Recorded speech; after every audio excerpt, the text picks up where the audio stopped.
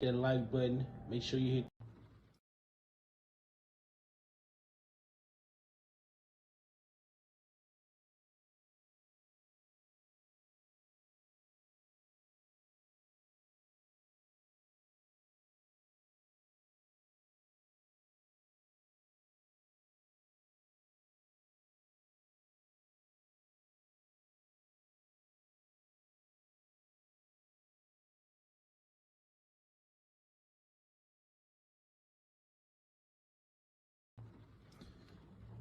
Welcome to Big Vile Opinion.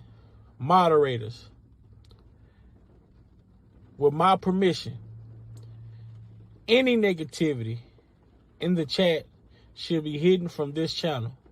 This channel is a negativity-free channel, drama-free channel, and we are here to push the message out. We will not be distracted. So with my permission, any negativity in the chat should be hidden from this channel. Welcome to Big Vile Opinion Platform.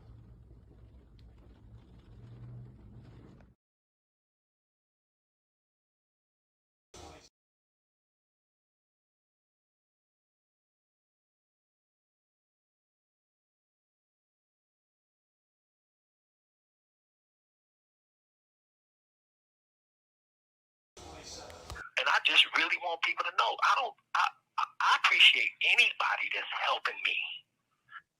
I appreciate anybody that's helping me.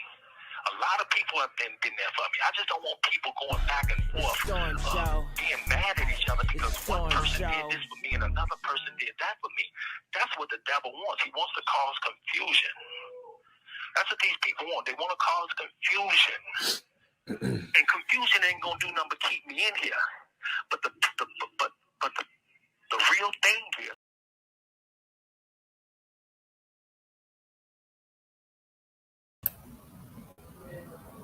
Yo, what's up? What it do? It's your boy Big Vile Opinion coming back with another live video. Boy, I've been missing y'all. It's been a few days. I apologize for my inconsistency. Work has been a little busier than expected, but hey, I'm here tonight and we gonna have a good time. And we gonna enjoy this live. All right. What's up, A-Child? What's up, Tammy? What's up, Angela, Harriet? What's going on? We patient. We've been patient this long. We can be patient a little bit longer because we want the real results. We want true results.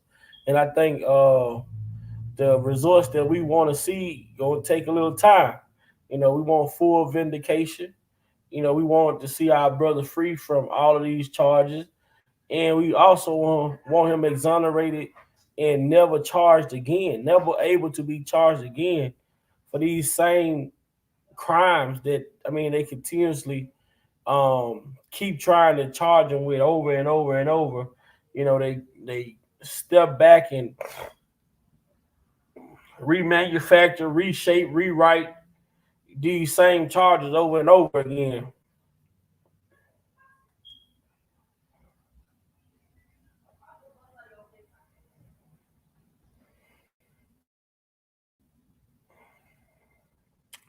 I'm gonna see how people get on. Also, one of my Twitter friends, they send me some videos as well. Let me see.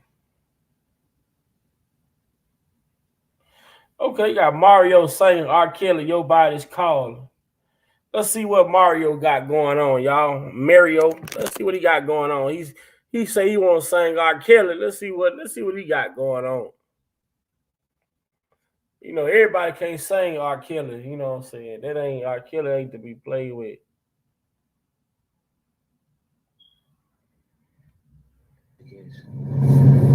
This nigga said, so speak now, forever hold your body. Whatever it is you want from me. It really pisses me off how good this nigga R. Kelly music Oh yeah. is. R.Kelly music is good. Okay, Mario. Got Tim Savage. Man, have y'all what's up, Veronica? Have anybody seen these new interviews with Tim Savage on this platform? Some weird platform Tim Savage that went on uh doing interviews, calling himself doing tell-alls or whatever the situation may be. I mean, Tim Savage, come on, man. You go from Tasha K platform that has hundreds of thousands, if not millions of subscribers, to a platform that barely even have 100 subscribers. You go on that platform and put out an interview, which Tim Savage, you think you slick. Tim, you think you slick.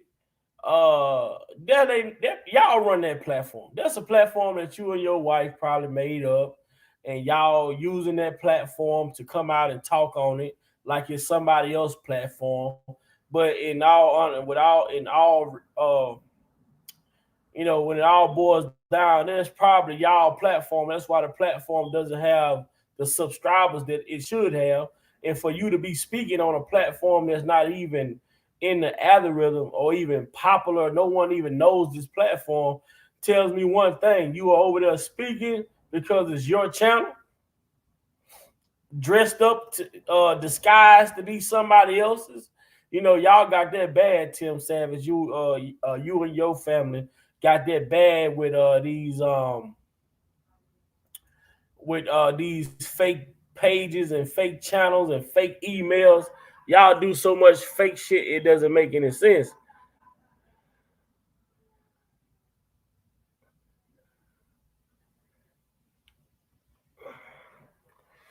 Y'all have too much fake shit going on. And another person I want to address before I go further, Vlad TV. Vladimir. Vlad TV. Fuck you, man.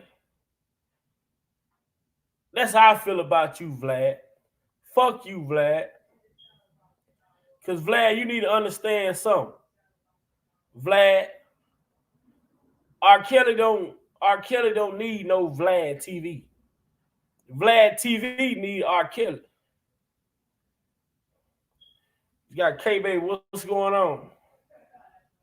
See, Vlad TV need R.Kelly. R.Kelly don't need no Vlad TV. R.Kelly is a household name. You know what I'm saying? R.Kelly name hold weight in the street still. Kells is still relevant. Who the fuck is you, Vlad? R.Kelly interview ain't gonna do nothing but help your ratings. It's gonna help your you know what I'm saying, your rat ass. You know what I'm saying? Out here talking reckless and shit. Like R.Kelly, like, man, R.Kelly don't need you, bro.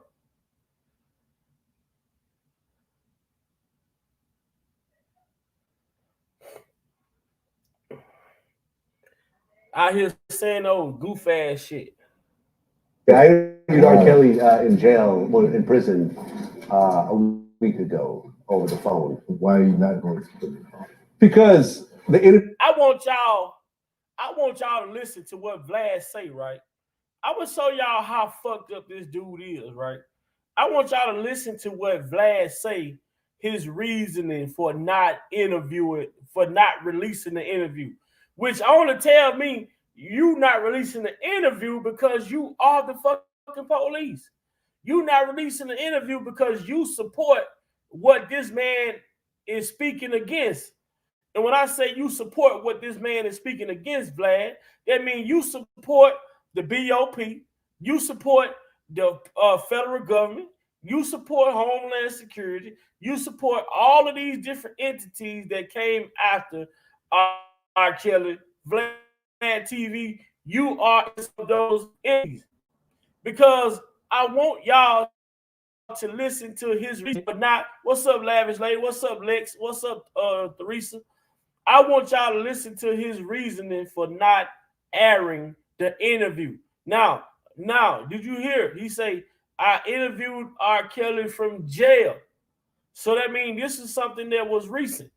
But I want y'all to hear him say his reasoning for not airing the interview. Now, if you were for R. Kelly, why would you have a problem with airing the interview?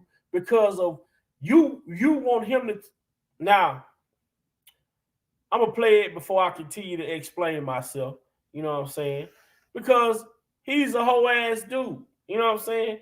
He's a part of that system that keeps black people down. Yeah, I interviewed R. Kelly in jail, well, in prison, a week ago over the phone. Why are you not going to the phone? Because the interview that I wanted to do was not what he wanted to do. He wanted to lay out this conspiracy theory and bring in people and name certain people who. Now, he called it a conspiracy theory. How? Vlad TV, you goofy motherfucker. How is affidavits? How is an affidavit a conspiracy theory? How?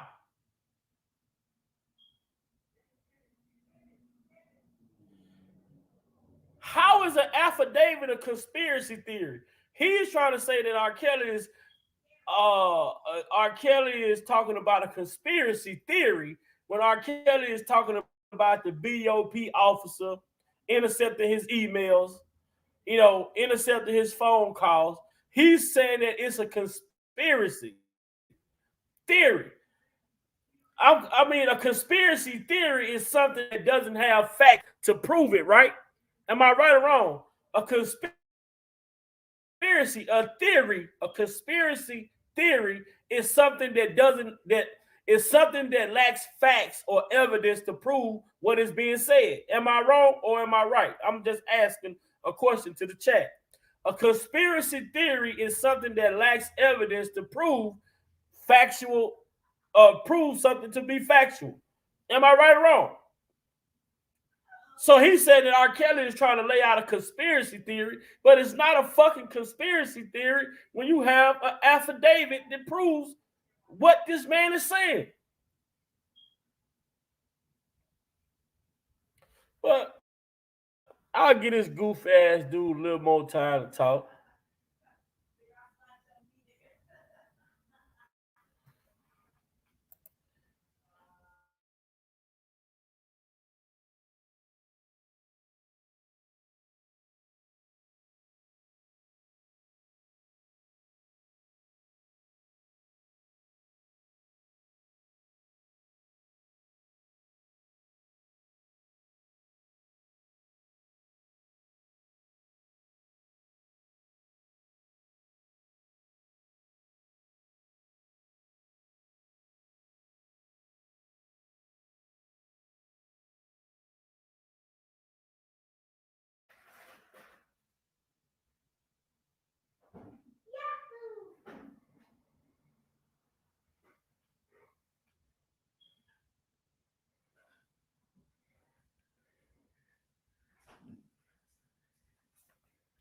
Jail, well, in prison, a week ago over the phone. Why are you not going to the phone? Because the interview that I wanted to do was not what he wanted to do. He wanted to lay out this conspiracy theory and bring in people and name certain people who I don't even want to associate with. And everybody, Jay-Z this, Jay-Z that. Well, man. So everybody in there was asking me, like, what happened with you and Jay-Z?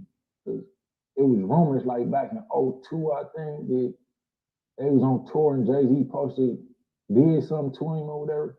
So I wasn't the only one asking me about that shit, but I was one of the ones that was more so close to him, you know. So yeah, so basically, he's implicating people in the conspiracy of bringing him down. Yes, and he's not taking any. He's not saying I'm guilty of this shit. Well, he didn't get into all that, but he was trying to say that part of the reason why he's in jail is because these people worked against him and this, that, and the third. One of the things he said, and let me say this first, you know, Malcolm X once said that the media is the most dangerous weapon the United States have. And he said it's because they can make the innocent look guilty, and they can make the guilty look innocent. We didn't talk about any music. We didn't talk about any of his hits. We didn't talk about nothing. We just talked about that because you only get 15 minutes. Right. You know, on the jail. I mean, there's some stuff about his health in the beginning that was, you know, like he's having like blood clots, and you know, he was talking about how he had a cast on his leg and they wouldn't remove it, and he had to like use like a stick to like break the cast himself to remove it. They finally removed it. They gave him some blood thinners and you know and so forth. So like he had some like a health scare. The world know about R.Kelly, so if Ronnie Bo filed a lawsuit, who the fuck is he? You know what I mean? But if R.Kelly was to file it and say this was going on in this motherfucker, the whole world gonna know about it. You know what I mean? But the whole world still gonna know about it now because I added him as a witness in the lawsuit, and he willing to testify and say, yeah, this what was going on in this bitch. This how they was treating. You know, in there, but it was like since I'm not putting out the other part, I didn't want to just put out this part, and it was just yeah. So I mean, was he in good spirits, or was it like a no? I mean, from the rip? Yeah, he sounds like he's fucked up in prison, which is understandable. I mean, you go from now. You get Jennifer Bunch, and she speaks to R. Kelly. She put out a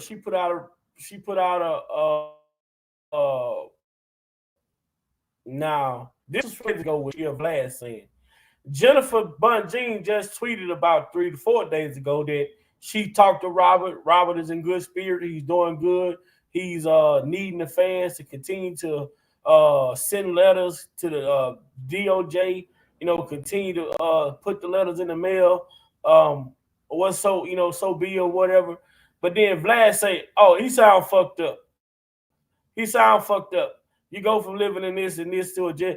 You know what I'm saying? Like, what the fuck? Like, these people, bro. I don't understand how our brothers continue to go to Vlad TV show, do these interviews. Yeah, Booster right now, just go to California with a gun on weapons possession charges. I'm quite sure he went to California. He probably did another interview with Vlad. Lil Boosie had been on Vlad more times this year than anybody in the music industry. It seems like I don't know if he do all these interviews with Lil Boosie from the at one time, but it seemed like shit Lil Boosie going to Vlad every week. I mean, and I like Boosie, but I don't know if Boosie taking heed to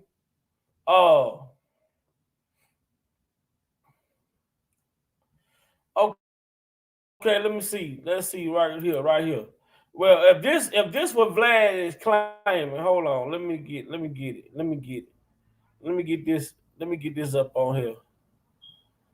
Okay, Vlad claims that he believes that R. Kelly married Aaliyah, but how if they did not sign the marriage license? Therefore, it's falsified. And Vlad, the FBI, the judge, and Dunley, etc. know that.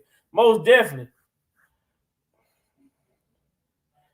Most definitely. But Vlad, I don't know if you ever come across Big Val opinion, but bitch, I got something that you need to see. That's what I say.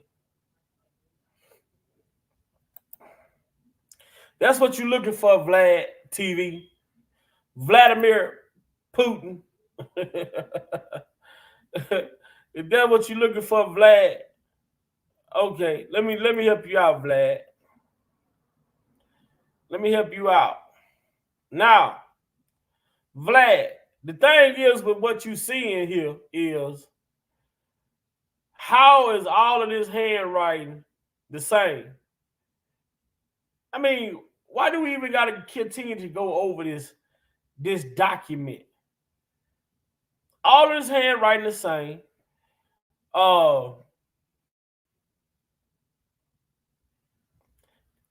They never produced this in court. The guy, the star witness for the government, Demetrius Smith, testified that R. Kelly had nothing to do with securing this marriage license. Then he also testified that they bribed an official to get an ID just for the ID to not even have the age on it. So what was your point of getting the ID? This is what Demetrius Smith testified to. They said that they go to fake so that Aaliyah could marry R.Kelly to prove that she was 18 years old, right? But then Demetrius Smith turns around and say that the ID did not have an age on it.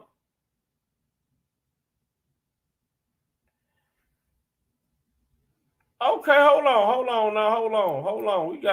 I ain't never heard this before. Aaliyah sued Cook County Clerk of Court David Orr, 1997, case number 997CH05941. After his birthday, would she sue David Orr? I'll tell you why. The falsified marriage license. What the fuck? Hold on. How do I find this? How do I find this paperwork? Oh, hell no. Hold on. I ain't never heard this right here. Now, this is my first time seeing it. Yeah, Demetrius Smith said that the ID didn't have an age on it or nothing.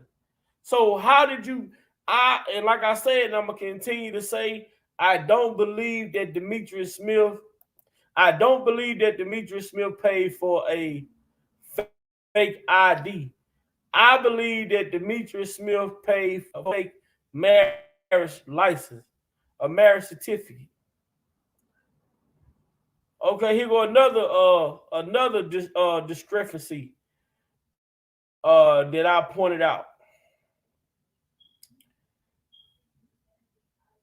I pointed out this discrepancy as well, during my breakdown. I pointed out this as well during my breakdown. Hold on. This is something else that I pointed out. In Cook County, right, the Nathan Edmond during trial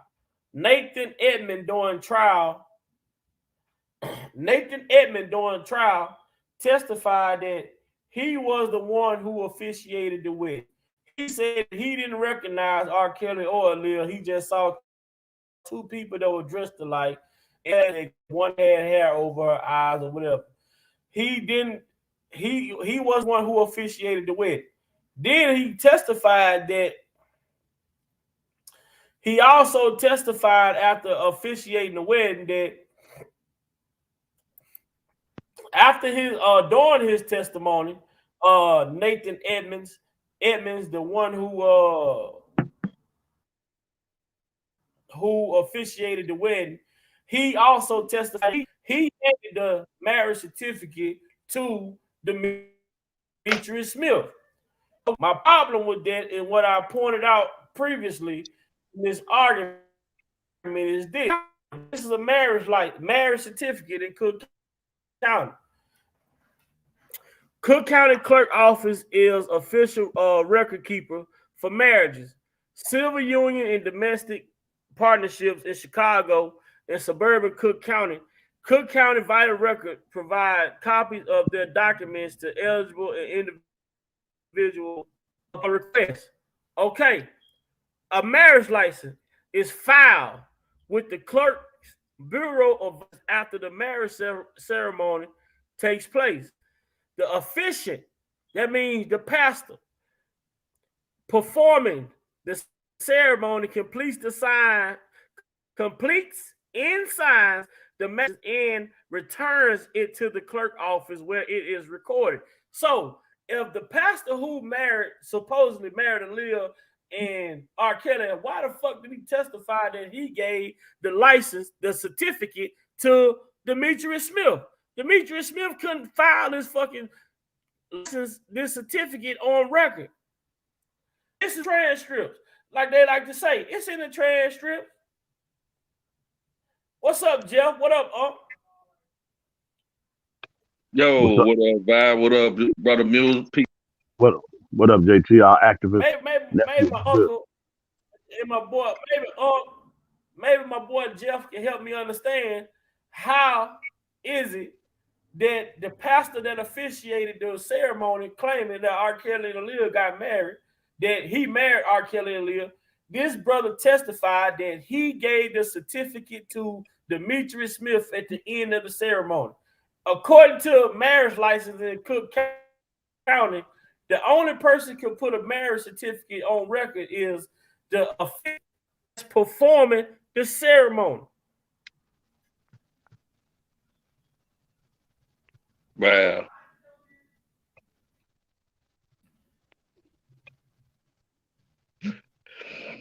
He didn't marry because he didn't marry them. I don't know who he married. I don't know. He married two cartoon characters, but it wasn't no Aaliyah, wasn't no Mr. Kelly. Yeah, it's it has fraud written all over this whole situation. None of it ever makes sense. I mean, and I've heard that before about in 1997 that she sued Cook County courts because it was fraudulent. You know what I'm saying? This is my first time ever hearing that in all these I'm years. trying to, Andra, email me. Andra, if you got that lawsuit.com, because if she sued Cook County, if she sued David Orr for falsified documents, man, this shit is huge, bro. And why hasn't R.Kelly team got a hold of this type of information? Because this is her speaking. A lawsuit is her speaking. Yeah, I know. I didn't know how valid it was, but I definitely heard that before. Hey, what's going on, Miss Lavish Lady? Everybody in the chat. Yeah, hey everybody. Hey, how's everybody doing in the chat? Blessings. Pardon. Everybody else.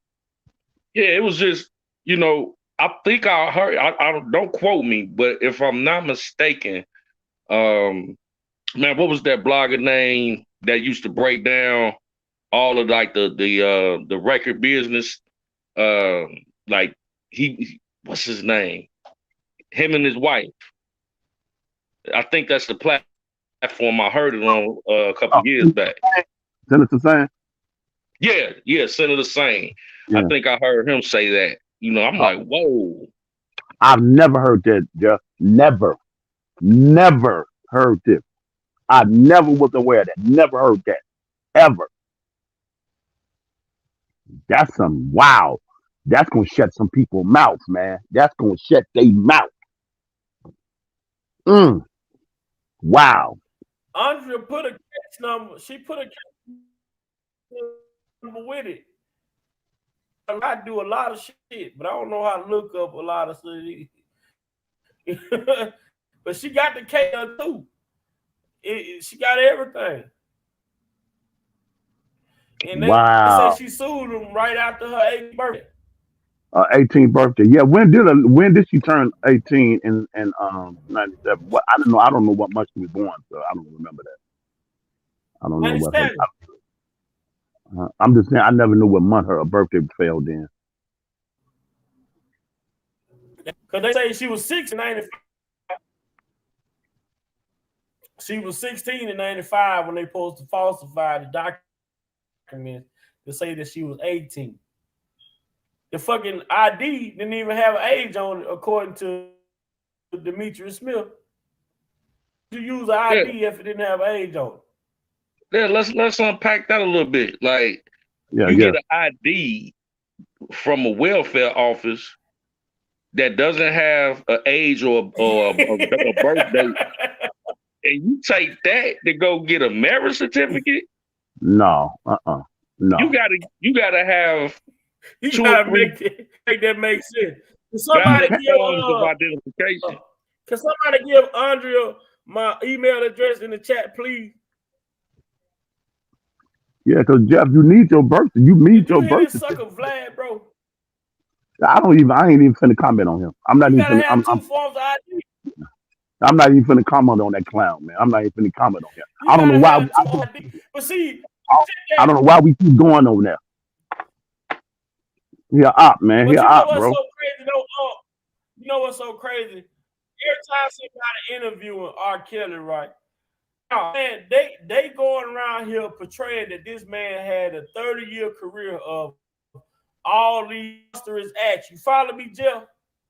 Right. But every time he get on a platform or people interview you, all they want to keep talking about is Aaliyah in this fucking tape.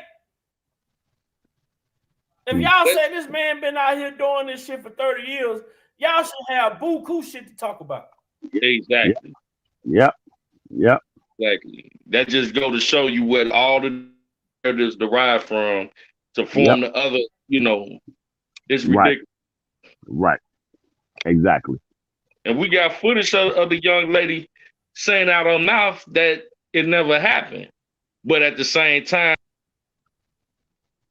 And now this new information comes up, Brother Jeff, about her, Miss Aaliyah, suing in 97 after her 18th birthday. This is huge, brother. This is huge. Where has this been all our lives? You know what I'm saying? Man, this is my first time hearing it, man. I said the same shit. I'm like, man, this is my first time hearing this.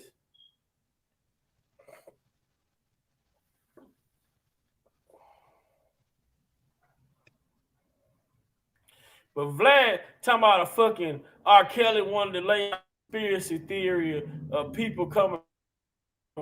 Conspiracy theory is something that you don't have evidence. You don't have no factual evidence to support. You talk about this man talking about the BOP and them stealing his emails. That's not a fucking conspiracy theory. It's an affidavit to support everything that this brother is saying. So how the fuck can you call it a conspiracy theory? But you know what he's doing, though, right? When he did that, you know what he's doing. He got a very large platform. So you know that, you know what he's doing. That's why I don't know. Why do we keep just going over there? All the other places we can do to get our product out, get our brand out, keep our name out there, to dress it, whatever. Why do we keep going? I'm gonna leave that long. I'm finna get upset. I'm gonna yield back. I'm gonna yield back. The plantation didn't teach us nothing, man. That seems like we ain't learned nothing. Absolutely nothing. I don't get it. I don't understand. I don't get it, man. I don't get it. I yield back, man. Can y'all hear me?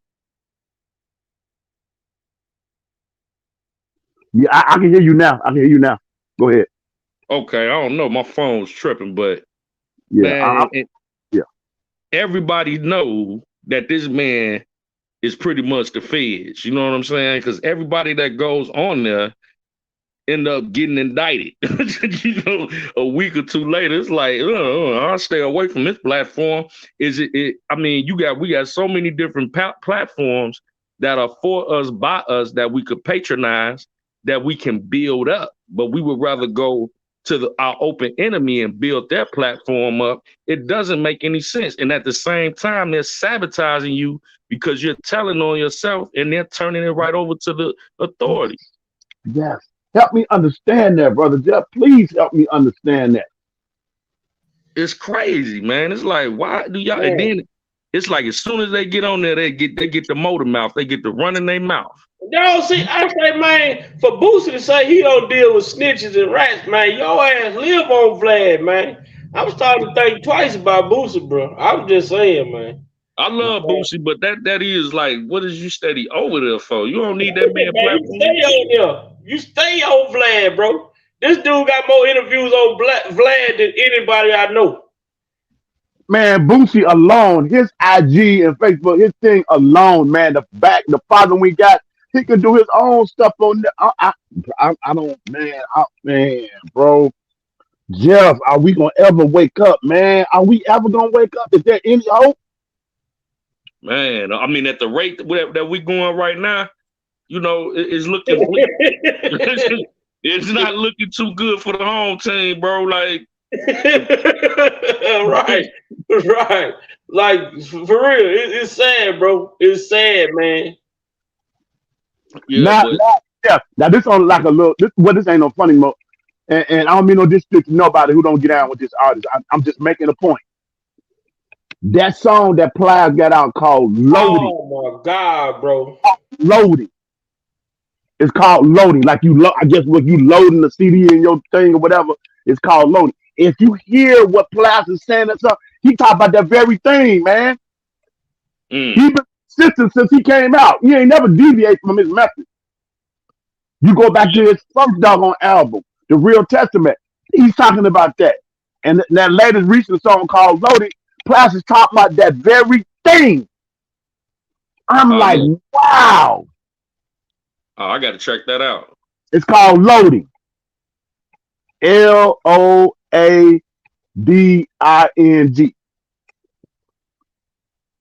Okay. He talking about that very thing.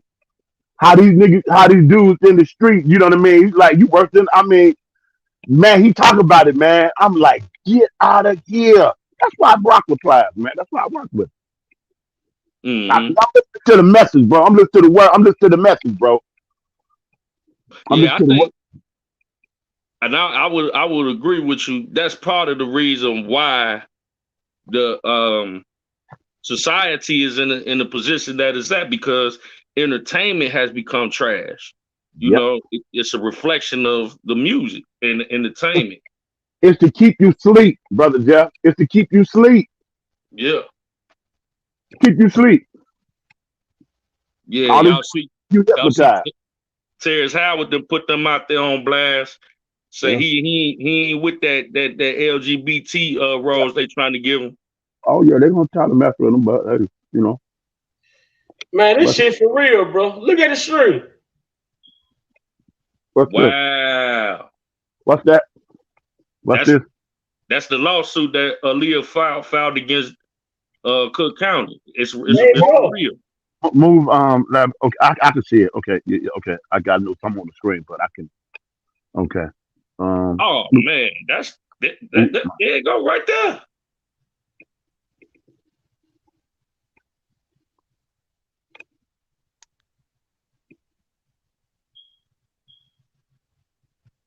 Man, nah, this is some shit. Like why they be hiding so much shit, bro? Wow. How did any of these attorneys use this in the New York trial? Wow, Jeff. Man, you see all y'all in them bushes, man, that been talking about this crap for all these years. What you got to say now? Right, man, knock it off. Because it's clearly a publicity stunt. Man, she sued David Orr. This is documented. And this is the records. This is, you can access this, Jeff. So I believe this is public record, right? Yeah. Man, I don't want to hear no more about this. I don't want to hear no more about it. Yeah, she sued David Orr, Clerk County. I guess Clerical County. Then she sued the Department of Public Health too. She sued all the motherfuckers, man. She got all of them in there. You remember the public aid ID people? She probably had the public aid ID, right? She sued everybody. Right. Damn. Wow. Jeff, what you think of this now, Jeff, when you see this now? What's going through your mind? Man, right now, it's hand. I know I've heard it before years ago. I don't know why I haven't heard it since. But man, anybody, this is my go-to punch right here. J-Rock, hey, let's pick J-Rock up so he can pop in. Where's J-Rock? J-Rock got to come up. Yeah, J-Rock. J-Rock better get out there and fucking bill, man. Man. Yeah. Miami just won. Miami going to the Eastern Conference Finals, man. Shucks. They bumped. Miami knocked the Knicks out. Yeah, shout out Jimmy Butler, man. Jimmy Buckets. Yeah. Well, you know, you see what what's you call who that beat what's called them the other night? Denver and Phoenix. Yeah. They beat Phoenix. Man, Kevin Durant. Phoenix. I don't know what it is, man. Phoenix, man. They showed Phoenix like the last 3 years, man. Like they just fall apart. Yeah, man. Them two. Man, this shit right here on the stream tonight. Man, so why did Tori from MTV Danielle Smith and Quincy Jones from Vibe magazine in 1994. Judge Ann Dunley. Man, this shit is crazy, bro. Man, what the hell? What is Prima Donna at, man? Yeah. Man, can you wow. Yeah, shucks. Jeff, I don't even know what to say, man. Because this right here, people talking about Aaliyah. This is Aaliyah speaking right here. This document.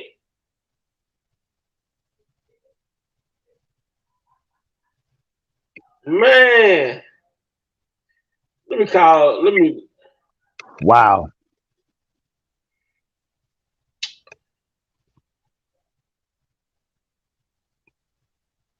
Okay, Louise. Be safe. Hey, lavish lady. How you doing, Queen? Make sure you tuck your purse when you win all that money.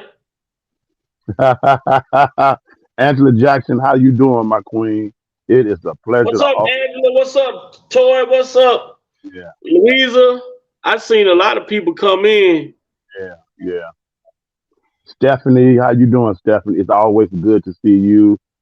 Child. R.Kelly isn't the man on the tape having sex with Roshonda. Landfill R.Kelly was worn the scarlet letter P sign, the scarlet letter P since 1994 behind haters shaking my head. Man, the haters been at him, man. We was talking about this the other day, why did people pick this man to be like the person to go after? Like, I've been asking that for a long time. You know what I'm saying? This shit that just make you think about so much different shit. Like, damn, why the fuck? Like, this brother ain't did nothing but help them. He pretty much done saved the music industry. Yeah. You know. Those the one that come out the door, nephew. Those are, man. That's. Hey, man. It's. Yeah. It comes with that, man. It comes with that. It comes with that, man. Man, I seen Dean on there. Oh, Dean was up there. Jeff fell off. What up, Dean? You quiet, bro? What the hell you got going on? Oh no, I'm eating, man. I'm just listening.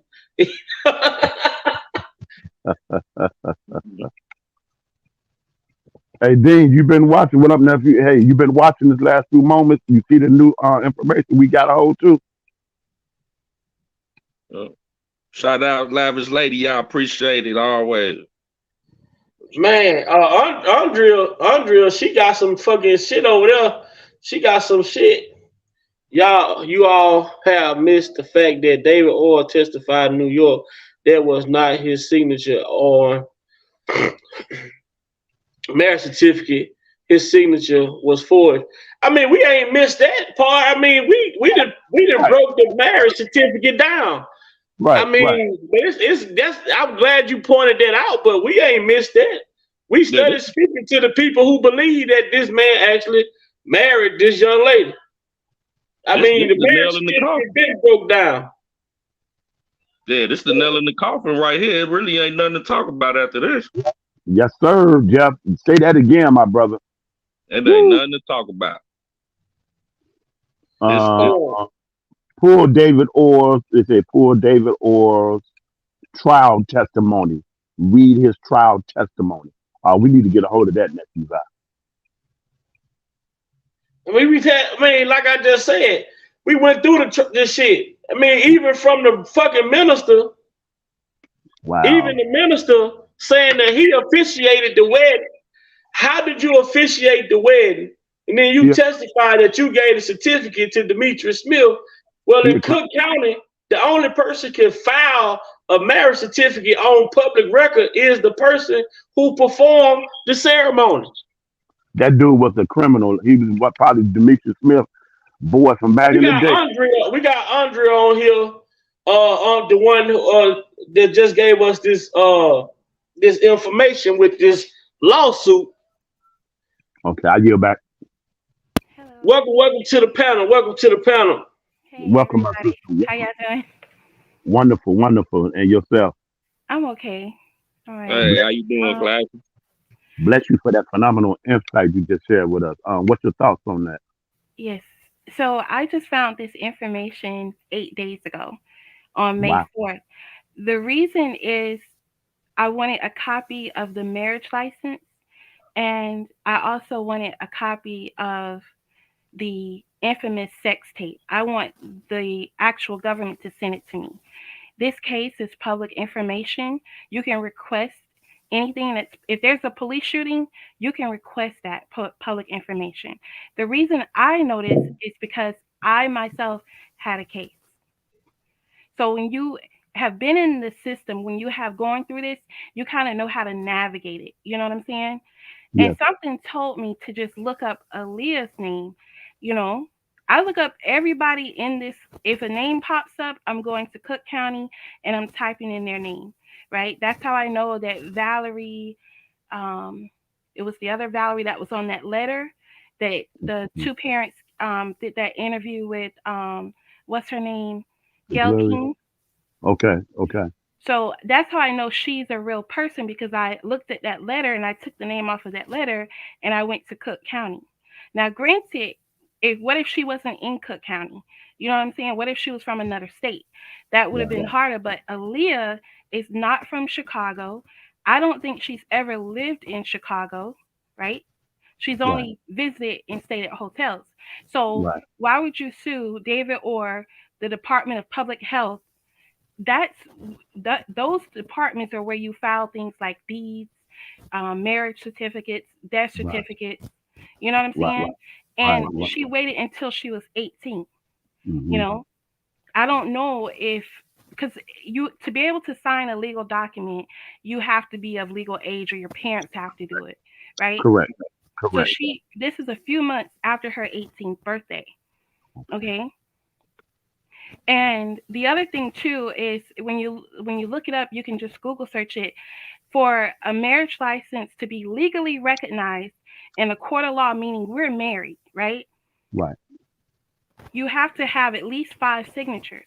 You got to have a signature of the bride, the groom, the witness, the officiant, which would have been the minister, and the clerk of courts, and they have to stamp it. And you have to file this within 60 days of the dates of everyone signing it. You have to file it with the clerk of court within 60 days. So David Orr, right? They didn't, whoever he got, right? David Orr is the clerk of courts. He's not there for all of the millions of documents that comes across the clerk of courts. Correct. Right? Correct. So just someone there at the office, a clerk at the office that stamped it. They will stamp anything, a falsified deed. That's how a lot of people get their houses took, right? And it's not to get the house took. It's just that someone has falsified a document and moved inside of their house. So now they have to go through file the necessary documents to get them moved out. It's sort of like I own, you know, it's sort of like owning a house and you have a landlord, right? So that falls under landlord-tenant rights, right? But then you have this other thing where this person moved into your house without your knowledge. So there's other steps you have to take to get them moved out of the house, even though you didn't give them permission to be there, right? You can have them trespass, but sometimes that doesn't work if they've been there an extensive amount of time, right? So with this marriage license, we have to ask ourselves, why is our federal government, Judge Ann Donnelly is a federal judge. That was a federal case in New York City, right? Right. Why did she not notice about this marriage license? Why did she allow a marriage? She actually let them hold the marriage license in court on the witness stand, you know, asking questions about this marriage license to Danielle, what's his name? Demetrius Smith and the minister. Why would you allow a falsified document in as evidence and it does not have the signature of Aaliyah or R.Kelly? Because if it had their signatures, right, you would be able to then hire an expert witness. That would be, what do you call it? A handwriting expert, a handwriting analyzer, right? That so you Verify. hire that because there was no signature. And according to the state of Illinois, their law, that therefore this marriage license is falsified and not valid. So therefore Aaliyah and R.Kelly were never married. So there would be no need for her to annul the marriage because there was no marriage. They claim she annulled it in Michigan. First off, anyone who knows anything about law, you cannot annul a marriage in a whole nother state. Thank in you. a whole nother jurisdiction, right? That's right. That's right. But we allowed our own federal government to do this, to say this. So literally, R.Kelly is sitting in prison. Now, they did this to me in my local court. It's called a kangaroo court, right? But they're doing it to on the federal level, on television, for the world to see, for the people of the United States to see what goes on Monday through Friday, 8 a.m. to 5 p.m. in the courtrooms around this country, right? And people think that slavery is over. No. Jim Crow didn't end in South Africa until like 2008. The people there actually had to go around killing people in broad daylight. Get out of our country. If you go and there's videos online, there's documentaries. These are real documentaries, right? Like how they talk bad about Gaddafi and what's his name from Zimbabwe. They talk bad about them, but you can go online and pull up what happened in their countries in the 80s and the 70s, right? These are videos. You don't even have to read a book. This is what I call a documentary. But this Surviving R.Kelly was a mockumentary. Like you have a mock court, a mock draft. This was a mockumentary, but they call it a docu-series. Not a documentary. They call it a docu-series. But then there are people on YouTube and down the line, other vloggers and bloggers that will misquote it and call it a documentary. Even I had looked up the doc. If you look up the definition of a documentary, it tell you that it's aimed to get the attention of a specific group of people. So how is it a documentary if it has an aim? And it's that free. means it's targeted. It's something that's true. It's documented. It's true. It's facts. And if you have a videotape of it, this is facts, right? What I say, what I do is facts. That's a documentary. Right, but you can't say Surviving R.Kelly is a documentary if he never appeared in the. It's supposed to be about R.Kelly, not about these people. Dream Hampton calls it a docu-series. I don't know if anyone's listening and missed that. They call it a docu-series. You know, I pick up on little things, even if I have to play it again. Again. Go ahead. So you got it going on tonight. You got it. Yeah. So that's just one area. So now I just want to get into that tape, right? I saw the tape in 2002, and I only saw like maybe 2 minutes of the tape, right? I didn't watch porn or any of that, you know, so I'm not going to sit there and watch this tape, right? So I knew it wasn't him, even in those 2 minutes. It did not look like him. I said it could be any guy in a neighborhood, you know, but you could not tell if that was him or not. And then I saw it again in 2008 when he went to trial, and by then it was online. You could Google it, and it came up. I saw it again. I didn't watch it all the way through then either, you know? I was like, it's still not him. And anyways, he won the case, you know? So now, here 2023, because I just started looking into this again in January, and I look at the video again. And then I start listening to video. You know, I'm just looking up updates on him. and I'm looking up updates on the YSL case, right? So I find this group of people, Big Vi, the Mib, Spit and Fire, Sky Zone, Lady D, all of these people that I didn't find before, and I see that their subscriber level is so low, right? But I could find everything on him when the Surviving R.Kelly, before that came out with Tasha K. It was every single day. There was something from Tasha K on R.Kelly.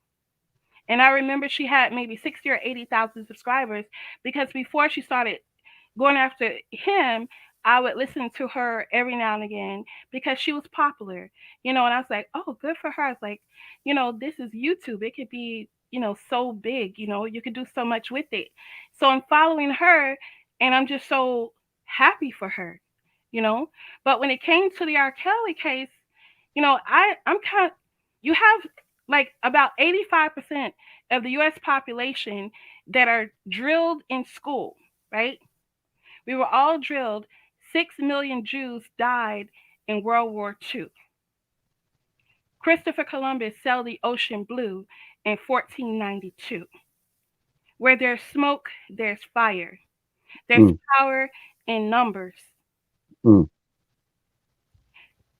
so forth, right? But then you have about 15% of us that were taught something different, See, me, 1492, okay, so we're in 2019, whatever, we're in 2023 now. I'm wondering what happened 2023 years ago. See, so we come from those classes where, okay, you actually read the Bible in school. Now this is part of your literature class. But you go to church, they don't tell you this. But yes, in high school, we had to read the Bible as part of our literature class. And you have to study European history, right? You have to study history of other nations. You have to go back and read books that were written 400 years BC, before Christ. So then you have to wonder what happened in those 400 years to year one. Ask anybody, when was Jesus born? Ask a Catholic, when was Jesus born? They say year one. Okay, so you have that 15% of us that are going to ask ourselves, what's the red tape? Let's read through the red tape. Let's clear out the smoke screen, right? I don't believe everything I hear, Right. What is their angle? Some people today say follow the money, Right. So this smear campaign started in 1994 with that Vibe magazine article. Right. The writer Danielle Smith worked for Vibe magazine. Quincy Jones owned Vibe magazines. Quincy Jones probably knew Barry Hankerson. Now you have Demetrius Smith, who claims that he is the one who made the marriage certificate possible, but he didn't listen to what he was saying. He always says, I didn't, what do you say? I didn't sign it. He made the handwriting motion. Of course you didn't sign it, right? The names are printed. The only one that signed it is the officiant, the minister. Okay? So we know you didn't sign it. There's no place for R.Kelly or Aaliyah to sign it. So who was that? Who had that much pull that they can write up a document that looks so official? Because it does look like a marriage license, but every marriage license that I have seen where people have really been, they're really married, it has their printed name and their signed name and the date, plus witnesses and everybody else,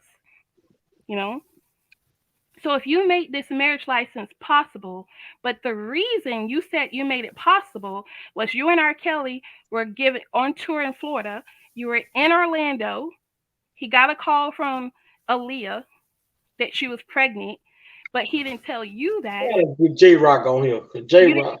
I would think the same thing. I'm sorry, Andre, because my boy not J-Rock. Well, no, I had the documentations. in here because I think I got those documents in here as well. Right. Because this said that it was said that R.Kelly was in Louisiana during the time that he got the phone call saying that Aaliyah was pregnant or whatnot. And this is an article from the Vibe magazine that talks about that particular moment when he called, or R.Kelly supposedly got this call saying Aaliyah had came back to Chicago without her mama's permission and said that she wasn't leaving and unless R. Kelly married her. So he allegedly supposed to been married her so that she would go home. But the shit just didn't make no sense. Right, but get this. If I'm pregnant by you, right, I want, and the reason it would be important for me to marry you is so that our child is legitimate, not born out of wedlock. Right. That's the whole reason. So why then would I falsify my marriage license? It's falsified. It's null and void. Our child is still a bastard. There's no signatures on the marriage license. There's not one single picture of Aaliyah and R. Kelly at least kissing. But Demetrius Smith claims that he was a photographer. That's how he met R. Kelly, being a photographer. He said out of his own mouth in these multiple interviews that he kept a camera on him. So why then you prepared this marriage license, you prepared the falsified government ID with no signature on it. He said the government ID did not have a signature on it. That makes it null and void too, right? So you prepared these documents. You made the wedding happen at this hotel room. So why then did you not take at least one picture of R. Kelly and Aaliyah at least kissing? That's a great question. But you kept the camera on you. Now, these are just little things that I'm listening to. Like, if you and I were talking, if we were in front of each other, right? I have the ability to sometimes finish what you're saying. I actually had to stop myself from doing that, right? I had to get used to not doing that, not finishing someone else's sentence, right? Because I already know, based on what you said before, context clues, right? Using inductive and deductive reasoning skills. But 85% of the U.S. population does not have that ability. So they stand on these juries and they convict innocent people. And now when something happens to one of them or their family members, they're in prison, not going to the law library, not doing any work. And R. Kelly just so happens to be, if he's saying he's illiterate, you know, if that's the case, and which I do believe that's the case, you know, because even what's his name, Lionel Richie, he said he cannot compose music, but all of his songs were made with just 3 keys of the keyboard. Every song, just 3 keys on the keyboard. Lionel Richie, right? So I do believe that about R. Kelly, right? So with that being said, he reached out to us. He reached out to those on YouTube. He reached out to the community, to the world, right? Because he knew that his own attorneys didn't have his back. And see, I didn't know any of this. I didn't know that Steve Greenberg was a plant or a mole, but it was certain things that he said, right? He said that R. Kelly told him that he married Aaliyah. But you being a competent, ethical, you know, forthcoming attorney, why would you repeat that, knowing that the marriage license wasn't signed? That means that your client is incompetent to proceed to trial. If he told you something like that, if he really thinks in his mind he married Aaliyah, and you know that the marriage license is not official, cannot be legally recognized in the state of Illinois. So why then would you repeat what you said for the cameras, for the world to see and hear. Mm-mm. Steve Greenberg, look it up, Steve Greenberg on Aaliyah. It said something about Aaliyah lying about her age. Even I believed it at first. I was saying, she didn't tell anyone about her age, you know. But then I had to look at it a little bit. I'm like, this man has never, I haven't seen him fondle her, kiss her, look, stop, and plus he married his wife in 1996 and she was already dancing for him, right? In 94, probably sooner. I don't know. But he married her in 96. They had their first child in 98. And his wife, with the things that she could do on stage, just imagine what she could do behind closed doors. Right. This Rashonda Landfair, just looking at the tape, she would not be on his level in that environment, number one. And on that tape, there's at least two other men. And I say two other men because they have two different hairstyles. Their weight is different, right? But the main thing is, this get a little bit graphic, okay? The main thing is the two men pull out. They don't ejaculate in those two women. Right. The man with Rashonda Landfair doesn't pull out. The man with Rashonda Landfair also has a smaller, wider growing. The other two men have a much longer growing. And you can tell that by, looking at the hand, portion, perspective, you can look at it and tell. The other two men's growings are much longer, I mean, this is just looking at the tape, analyzing the tape. And now the other part of that is this is where I think it gets into a setup portion. And this is where I think it's the reason maybe he did not talk to his brother. I don't know if that's his brother on his tape, but his own brother states that R.Kelly tried to pin it on him. So the part of the tape with Rashonda and the guy, he's handing her money, cash money on video. That's soliciting prostitution. The reason R.Kelly made the videos was so that he didn't become like Mike Tyson, Michael Jackson, Tupac, right? The reason he made videos of everyone he ever slept with, and the reason he made them all sign NDAs, right? So why would you then hand a woman money on video? All anyone has to do is hand it to the police. That's solicitation on video. That's prostitution, right? So number one, he would not have done that. Number two, he's a Capricorn. Their money is usually a lot neater, Capricorns, especially when it dresses and keeps themselves up like R. Kelly. So the money was wrinkled, it doesn't align with the Capricorn money. And clothing, the guy in the video had on like the same orange pajamas as the second guy, the one with the long hair that was much skinnier. And Rashonda had on the famous cross necklace, right? Excuse me for a minute. Okay. Nephew, what's that in the background? What's that noise?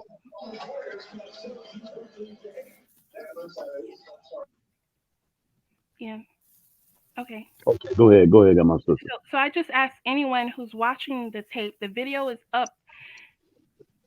It's up, and I've watched it several times. I go under private viewing, on my Google search.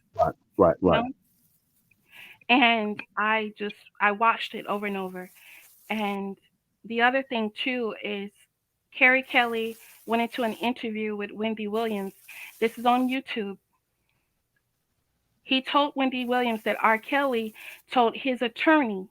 R.Kelly didn't tell the prosecution. He said R.Kelly told his attorney that it was him on the tape. So number one, R.Kelly didn't snitch on you, And then number 2, he told Wendy Williams that he and R. Kelly used to do body doubles in the 90s. They would each go on stage and perform. The audience couldn't tell who Carrie Kelly was until R. Kelly came out singing. So he also mentioned there were some videos, right, that he was in. One in particular is still up. It's called You Remind Me of My Jeep, right? But it's on YouTube. You Remind Me. And it's Carrie Kelly and R. Kelly sitting at the table out on the terrace. Carrie Kelly is in black. R. Kelly is in white. This video is from what, 95? I don't know, 98, I don't know. But R. Kelly was very thin. His neck very long. His head very long. His hands small. His body very thin. And there was a scene where his clothes were almost sheer. So you can see how thin he was in 1998, 95. Okay, Carrie Kelly, thick hands, strong, veiny arms, buff, you know, a shorter neck, thicker, shorter neck, a shorter head. I don't know if that's Carrie Kelly on that tape because it could be anyone. The face is blurred out. I don't know if that's Carrie Kelly having sex with Rashonda Landfair, but I know for a fact it's not R. Kelly. Number one, the guy did not pull out. R. Kelly doesn't have any baby mamas. He has a wife. So clearly he's doing something, you know, where he didn't have any kids out of wedlock, not one. And I don't know about y'all, but I know a lot of men with a lot of baby daddies and a lot of women with a lot of baby daddies, right? A lot of men, baby mamas, baby daddies. But R. Kelly doesn't have that. So something, and he wears a cross, you know. They made it a point to put a cross on Rashonda on this video, but the chain on that cross is short, like Carrie, how he wore his chain back then. He wore his chain short with the same cross, or a big cross that looks similar, right? And today, R. Kelly still wears that cross. Carrie still wears his cross with a longer chain this time. Why hasn't Carrie Kelly and R. Kelly spoken since 1998 or 2002? I don't know. But I assume it was because of that tape and R. Kelly being such a forgiving person.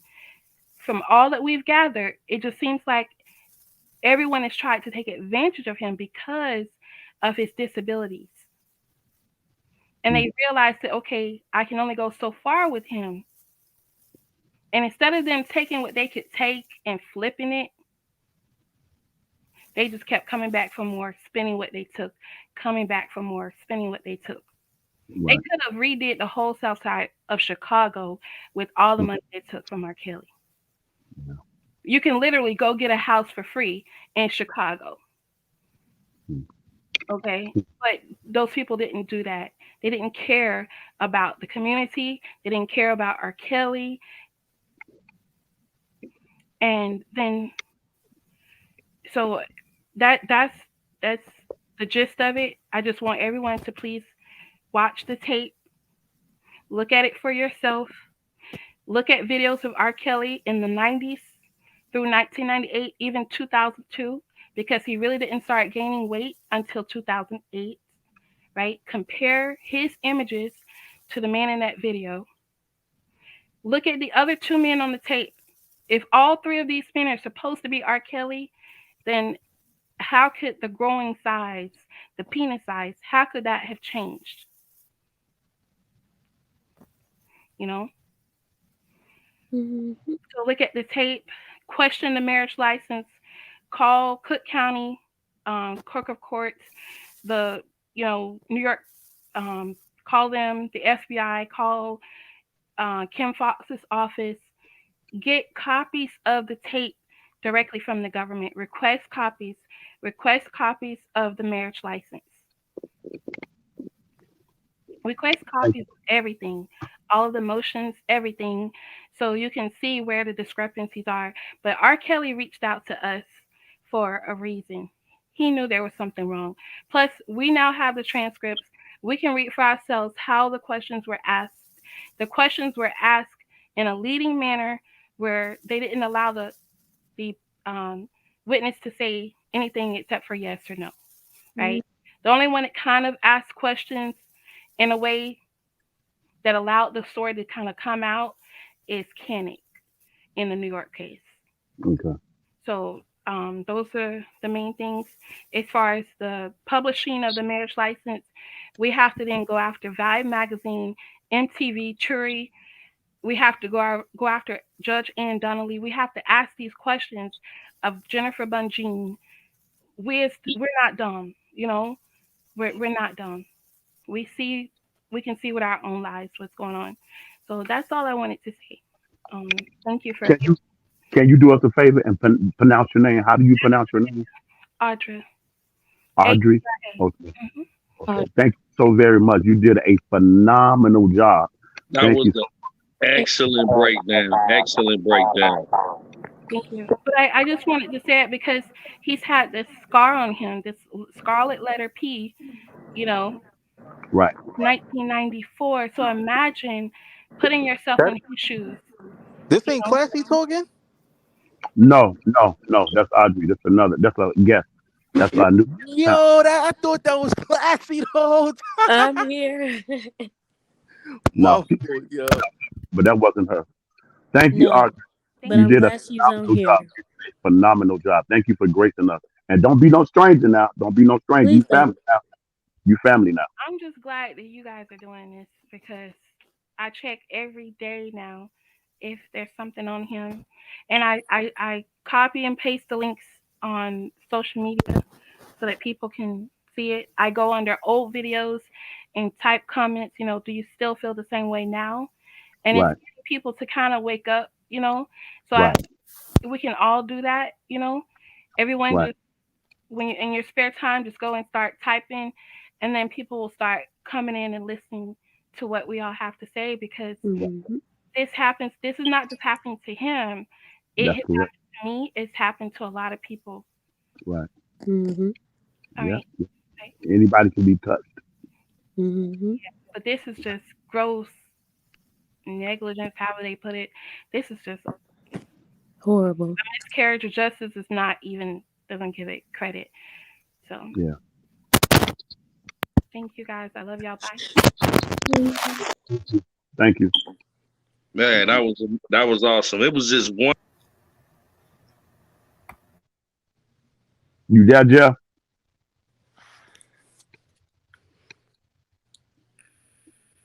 You must have fell off.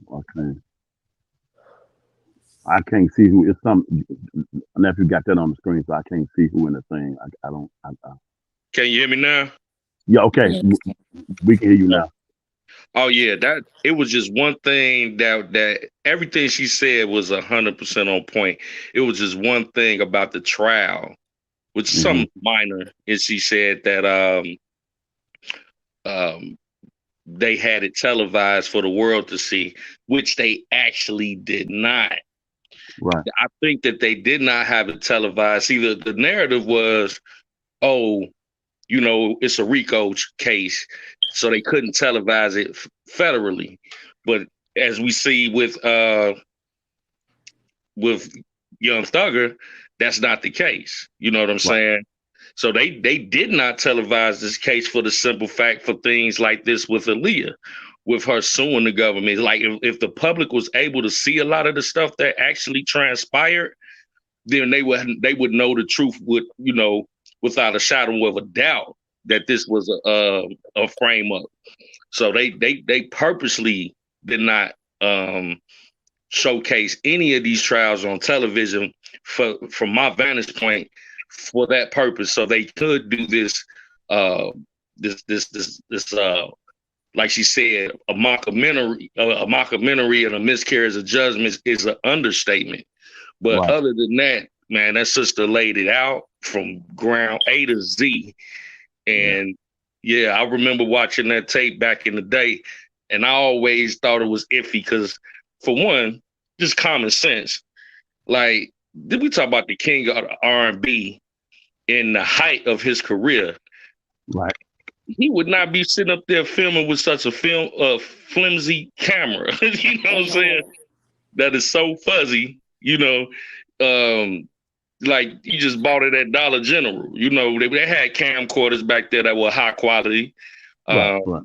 You got this man with a bald head, one scene, with a little fro the next scene, and then half his hair braided like Ja Rule back in the day on the other scene. Now, man, that's crazy, bro. I didn't even know Carrie ever looked like this. Right. Right. I mean, right.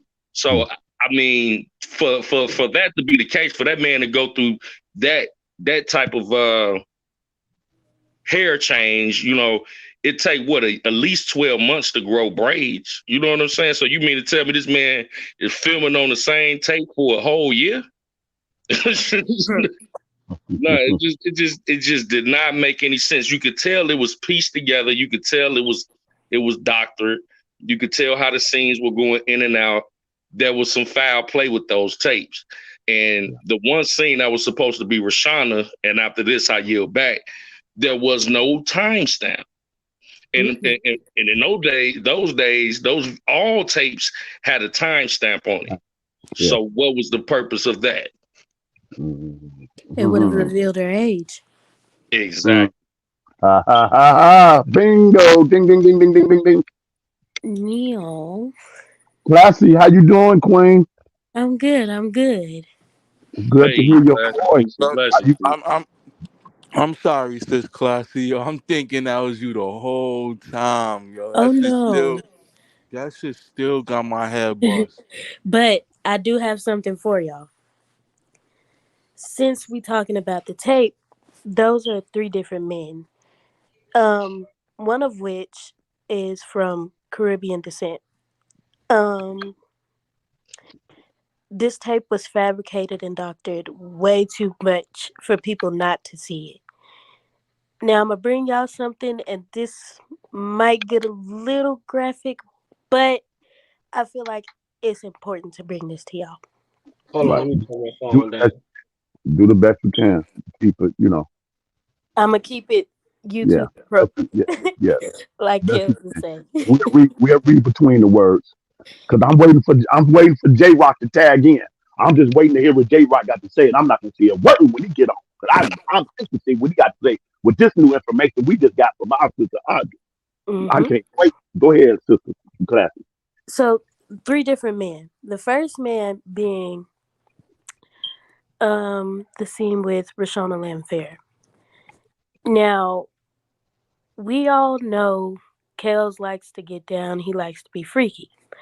But one thing that really caught my attention with this is that if you look closely at this man who is allegedly supposed to be Kels, this man ain't built like him. He has more of like a tone fit muscular build, and his girth is a little smaller, as if he's flaccid.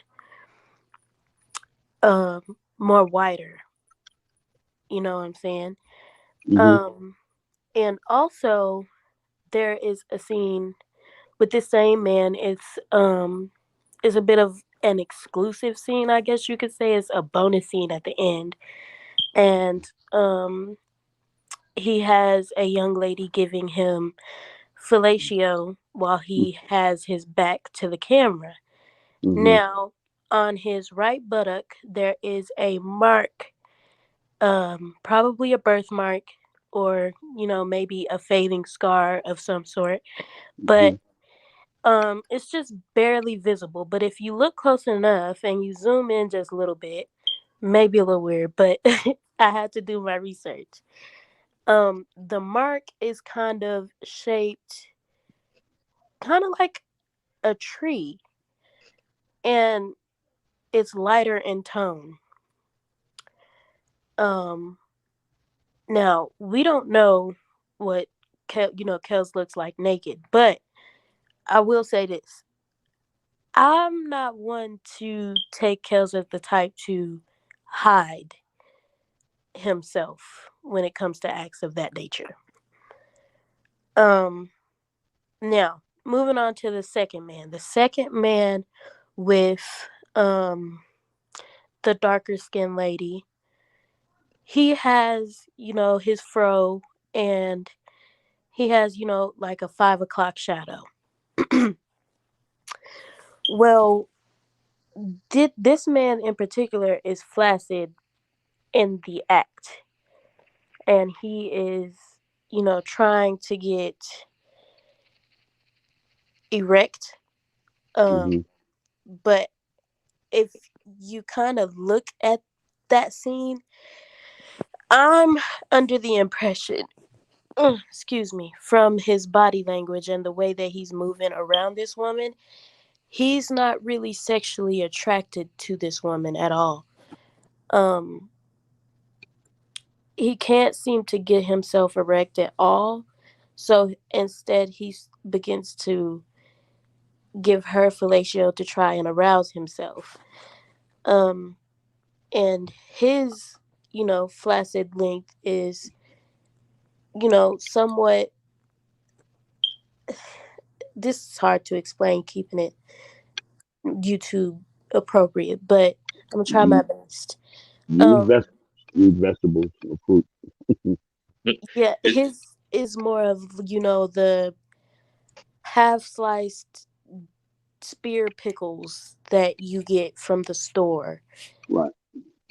So if you look at it, there's another scene with this particular man in it, and LVA is in the scene, as well as another woman. I completely forget what this woman looks like, but LVA, this man isn't really interacting with her as in penetration. Like, he's having her perform kind of like dance, but she's naked from the waist down. And if you look at her, she's, she has marks on her buttocks up to her back.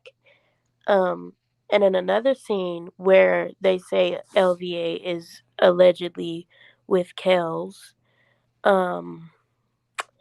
this particular female does not have those marks on her buttocks or her back, and she won't show her face. And she's more darker complected than LVA, like a shade darker than her. Third man in the scene with a Caucasian female. My particular thing with this is Kells didn't start putting on weight and getting shredded really until it was time for happy people and things of that nature. Okay. So in this particular scene, this man is, built up. He has muscles and his legs are toned. He has slight abs in his abdomen, and he wears on his neck a gold chain, just a plain gold chain. Now, Kells ain't flashy, but I wouldn't take it as, Kells not wanting to wear jewelry at that time. So, My for son me, what Kels was icy as hell. Now I'm playing. exactly? Well, he, you know, but I just feel like I need to describe this to y'all. The man in this scene is longer in length in his penile area than any of these other men in this tape that they have bunched together. And it takes a lot for this female to take him down. That's how I'm gonna put it. It takes a lot for her to take him down. So in the scene with the second man where this young lady is giving him fellatio, she just kind of slides it down. It doesn't really take a lot for her to do so. Um, So let me ask you this. So you concluding that there are three different distinguished individuals. It's um, not it's not one of all three that they just blurred and merged and made it appear to be. You can actually come to the conclusion that these are three different human beings. allegedly, we're gonna put it like that. Allegedly, yes. Okay. Um, because the second man who I have concluded is of Caribbean descent. Um, before he, receives his fellatio, um, he's fully dressed and his build is kind of, you know, like he's in the gym a lot. And certain features of his, even though it's kind of blurred out, if you zoom in and compare him to other men of Caribbean descent and things of that nature, he has a lot of features from someone who would be in the, Dominican Republic, uh, Mm, you know, places of that nature. mm, And um, I take it that this man at the time was probably around 27 at most. He could have been a little younger, but 27 at most. And the man in the first clip of the tape, he would have been at least 30, if not mm, more. And the man in that last clip with the Caucasian female, he would have been early 40s mm, because though he does keep himself in shape, there are certain areas of weakness that you can see that are trying to, shake and flex mm, mm, during that time. okay. Um, and that man, if you look at him very, very closely, he could be of mixed race. He has a curly fro, tight curls, um, and he kind of keeps his beard and his stash. I don't know what you would call like the split beard. The Right. Yeah, that he keeps it tamed and cut. Now, I do want to say this. Kels did record himself um being sexual with his partners, but that was for his protection and his protection only. That was not for him to go back and um please himself with these tapes or think back on or blackmail anyone with. Um it wouldn't have been for that purpose. It would have been for his protection in cases like this. Right. Now, how they were even able to take these three separate taped occasions and bunch them together into one, they would have had a videographer come in and take clips from each tape and bunch them together. Um, Now, in the case of Rashana Landfair, and her tape not having a timestamp or a date on it, that would have been done as well by a videographer, where they can take the tape and doctor it how they need it to be. Sorry, I'm getting kind of sick. Now, they do this in cases where they don't have a lot of physical evidence or a lot of actual evidence that would point to the defendant, in this case, Robert Kelly Sr. Um, and they would take that and present it to the court as um, doctored video evidence. Now, they didn't do that in this case because, one, the judge they were presenting it to, um, she asked them not to present um, the tape as doctored video evidence, because then that would lead the jury to question the tape. Interesting. And in this case, it was doctored so much and so badly that it would have been in the court's best interest not to even present the tape, but they went ahead and presented it anyway. Now, the leading questions, they're going to ask leading questions because, for one, witnesses beforehand were saying they were afraid for their lives and this, and that, and the other, and they didn't want the witnesses incriminating themselves for things such as solicitation of sex with a minor, things of that nature. So my thing with this whole case is, where is your evidence? Where is the minors? Because Rashawna Landfair's tape did not have a timestamp, meaning at the time where you claimed that she was allegedly 14 years old, 14, 15 years old, she could have possibly been in her 20s. No one is going to know until the actual timestamp comes out. Where's that evidence?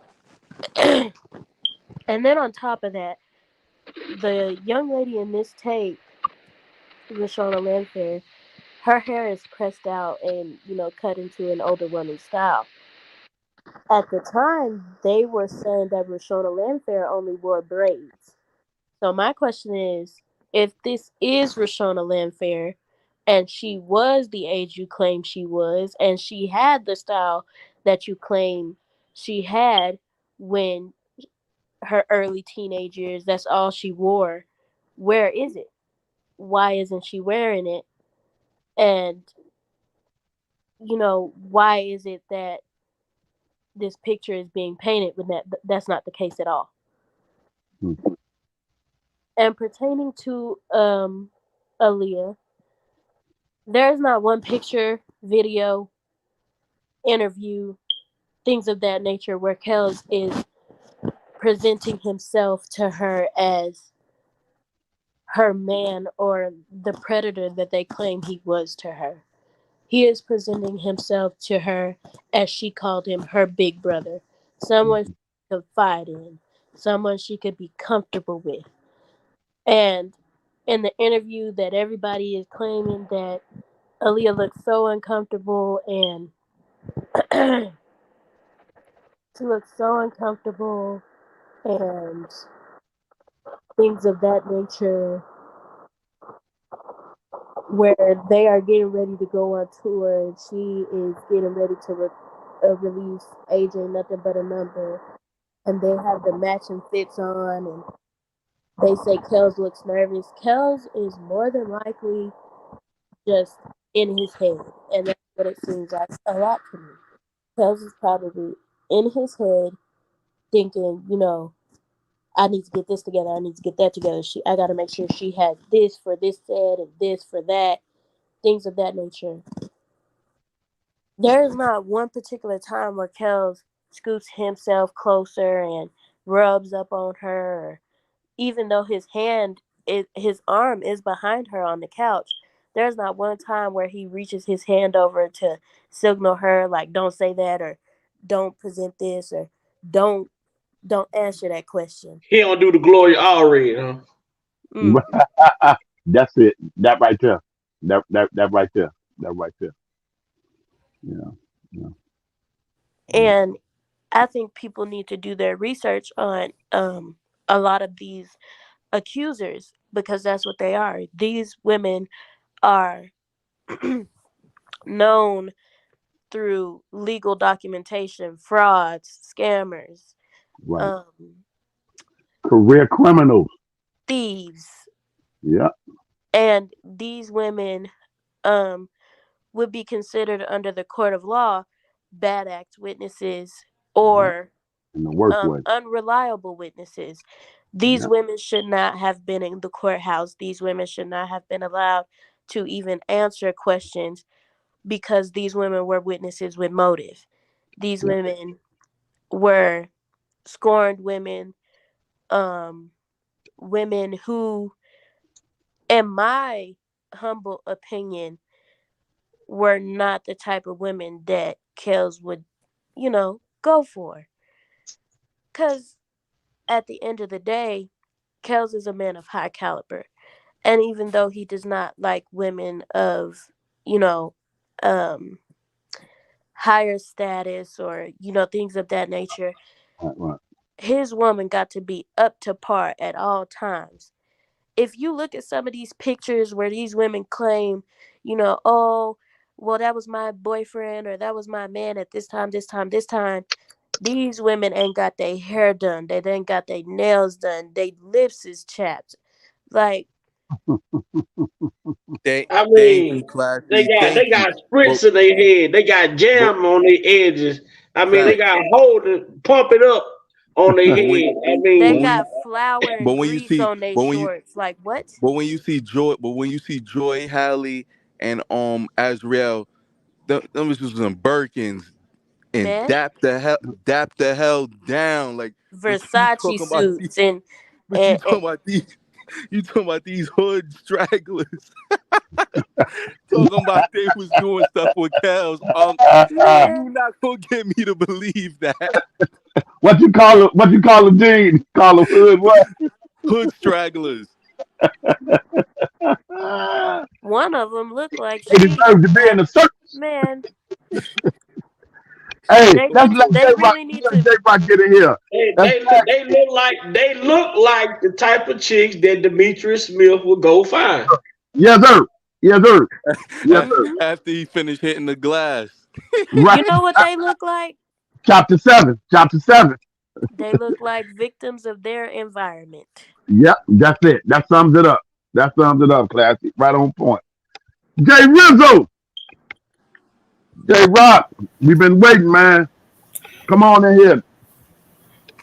Do your thing, J-Rock. Shout out to everybody on the panel. How's everybody doing? Hey, Marvelous, brother Jay. Marvelous. Shout out to everybody in the chat. So I was sitting down here watching part 2 of World War III because he had part 1 earlier. Part 2 going on right now with the Lakers and the Warriors, and it's about to be happening in about another minute and change. Yes, sir. I look on my phone, Big Rock calling me. I was like, yo, what's going on? So I'm thinking he out and about or something. He said, no, man, I'm on live. But you on live? I said, yeah. Man, he said, man, this lady done jumped on this panel, done broke down some shit, and said that Aaliyah tried to sue Cook County back in 1997. I'm like, what? I'm like, are you fucking serious? He said, yeah. He said, there's some info right now. I said, wait a minute. Does it say civil law, chancery, domestic case search? He said, yup. Case number 1997, Aaliyah Houghton versus David Orr. And isn't this the same dude that Demetrius Smith supposedly been in league with about that damn marriage certificate? Yo, Jay, that was his smoking partner. So Aaliyah was trying to sue them for falsifying documents. And notice R.Kelly wasn't even listed in the lawsuit because he had nothing to do with it in the first damn place. Yes, sir. Yes, sir. So here I am sitting up here and look, I'm like, oh, okay, I'm sorry. Before I go any further, I have to say this. Vlad, you ain't shit. Yeah.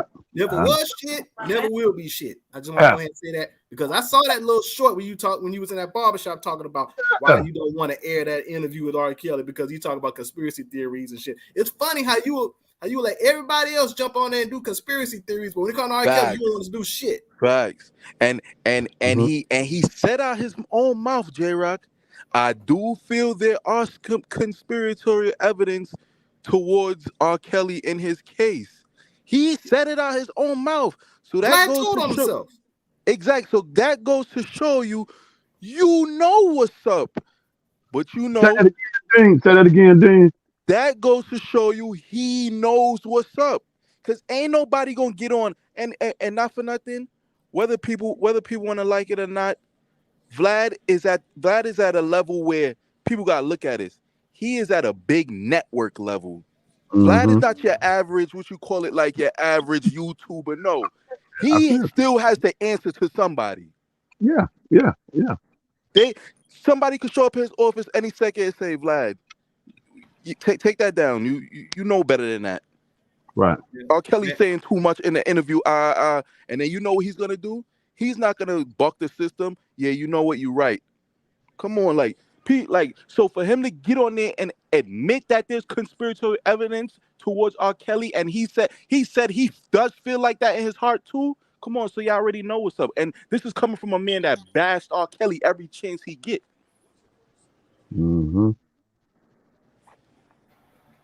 Vlad, man, I don't know if y'all watching. Vlad, I got something for you, bitch ass. Yep. Well, before you go any further, it's now the Lakers up by 10. Austin Reeves just hit a mid-court shot at the buzzer at halftime. Yeah, you saw that, Jay? That's from deep. When you see Tupac, fuck Vlad when you see Tupac.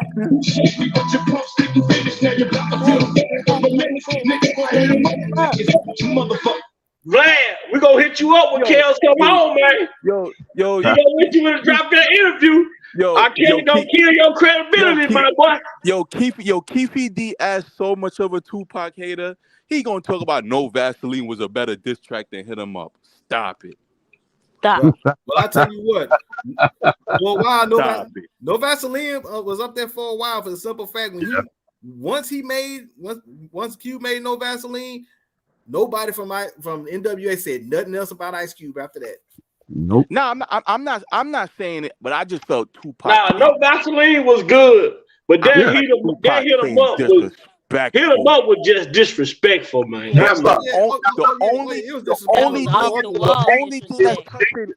only thing that's touching Hit 'Em Up in my heart is Ether, and I don't like it.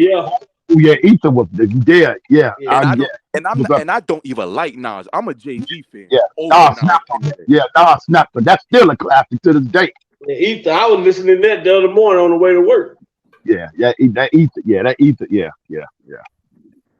So go ahead, J-Rock. Speak on the Lafayette incident. I know you spoke on it a little bit, but Andrea was speaking on it, and she was saying how Demetrius tried to claim the incident that R. Kelly was in Florida during the time, which Dana J broke down a few days ago that around this time R. Kelly didn't even have a concert in Florida. Because it goes back to the point because when I told I told Big Val over the phone that. Now you call me Vlad, bro. Hold on. I'm just playing. Go ahead, bro. Vi, I get it. I would take exception to that too if somebody mistake me for a lying, long sausage nose motherfucker. I get it. I would take exception too. But going back to what I said earlier, because I told Vi, I said, man, look, this proves everything that I've been saying this whole damn time. Because the reason why, and I openly said this, why wouldn't Demetrius Smith mention that in court? Right. Because the reason why was if he were to bring up the fact that R. Kelly had that altercation, well, his entourage had the altercation in Lafayette, Louisiana at Red's Health Club and flew back to Chicago, that means R. Kelly went to Chicago for another reason and it didn't have shit to do with Aaliyah. Right. Mm-hmm. So you just pretty much killed that whole narrative altogether. Because the whole thing was about them trying to solely say the reason he stopped his tour and went back to Chicago was to marry Aaliyah. And this incident in Lafayette, Louisiana, by the way, another thing about people talk, well, why did he stop his tour? Why? Because he stopped his own money. It was an aggravated assault charge that was escalated to a felony assault charge. Yeah, duh. And keep in mind, he still hadn't had the show in Lafayette yet. He still hadn't performed there yet. So he still had to do that. So he had to go meet with his lawyer, fly back down to Lafayette, knowing the fact that if he would have gone on that stage, there would have been a warrant for his arrest. So he had to clear that up in court before he even took the stage in Lafayette, Louisiana. Yeah. Yeah, people don't want to know the truth, man. The truth is right there, and they just don't want it, man. They need to go get help, J-Rock. They need to go get help and stop trying to use this everything else around them for a lick. Go get some help. You know what I mean? Yeah, man. This news hit the day, man. This made my day, man. This right here. I didn't even never hear about that. What it does for me? I didn't never hear that. I never heard that, J-Rock, ever. I never heard that either when it said that Aaliyah tried to sue David Orr for Cook County for falsifying documents. And then they said it's a testimony that David Orr did in your case about that his signature was forged. It's documented, J-Rock, in the court. His testimony, bro. See, that's another part. Yo, they slow, because I've been said to myself, when I first seen that certificate, when I seen it on Surviving R.Kelly, I'm like, why all the handwritings look the same? Why do all of them look the same? That's the same person signing this document. Thank you. Because I'm like, yo, at the end of the day, like, what? R.Kelly, like, oh, they the type to say, oh, yeah, he had other people sign it just so it wouldn't come back to him. Come on, like, really? Like, that don't even sound right. But that's something they would say, though, Classy. They would say some shit like that. R.Kelly had other people sign it just so it wouldn't come back to him. But he gonna go out there and go marry her? And sign his name perfectly. Even though, man, get that out of here. You know what? Here's the crazy part. I jumped on it. I jumped on it in the stream and I commented on that Vlad short. Somebody said that somebody mentioned that R.Kelly was railroaded. Somebody said no, he didn't. He guilty. So then I commented that same dude. I said guilty of what? Then that's all I said. And then he said, if you don't know that, then you shouldn't be commenting on the post. Lost minds have the most to say and don't know what they're talking about. That's what he told to me. So then I responded back to him by saying this. Oh, I know why you think he's guilty. There are no lost minds over here. What I'm wondering is your opinion based on mainstream slanted narratives or research you actually did? You know what? Mm-hmm. As of right now, he still hasn't responded to me yet. You're still waiting, J-Rock. Like Johnny Gill on the New Jack City soundtrack, I'm still waiting. These clowns, man. These people ain't nothing but clowns, man. They just clowns. We can't claim it, man. Tori is especially a clown. That man got clown written on his forehead. Who that?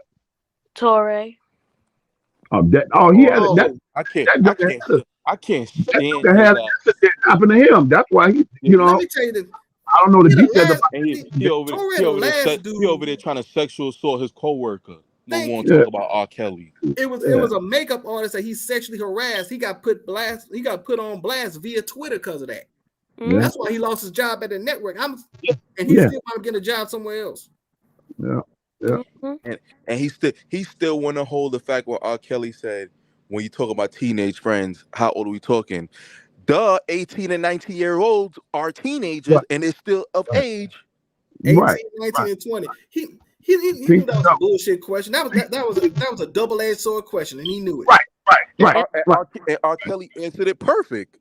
He said, when you talk about teenage, how old are we talking? Man, if you think about it, he didn't say, Kels ain't say not one thing wrong on that now interview. He didn't. Now one. If you ask somebody, that's what I said. I told people the same shit. I say people don't like it, but I say they looking at the action versus listening to what he's saying. He's answering the damn question. He's articulating the questions the way that they should. When you say teenage, what are you saying? Like because 18 and 19 is teenage, but there are teenage adults of age, legal consent. Legal consenting age. And people got to think about it. Unless you got to go down to your uncle's house and get a pair of shoes. Unless you want to go down the street to your uncle's house and get a pair of shoes. She wasn't even down the street. Shout out to the king of R&B, man. What my nigga? Talking about how uncle Hey, living in Olympia right. Field. If this camera recording, Right, is it recording? I don't want to miss nothing. Use your Is common this sense, camera guys. on me? Y'all Use killing me your with common sense, guys. You got to use your common sense. Why would hey, I? hey, nephew, Why? Val. First of all, Kel's has been holding that in for a long time, man. I just wish he would have. I just wish some kind of way he could have said that with Smiley, man. you got to think about Unc. I said, I said, Kel's better than me. Cause I'm telling you, I swear, everybody talking about, oh, he did bad, he did horrible. I said, R.Kelly is way better than me, cause ain't no telling. I probably would have flipped Kel. I probably would have trashed that whole. Couldn't do that, man. You couldn't, yeah. But I'm telling you, with got, the lies that been going on my name for so long, I wouldn't have been able to hold nothing back. I wouldn't. Like, but she knew R. Kelly wasn't gonna hit her. That's why she sat there poised like she was. She knew she wasn't gonna get hit. She knew that he was gonna be emotional about this shit. And like he said, why would I, out of all people, with my way back past, want to hold somebody hostage? And he said that shit on Gayle King interview, right? It was a week later. I was showing the Facebook Live of the dude in Chicago who found the girl in the goddamn abandoned house chained up. But people got to think about it. But Vi, let me say one thing, Classy. He not gonna allow you to eat and keep you chained, but as he said, he gonna allow you to go to the mall. He gonna allow you to go get Louis. He gonna allow you to get Birkins. He gonna allow you $5,000 a week. He gonna allow Azrael to powder her nose all she wants. Man, but people got to think about it. R. Kelly, high status celebrity, especially during them times. Why in the world would, if he's throwing a party, would his woman need to go down the street to get a pair of shoes if she got all them shoes in her closet? Man, you living in the rich part of Chicago. Ain't no goddamn neighbors next to you. Thank you. Yo, that's why I said she wasn't down the street. That's different money. You talk about you got neighbors in the project. You got neighbors in the hood. You got neighbors in the suburbs. Because Vi, when you look at R. Kelly crib, the Olympia Fields crib, his crib is not surrounded by no other cribs. It's like you just see nothing but land. That's it. You ain't got neighbors out in the fucking where he live at. Mm-hmm. Shit, your closest neighbor may be 5 miles up the street. Hey Dean, I got a question. For you. When you talk about Azrael powder on nose, what kind of powder are we talking? That white girl. We talking that good old Britney Spears, my brother. Talking about Johnson & Johnson, Darryl Johnson baby powder. Hey, what did Scarface tell his partner? Hey, get the yayo. Or are you talking about Savage powders and curls? No, Savage cut that curl off. I drove his ass. He got a flat. He got a bald fade now. He ain't cut just go bald. He ain't even got the part no more. I talked about his ass so bad. He cut all that shit out of his head. You definitely should. Y'all goddamn R. Kelly super fans. Come on. Y'all mean to tell me like Kels ain't know Azrael had a coke habit this whole time? Come on, like she just picked up a coke habit. She probably was hiding, man. Yeah, but but I'm just saying she just picked up a coke habit once he went to jail in 2019. Come on. She had that. Well, he wasn't spending a lot of time. But see, I told y'all something a long time ago, and we really had to make this point relevant to what they did with this docu-series. They knew the world saw this Ariel Castro case in Cleveland, Ohio. They knew the world saw that. They came out and they talked about some of the same details that R. Kelly was. That's the first time we ever heard about a coat being ran when they talked about the Cleveland, Ohio, and that man had those 3 girls kidnapped. And they say he had them in a coat, had them handcuffed, chained up to radiators, and all type of shit. So they came with this docu-series. They was talking about some of the same shit. But then they talking about it, but they have already shown pictures of those type of environments using the Cleveland, Ohio case. So now you thinking they didn't already, you got an image in your mind and they coming out saying, well, R.Kelly got these girls chained up in basement, they pissing and shitting in buckets. So you just seen the same shit in Cleveland, Ohio a few years back. So now you thinking, damn, that's fucked up. Right. See, this is everything they did. They were so strategic with tainting the public mind and making people not even want to go and look and see if this shit is for real or not. They just gonna go based off of what they heard. You know what I'm saying? So why did R. Kelly's initial story sound just like the Cleveland, Ohio story? It was verbatim damn near as far as the conditioning go. And also, another thing, I keep saying it. If they just had came out with a docuseries just talking about R. Kelly slept with these girls when they're underage, nobody would have cared. Everybody would have said, oh, word, man, come on, like, that's R. Kelly. That's what we've been hearing for years. Excuse me, y'all. Excuse me, Dane. Hey, nephew, go up in the chat and look what the one that was on the panel to me. She just said something in the chat. I don't know if you missed that, but highlight it on the screen. She said Craig Hodges and Demetrius Smith, along with Barry Hankerton, sent that falsified marriage license to Vibe through Torre. Stated they had the marriage certificate first. Right up on the Darlene. I believe that, but see, because you know why?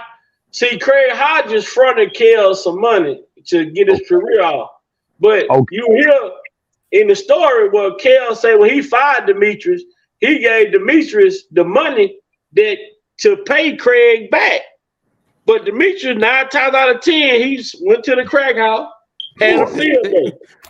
So the marriage certificate was a leverage for him to go and sell the marriage certificate to get the money to pay Craig his money. Right. So I can see that scenario. Yeah. Wow. Craig was mad anyway because R. Kelly started putting that 12 play on Carlito old ass. You know, they got him up out of there. Yeah. Bye. She said Torre said that on the Vibe interview. Wow. Torre said a lot of wow. R. Kelly should have slapped the piss out that motherfucker. Facts. Torre's little weasel looking stuff. That motherfucker like a weasel. Wow, man. That's some low man. And like I say, I don't even think he even probably messed with his wife, bro. You know what I mean? But who knows? Kel knocked her down. Yeah.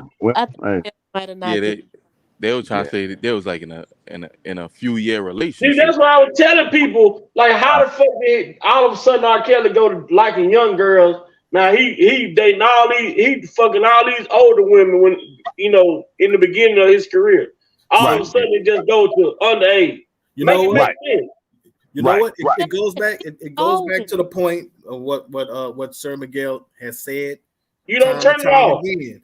He said if you're a P word, what normally happens is you like what you like and you don't deviate from that.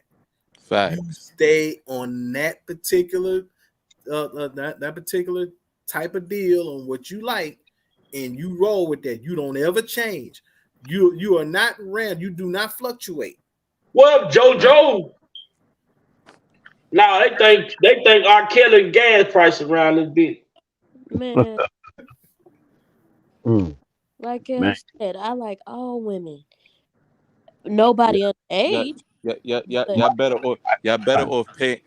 off paying him as a sexual deviant than rather than just saying, yo, he just only likes underage girls. Like, that don't make no sense. That don't make sense at all. Yeah. See, that's another reason why Torre was hating on R. Kelly, because the fact he got to try to take some booty from a chick. R. Kelly didn't have to. Right.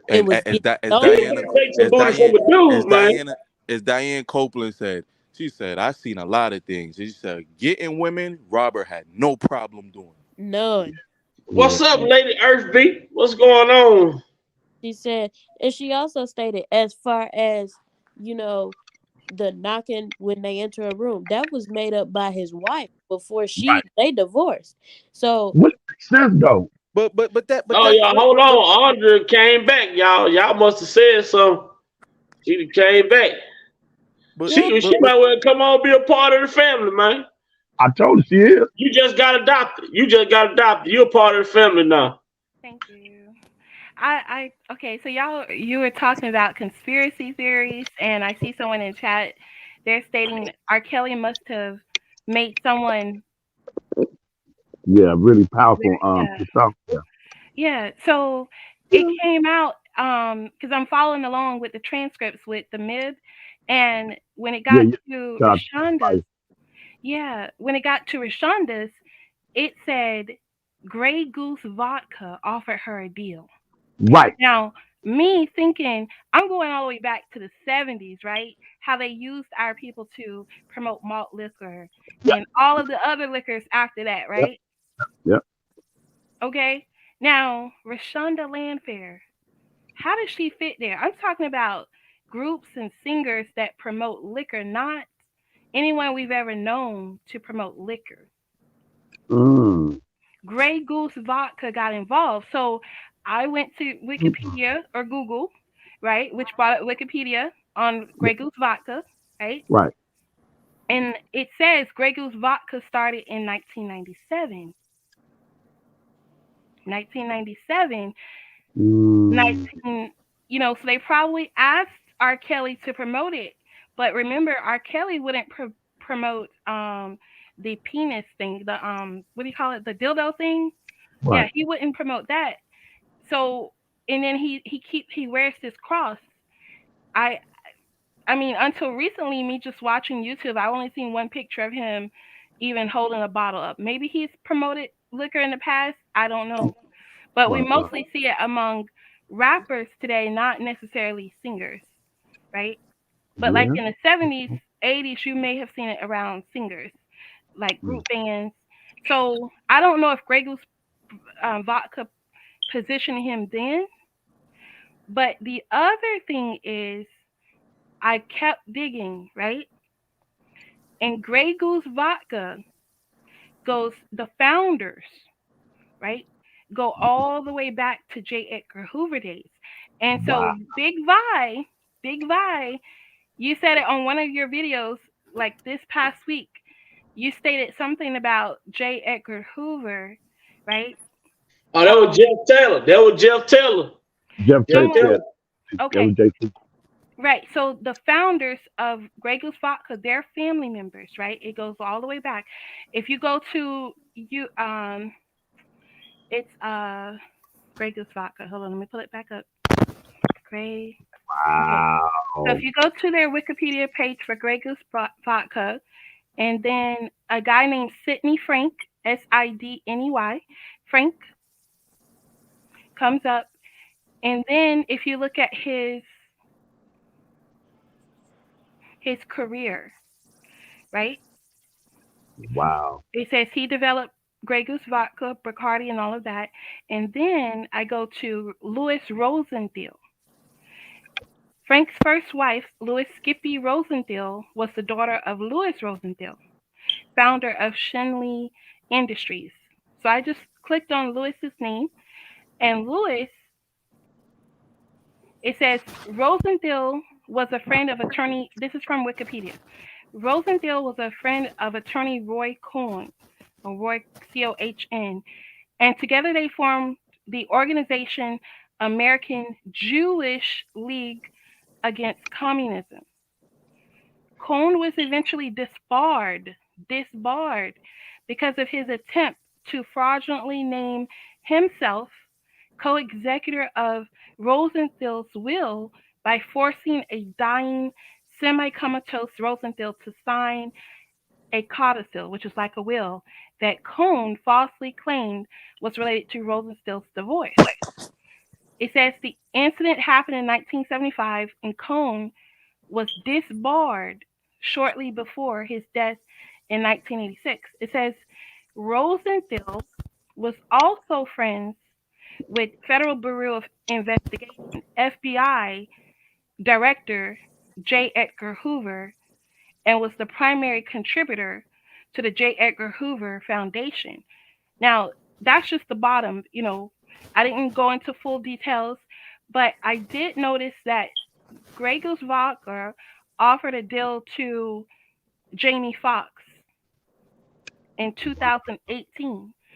I don't know if that's the year that filming for The current movie, yeah. Surviving R.Kelly started. I don't know if it was 2017. I don't know if Gray Goose Vodka offered a deal to R.Kelly. I don't know what happened, right? But now we know that there was an attempt on Jamie Foxx's life. I don't know if that had anything to do with anything, right? But as far as the FBI, the Federal Bureau of Investigation, having ties to the family of the founders of Gray Goose Vodka, this is a federal case. You offer a deal to a federal informant, Rashonda Landfair. That means that's witness tampering. Not even get on to the Tasha K claiming that someone from the FBI, from the Federal Bureau of, the BOP, the Bureau of Prisons, gave her info. But if you are an employee, right, and you got this privileged information, right, why would you just confide in one person? Why wouldn't you sell it to multiple people and make more money? I'm sorry. Right? So therefore, and then Tasha K just adamant, she says everything so boastfully, right? Yeah.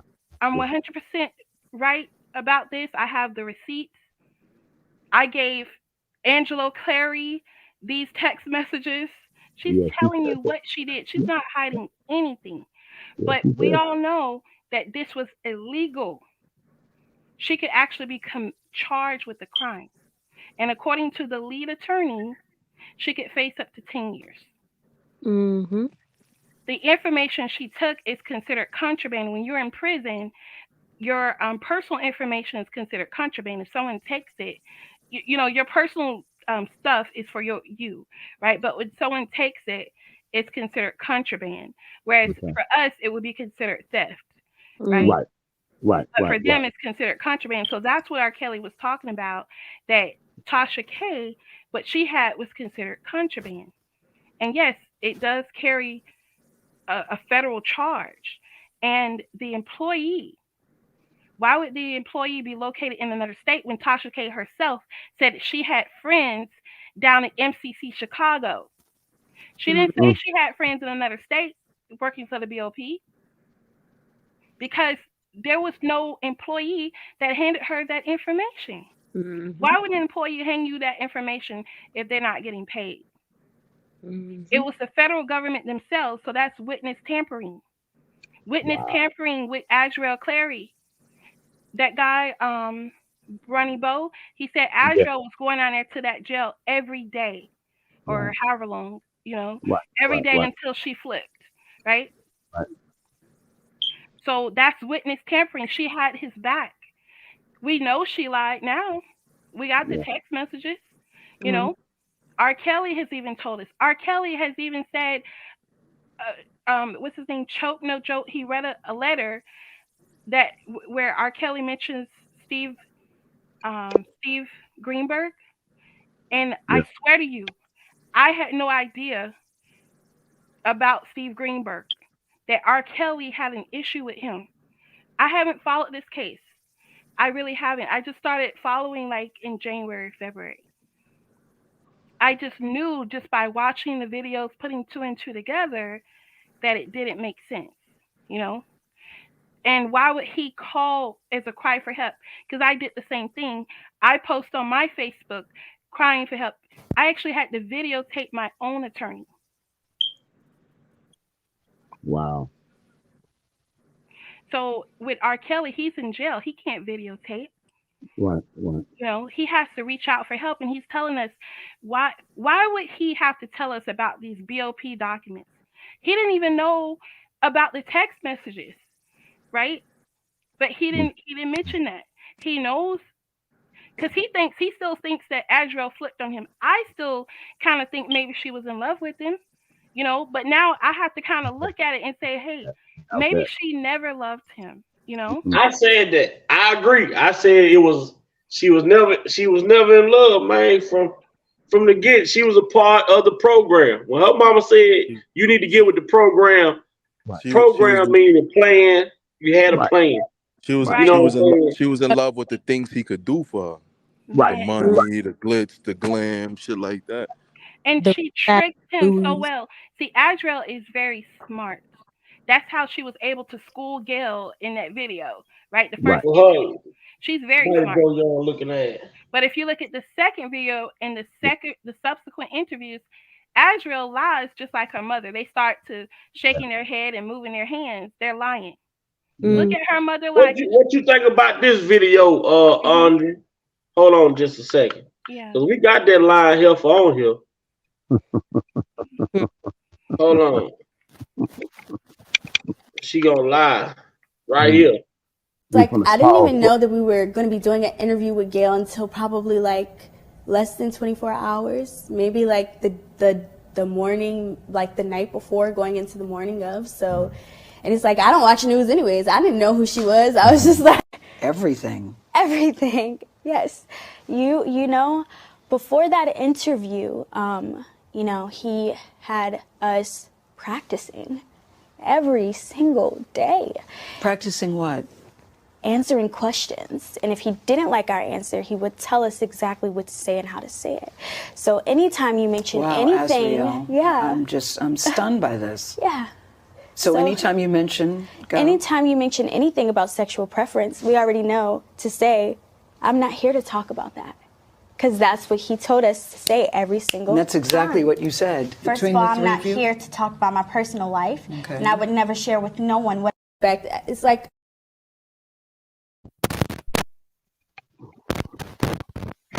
Just Mr. Hyde, boy. You see how she was moving her hands and moving her face? Now she go from saying she didn't know about the interview until less than 24 hours of doing it to saying that they was being prepped hours and hours over and over. Come on, man. And watch the video with her mother with the hat on and the Gail King. I don't know if that's Gail King or not, but her mother's doing the same thing with her hands, like punching her fist, sort of. She's lying. She's trying to get Gail to finish her sentences, or whoever was entering her to finish her sentences. Like, it makes sense, right? You know? And now we got the text messages that tell us for fact they were lying. Yeah. Now here's my thing about that. When you say that Azrael was up there saying that R.Kelly was telling specifically about rehearsing everything, saying over and over again. Yeah. Was she actually saying that R.Kelly was doing it, or was that her way of saying that the government was doing it? That part, that part. But she took the government's name out there and just stuck R. Kelly's name in it. Like I said before, he told them 72 hours plus ahead of time and left them to think about it. Now, how they thought about it is up to them. If you notice now, one out of the two that were there still standing 10 toes down behind her man. The other one has let whoever get into her head. Right. Now, let's take it here. If Kels was allegedly supposed to be helping with a music career and things of that nature, why is it that you are just now, as of 2022, releasing music and things of that nature, if in 2017 that's what you went for, and you left in 2019? You waited 3 years to release music. Talking about some goddamn sounds of an angel. Shut the hell up. Trash ass music. She can't even get that goddamn music away. And on top of that, most of her songs and her lyrics are about a love lost and her trying to figure out where she goes from here. She trying to figure out where she gonna get her next snort from. She gonna go hook up with Johnny. Go hook up with Johnny. He know where it's at. She was trying to get with Drake, but Drake turned that ass down. Man, Drake say she ain't no room. Nobody's touching her in the industry. They keeping the game. They see what's going on. Mm-hmm. Now you don't want to put her with Johnny, bro. You know what that's gonna be. That's gonna be just like the scene that's just gonna be just like in Jungle Fever with Samuel L. Jackson and Halle Berry. She gonna be like an upgrade from 4G to 5G.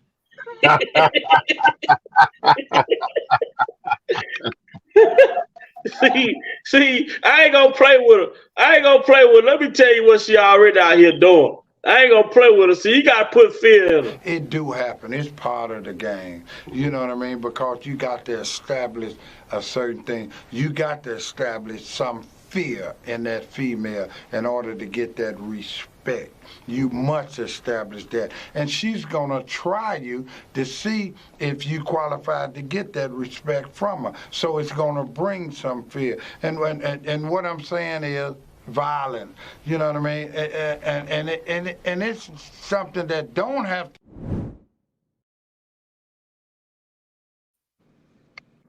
The bishop has spoken. It's Don Juan, boy. Alice Don Juan.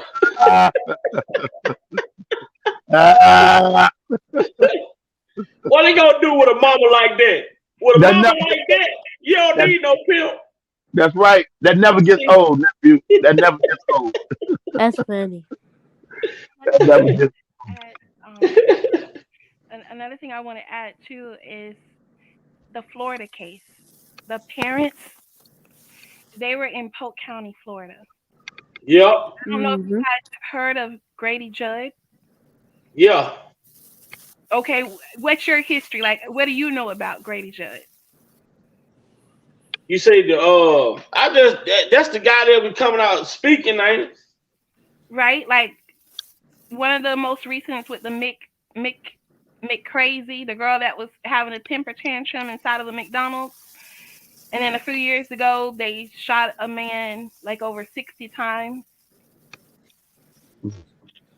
Well, y'all remember that? I know I was watching something a while back. I put it up, and he was saying, you know, the family came to him about their daughter, and this is right here that and it didn't make sense to me.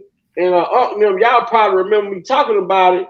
Like it didn't make sense that he say that the family came to him about their daughter being with R.Kelly, but he told them that there was nothing that they could do about it. So I said, well, hold on. If their daughter was underage, as they pertain that as they claim she was underage, why would they need the daughter to cooperate for them to go after R. Kelly if she was underage? So he said then they moved from Polk County to, that's when they ended up moving to Kissimmee or wherever, where the car got blew up at. Then they moved from that to the next place or whatever the situation may be. But it was a lot of discrepancies between what the family was trying to do and what the sheriff office could do. Because the sheriff said if R. Kelly committed a crime in Florida, with no hesitation, they gonna lock his ass up. In Orlando, right? OBT in the transcripts or in the text messages, that stands for Orange Blossom Trail. So I guess her school was in Orlando. You know, the different places they were going were in Orlando. But when R.Kelly came to town, R.Kelly was in the Walt Disney area, which is primarily what we call like Four Corners. So it's like 4 different counties, I believe, like Polk County. You got Broward County. No, Broward is like on the coast. It's on the coast, okay. Area is Central Florida, so it's Orlando area, but Disney World is really like in Kissimmee, Claremont. That's a fact. You know, so the hotel that he was at, I guess when they called the police to the hotel, the Dolphin Hotel, and it's a resort hotel. It's not just a hotel. This is a resort, right? So you have a lot of tour buses in and out. So I don't even know how she could tell which bus was his or not. Maybe he had one that didn't look like one of the tour buses, right?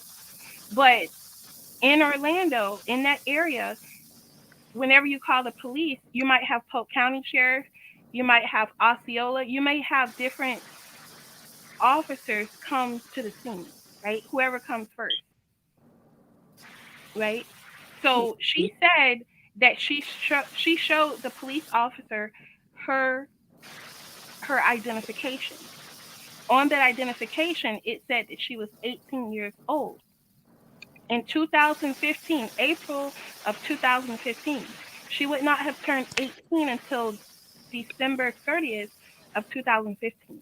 So April 2015, her parents called the police to the Dolphin Hotel.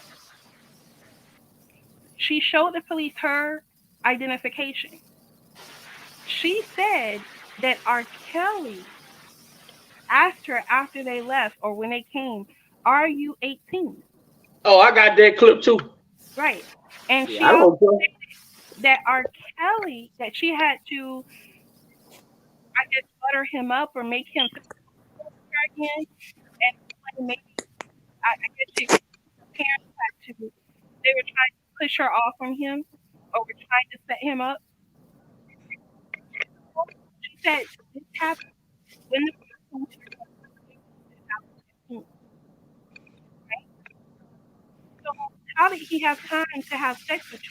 Especially after the police came, why would he put himself in that predicament? Because he never had sex with her when she was 17. The other thing is because he's like a spokesperson for pedophile to catch a predator, right? Like he actually will go out of the country. Somebody mute your phone because it's you got the background noise. I don't know, somebody moving around or something.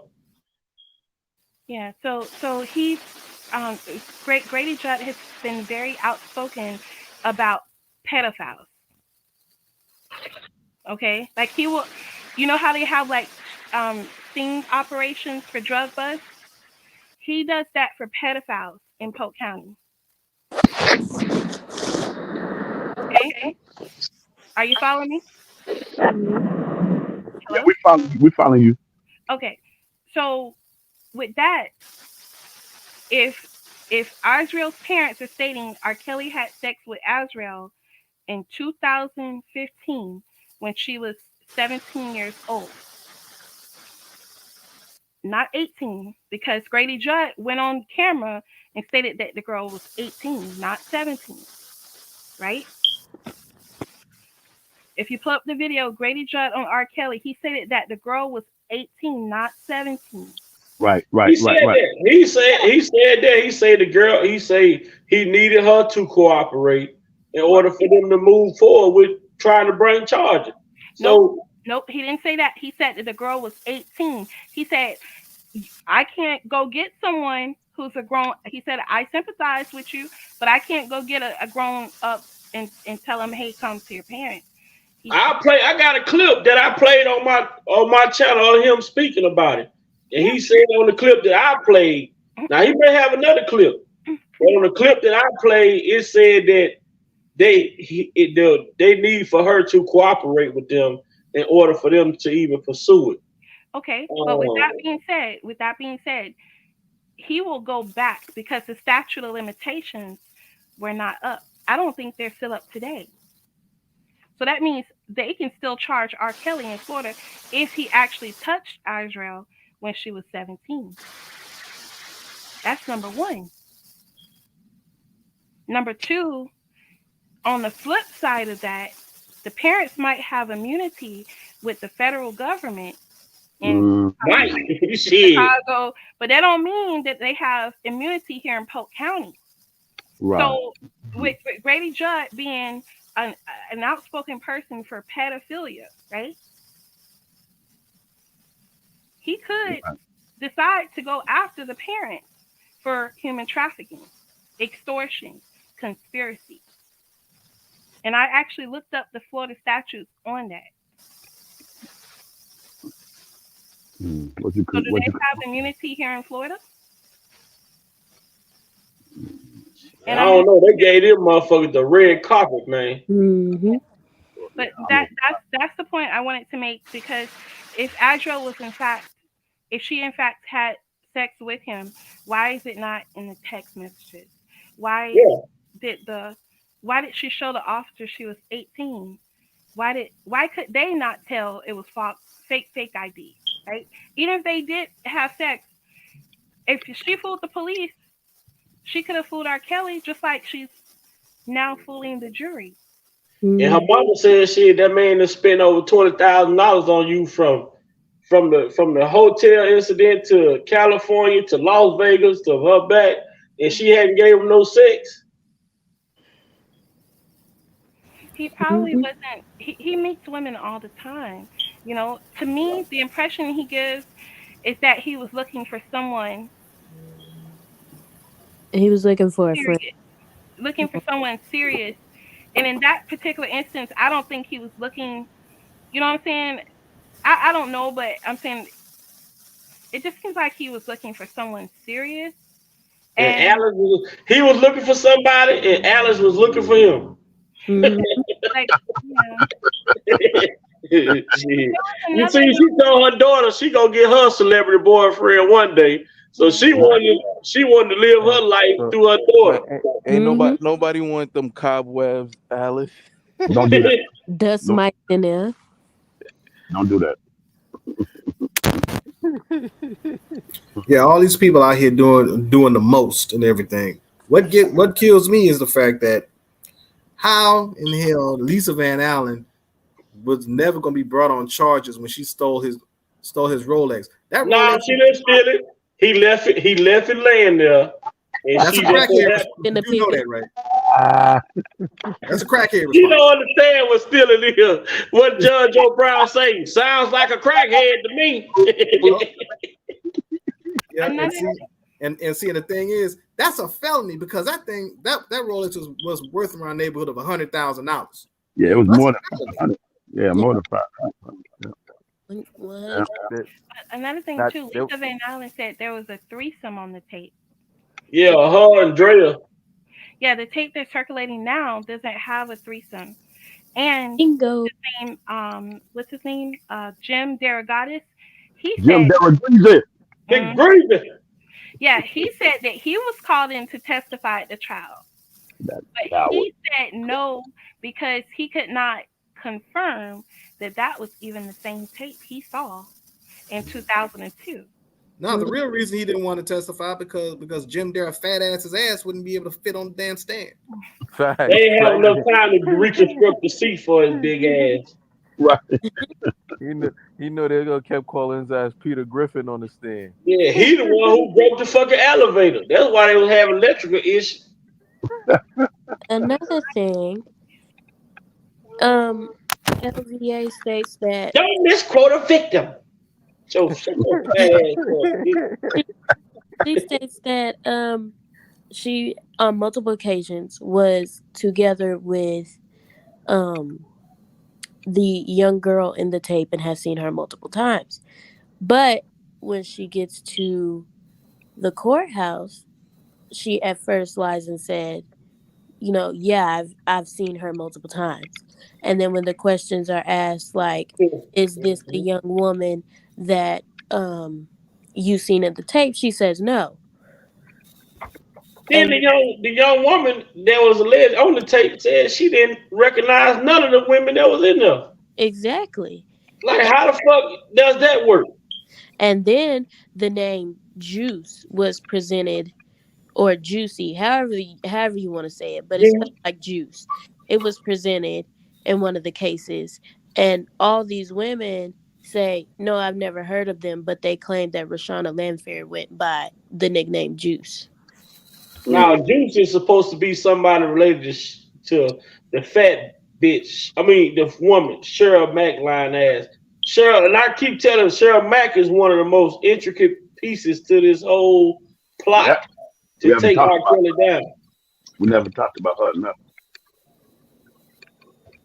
I can't stand her big ass, boy. No one can.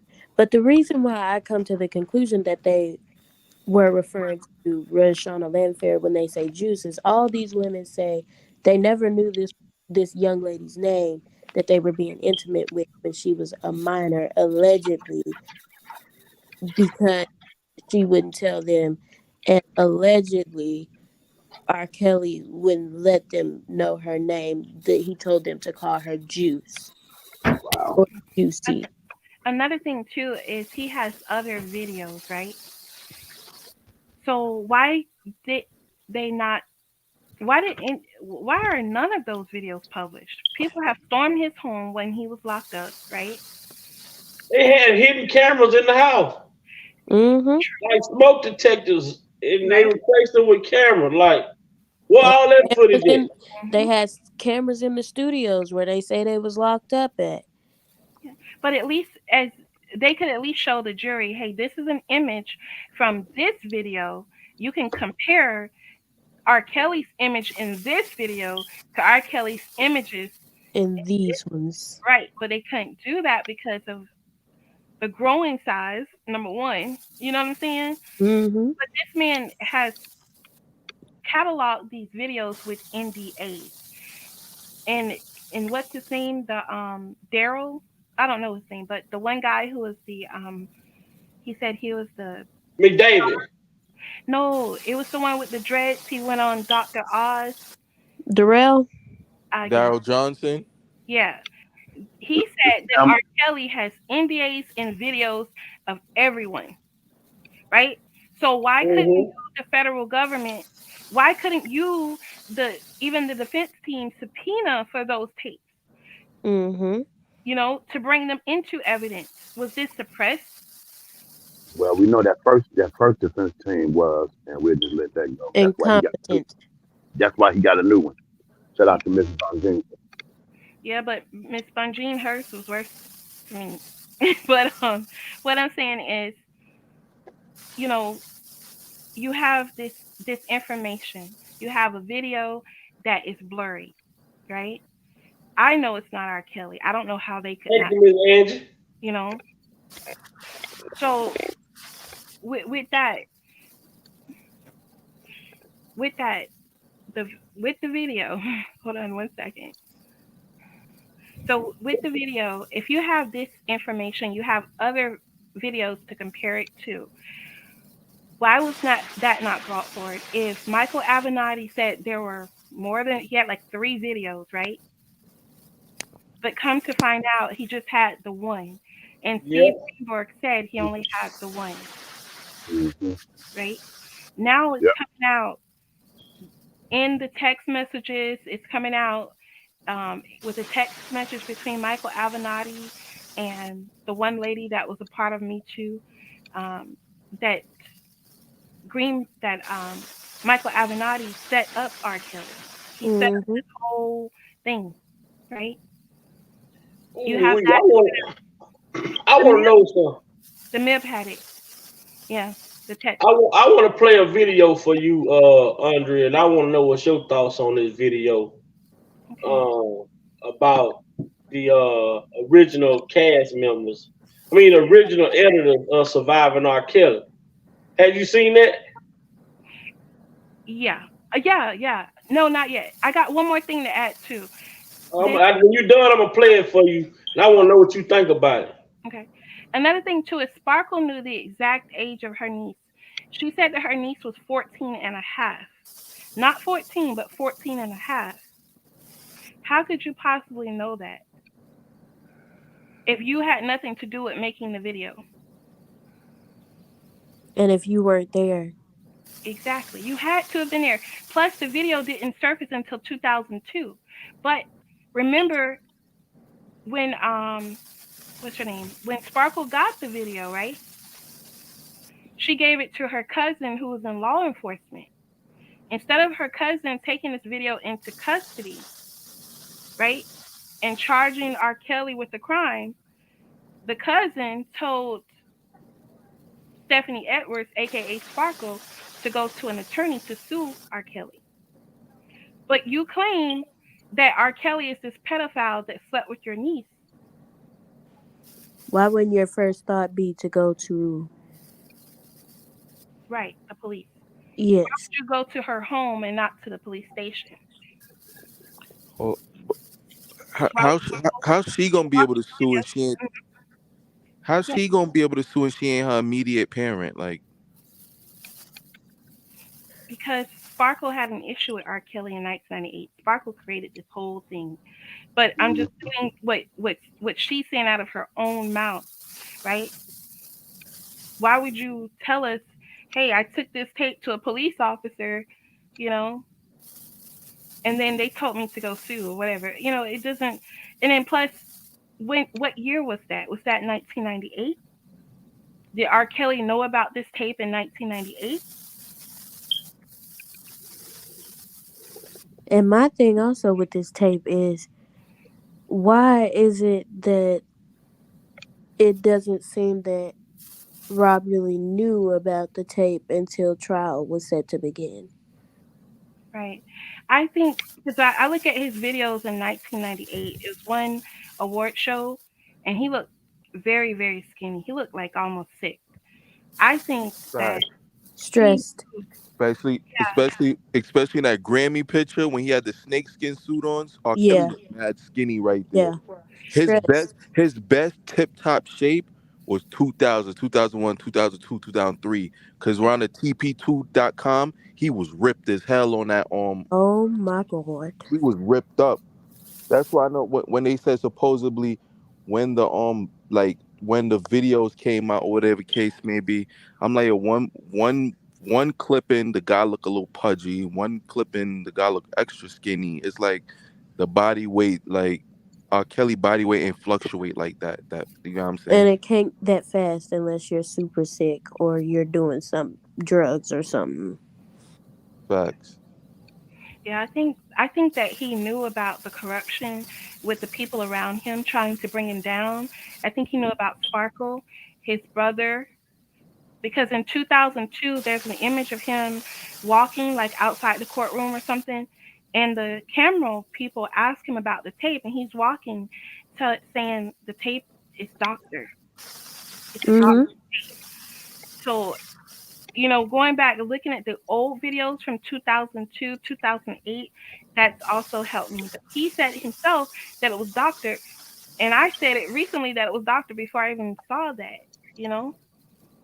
I've been saying it was doctored, and Kels also stated in one of his unreleased private interviews, he was at his home, and they were asking about the tape, and he said none of those tapes that you see on that tape, those aren't real tapes. Yeah, that ain't me.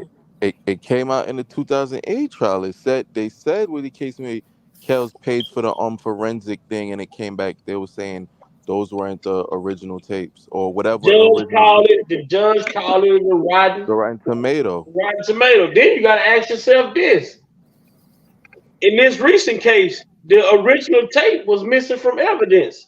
So how are they giving out copies of the tape if the original tape is missing? Exactly. I'm gonna play this clip right quick before Andre get off here. I want to see what she think about the original editors of the surviving R. Kelly feeling like they got played.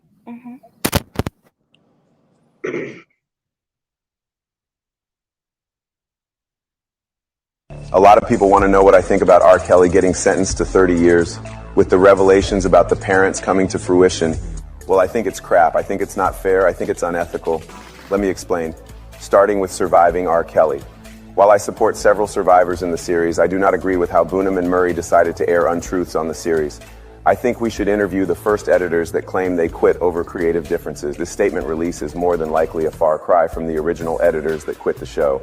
Daisha Broadway, Stephanie Filo, Braden French, Michael Griffin, and Stephanie Lyra were the first editors to leave the show.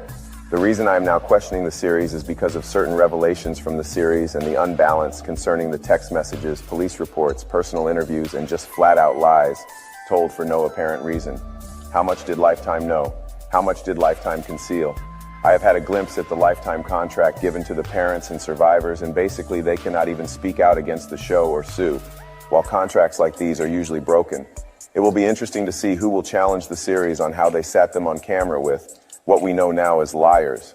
Some people will say, well, how do you know somebody lied? The amount of lies told in this show is negligent and also criminal. I do not understand the reason for lying on a show when there was not even a criminal investigation while filming the show. To bring awareness against caged victims, kidnapped victims, starved and depraved victims, why would there be a need to lie about the events that you are a part of?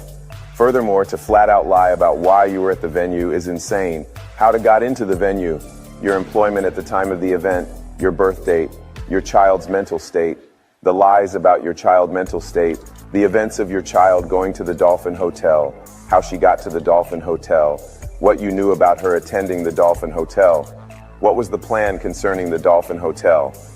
We, the public, would like to see the text messages between you and your daughter during this time. We would also like to see the text messages between you and your wife during this time, and also the group text messages that should have been admitted since they were mentioned in Exhibit GX 233 from the original transcripts. The inconsistencies in that one interview was enough to have these parents take the stand.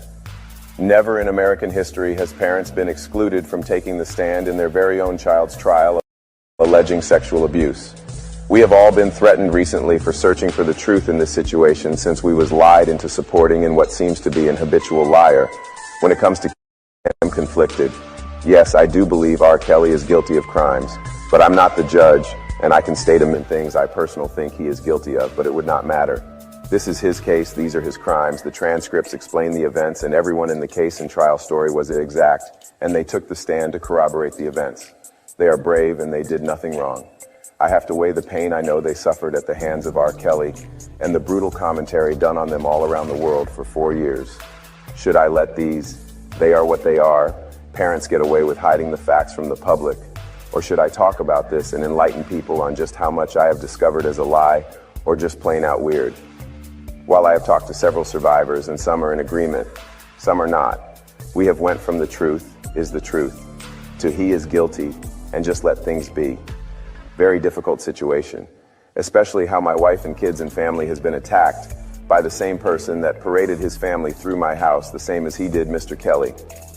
Me, these parents also had a great personal working relationship until I didn't agree with the lies told, the integrity towards people that supported him.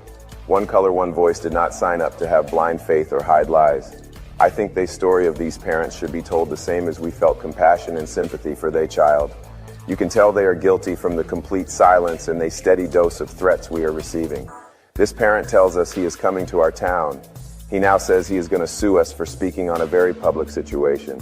He tells us his family is going on a very large platform and we are going to get our truth. What truth?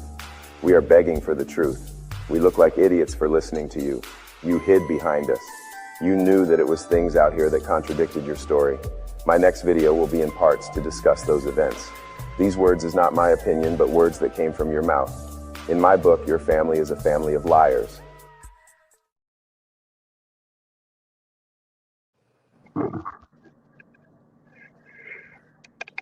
Facts. Okay, so I did see that. See, Tim, look, Tim, don't be calling me no nigga low. Yeah. I did see that. I think I saw it on your page too. And then I went and pulled it up myself as well. But I think from what he's saying, he's trying to cover his 6. Because why now? Right? And he mentions Bonham and Murray. Right. Bonham and Murray Productions. So what I would do with something like that, information like that, I would research it further. Like, who is it owned by? It says it's owned by Banner J Group, the parent company, Pegasus Entrepreneurs. Oh, now, what? Oh, our boy Senator Sane. Our boy Senator Sane. He done dissected that shit like a frog, man. Bona Murray, she do all of like, the Keeping Up with the Kardashians, the house, like all them big time reality shows. Mm-hmm. She does them. But they owned by somebody. They still got somebody over them. Mm-hmm. That's why you gotta listen to the. Remember we did the one with Senator Sane, and he broke it down, Universal and everybody who these partner companies is. Right, Mm-hmm. and let's go a little bit further. Now, when it comes down to Gray Goose Vodka, right? The founders are so big; they're considered the big 4 when it comes to the distilleries, alcohol, the big four. So you have the big seven in the oil companies, right? Like Chevron and so forth, right? You have the big seven, you have the big four in alcohol. So I think if we keep digging, you're going to come right back to the FBI. But there is word out that, what's his name? Jay-Z. So where does Jay-Z fit? And Dream. And I want to go back to 2002. Let's go back to 2001, 2002. At around that same time, there was a case against Jeffrey Epstein in 2001, right? Mm-hmm. And there was talk about it, I think, again, maybe 2005. And then R.Kelly went to trial and won in 2008, June of 2008. Epstein signed a plea deal in June of 2008 after R.Kelly won his trial. Then charges came back up against Epstein. And what do you know? A case came up against R.Kelly. This surviving R.Kelly, to throw our attention off of Epstein onto R.Kelly. Now, with that being said, right, why then did Gayle King do the interview and the way that she did it? Why then is Gayle King and Oprah in pictures with Epstein? What is more intriguing, a sex island or R. Kelly's alleged cult? Yeah. What would be more newsworthy? I mean, that's the island of Dr. Moreau. That's close to something movie worthy. You know what I'm saying? Yeah. But they couldn't go after Epstein and Harvey and everybody else because, number one, it's a violation of their due process. It would have been a violation of their due process, and according to the law, you cannot. They can't even prosecute. So, number one, R. Kelly shouldn't be in there based on due process. There's no way he could get a fair trial anywhere in the United States. Because of surviving R. Kelly. Any juror they ask, have you heard of surviving R. Kelly? Yes. Yep. Have you watched it? Yes. Yep. But surviving R. Kelly is the whole reason that Sony dropped him, supposedly. That's the whole reason that Spotify dropped him, supposedly. That's the whole reason that what's her name, Kim Fox, put out a witch hunt. That's the whole reason there were charges brought against him by the federal government. Right? So what you, like I said, do you feel about, how do you feel when it, like we speak about Kim Fox dropping the charge, even though it was on the state level, but it was the original catalyst for bringing the charges forward? That was the one that set the tone. If she never brought the charges, I don't think none of these other there would be no other charges. Exactly. She's the one that set the tone. Yeah, she was the blackface. That's it. She knows her role. She knows her role, and she played it. Yep, and not to get out of Dodge. Like she stepped down. She her and Tarana Burke, they getting ready for the new Planet of the Apes. I can't. So this guy that's in that video, I think he's trying to backpedal, right? Look at Carrie. He can be sued, right? Anyone there could be sued, but why is he one? You just noticed there was Carrie, man. Yo, I just noticed that. Yeah. Man, I didn't know he was that little before. Yep. Yeah, and you know who the woman is in the video, right? No. That's Arnell Simpson. That's O.J. Simpson's daughter. That's crazy. Oh wow. Okay. Wow. Carrie don't look too bad right there. He don't look strung out. Mm-mm. Yeah. If you look at the one where he's a closer up video of him, he looks just like R. Kelly. A little bit farther Just like away, him. kind of see his head. Y'all swear him, R. Kelly, and Aaron Hall got that same head. Okay. Yeah, Aaron Hall. Yeah, I was like, Aaron Hall, is this you in this video? Because, you know. But yeah, so Kim Fox, I think she knows she was the blackface. I'm hoping that she will come forward and actually jump on the defense team. I doubt it. Maybe I just see the glass half full, you I know. don't see it happen. I don't see it happen. Yeah, because she's an educated woman, right? She Yeah, knows. that don't mean nothing. You know. That don't mean nothing when it comes to integrity. Yeah, that's what I'm saying. Like, I'm hoping that she will have some type of conscience, some type of integrity. Man, that woman ain't got no conscience. She beat the shit out of her husband. He had to lock himself in the bathroom. And she tried to kick the door down on top of that. She's abusive. She's an abuser. Kim Got the nerve. Yeah, it came out and everything. Yeah, it came out and everything. Yeah. So she doesn't She's a man beater. Yeah. She doesn't have conscience. See, Yeah. It's crazy because these people don't think that karma is real. Oh yeah, I have seen entire corporations go out of business. Yeah. Karma is real. Karma got wheels on that shit nowadays, goddamn it. And this driver an electric car. Ain't gotta get no gas. Right. So I asked, you know how it says in the Bible, the wages of sin is death, right? In my case, the wages of sin was the wages of hate. The wages of hate was death. People actually died in my situation. I'm talking about freak situations. They died. They're no longer here.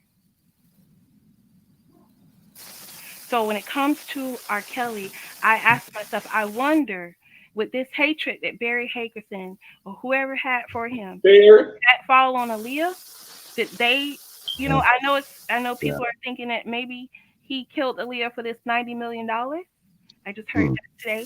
But what if it was karma? You know, I think he tried to do something to Aaliyah because if Aaliyah was alive, it kills the rumor.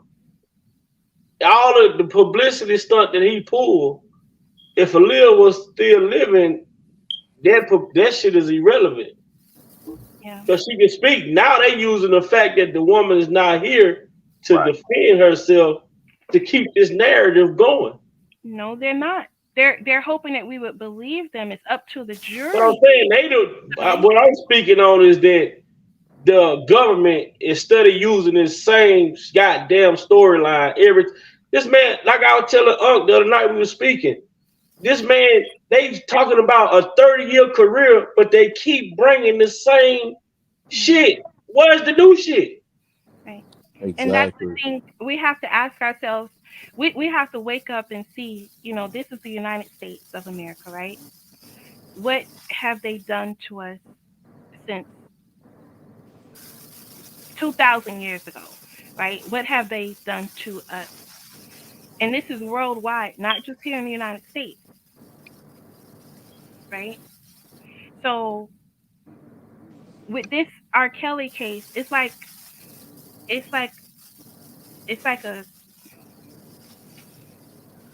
slap in the face. It's not really. It's more than that. It's telling us we're nothing. We're nothing. We can do this to you, and there's nothing you can do about it. We can lie on you. We can fabricate a case with erroneous charges and convict you and send you away for the rest of your life. Right? And same thing, and I know this is kind of getting off subject, but the same thing with what's his name, Young Thug, right? Mm-hmm. His music will sell even more money if he goes to prison, right? Of course. Now he, unlike R. Kelly, but R. Kelly probably has, you know, more value in his catalog because it's been around longer, right? But Young Thug is the owner of an entire record label.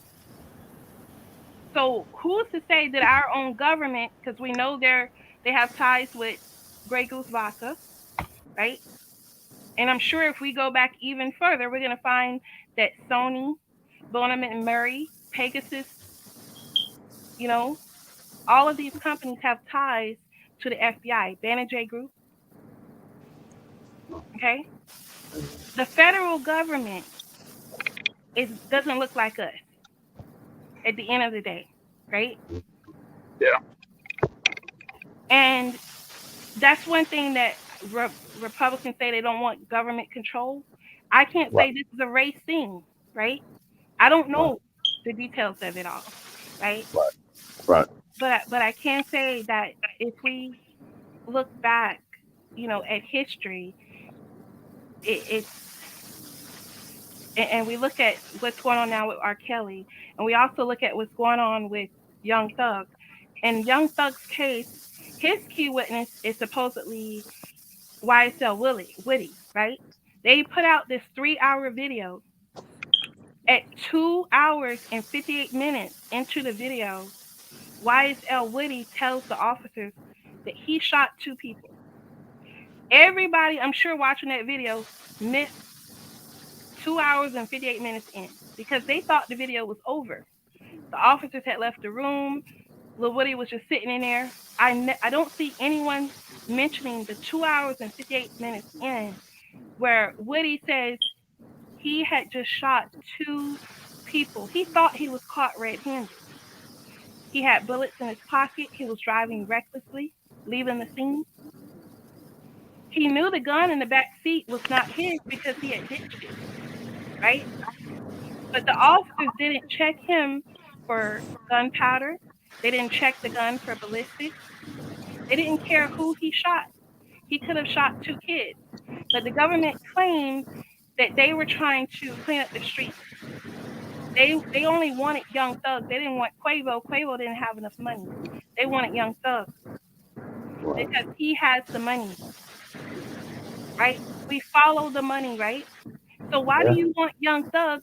Young Thug didn't just shoot somebody. Why would he need to shoot someone? His house is probably like Fort Knox because he has the money to do that, right? He can have bodyguards, right?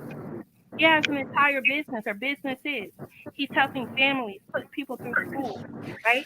So why then are you focused on this young man? Yeah, he might smoke weed. Who knows? He might pop pills. Who knows, right? But he's young. People do all kinds of things. I'm sure if we go into the judge's chambers, you might find all kinds of drugs, right? Either way, that he commit a crime is what he is charged with. Is that worthy of a Rico behind someone named YSL Woody? Is that worthy of a Rico? But we as the community, as people, are supposed to sit up here and watch these young men, these black men, sit in jail year after year while the defense team and the prosecution gets it right. When the judge themselves are supposed to be impartial. The judge, just like the jury, is supposed to be impartial, meaning they can't choose a side. They have to weigh the evidence. There's something called a bench trial. Yes, we are all guaranteed. We all have the right to a trial by an impartial jury, a fair trial by an impartial jury, right? But we also can choose a bench trial where the judge is the jury, right? There would be no way that R.Kelly or Young Thug could get a bench trial with the judges we have seen, Judge Ann Donnelly and the judge in the YSL case. That was impossible. So what then? What are the motions, the affidavits? What should these attorneys be filing, right? Because I didn't think that Jennifer Bongini could even file an appeal the way the trial went. Now that the transcripts and everything are coming out, because she didn't have evidence suppressed, right, or exculpatory evidence. She didn't have evidence excluded, like the tape, the marriage license. She didn't impeach anyone. She didn't have Ezra Clary impeached for lying. No one was impeached. And I read that with the federal court system, you're not granted this. You're not granted. What do you call it? You have the discovery, and then you have where the defense team can cross-examine the witness before trial even begins. So you have discovery where the prosecution takes all of their statements, everyone's statements, right? Right. Bring charges. Then you have the defense team where they can cross-examine the witness before trial. That way they can impeach the witness before they even take the stand. Right. And what is that called? Y'all know what that's called? I'm gonna make an announcement right quick. We got about 10 more minutes on, y'all. I'm sorry, Before y'all. we get out of here tonight. So it's called depositions. It's called depositions. So the federal court depositions were not allowed, but in Chicago was depositions allowed. I don't know if that was a federal case. I guess that was federal. But on the stand, I don't know why they couldn't impeach a witness on the stand when they were clearly lying, you know, where Yeah. they have to go back and say, well, you said when you gave your discovery to the prosecution, this is that and the third. Why are you saying this now? Let me refresh your memory, right? Every time she did that, the witness had lied on the stand. So why then were they allowed to continue to testify? Why then did the jury have to take their testimony into consideration? So we have to ask ourselves, if we don't have, if we can't defend ourselves, right? Then what's the point of going to trial? Why not just sign a plea deal? Because if you go to trial, they're going to give you the max they can give you, right? So why then go to trial if it's always fixed? And I'm sure the jury was fixed doing voir dire. I'm sure they had planned who they were going to put on the jury. A juror in my case actually lied. I told them to exclude that juror. The judge brought them back in and asked them and said, did you lie on purpose or were you just mistaken? You know? Wow. I know they were fixing R.Kelly's case. That's the federal government. No one takes the feds to trial. Anybody that has ever had a crack cocaine conspiracy case, they don't take it to trial. If you do, you get life. Because all they need is for someone to take the stand. That makes the trial. They can take the stand and say, I don't recall all day. But as long as they took the stand, it's a trial, you know? So I just want to leave that for everyone to think about, that I know we have a lot to talk on his case, but at the end of the day, number one, he shouldn't even be in there because charges should not have been brought because his due process was already violated with R.Kelly, surviving R.Kelly. And we need to look at our government, look at Judge Ann Donnelly and the defense team and see what's going on that they don't see what we see. Because they had all of this information. We didn't. Right. So Yeah, Lakers just won. You part of the Big of Our Opinion platform from now on. Yeah, so we look forward to seeing you and hearing from you again and again and again. I just kind of peep in and watch, you know, but I wanted to come in on this platform because I had some free time and I like, you know, what I listen to some people, you know, other people, and they Right. like they have one foot in and one foot out, or maybe they just don't know what they're saying when they're saying it. But Big Vlad, he always says definitively, he knows for fact this man is innocent, and that's what we need, people to know for fact that he's innocent, because the next person that's listening, they can't think for themselves. That's why juries are convicting innocent people, right? So we have to know what's going on, and we have to be able to do our own research. And Vlad can say conspiracy all he wants, right? But why not release, You don't have to release the whole video, Vlad. Why not just release some of it? We all know, and he's not the only one R. Kelly has called. Yeah.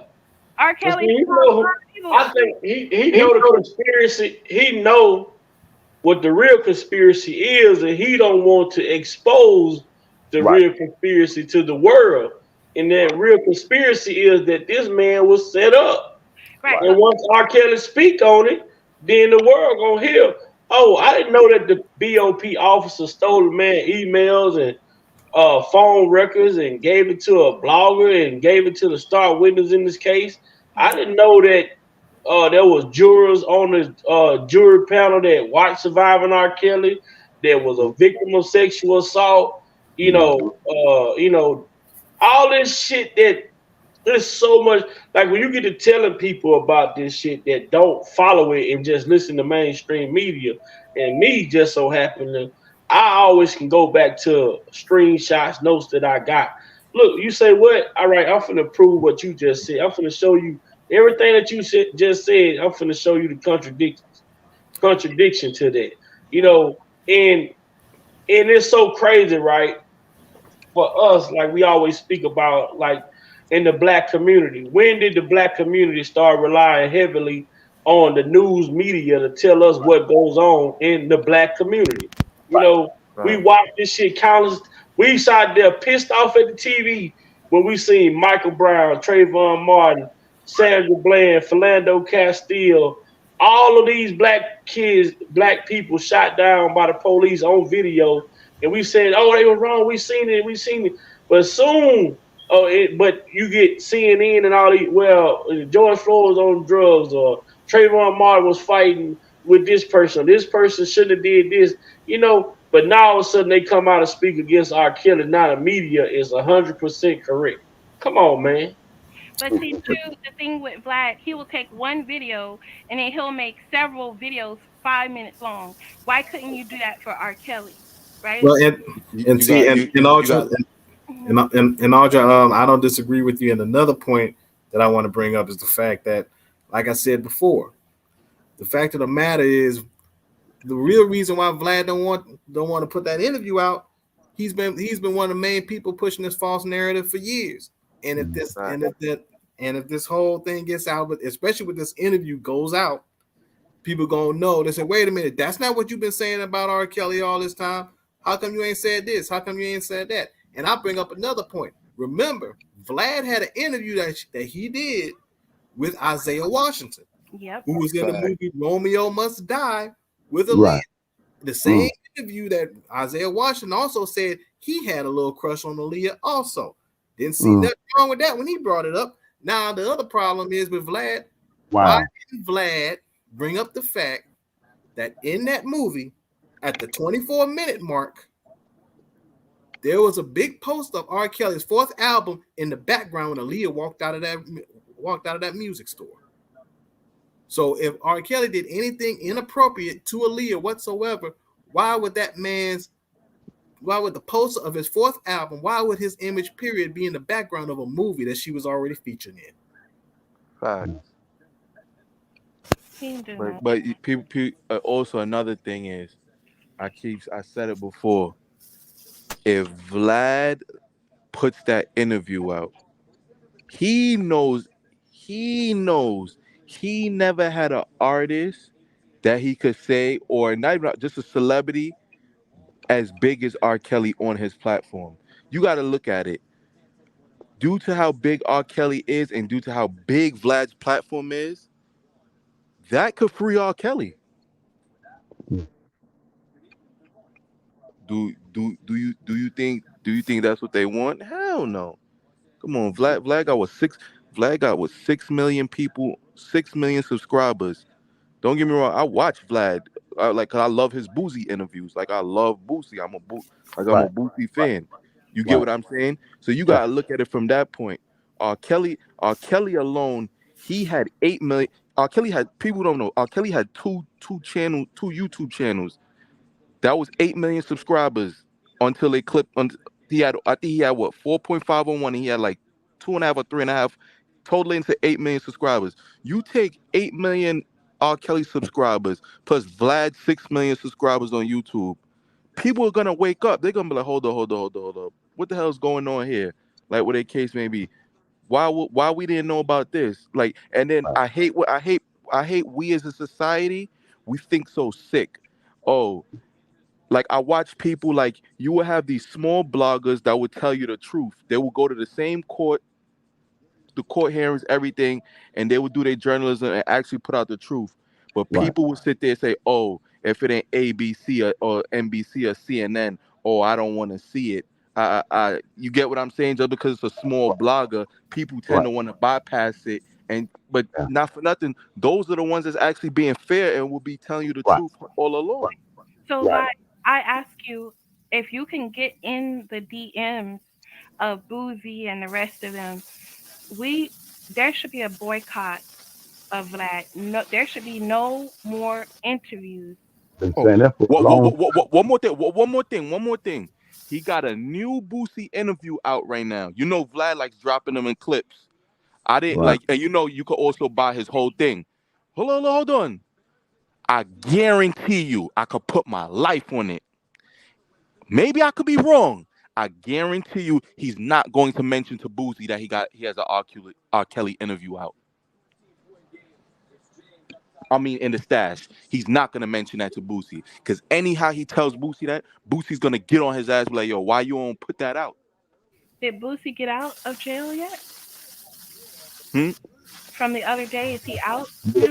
Yeah, I don't know. Yeah, he's out. He's out because him and Vlad just dropped they just dropped a new interview. He's still doing this with Vlad, but I encourage, because Ronnie Bo, right? He's giving people interviews. Why can't we interview our other celebrities, right? Why are they not giving? I know they see these videos because Vlad is talking about what you guys are saying. Right. When he went into that video with the other men, and that's a big platform, right? Those men, they know what's being said through the grapevine, right? So why then can we not get those interviews on Big Vi and so forth, right? Let's see, because they're not asking the right questions. They're not asking pertinent questions, right? Like for example, Vlad, why? Okay, did you see the marriage license, Vlad? Yes. Okay. Did you see a signature of R.Kelly and Aaliyah's name on that? No. So then why do you believe that marriage is real? In the words of what Unc always say, it's a part of the setup, man. They are not going to let you on it. Like all the questions and things that we say on this channel, they are not gonna ever. You gotta sit there and look at it. Vlad brought Lisa Van Allen up on his channel to interview her, for her to say a whole that interview, just a whole bunch of bullshit she said. Even the cats from Public Announcement said it. They was like, man, Lisa Van Allen, when they saw the interview with her and Vlad, they said it. They was like, yo, man, Vlad, she was sitting there lying to you. And you know what? They have family members. They have friends that know them, right? So they're not speaking out. We could reach out to them. You know, why are they not speaking out?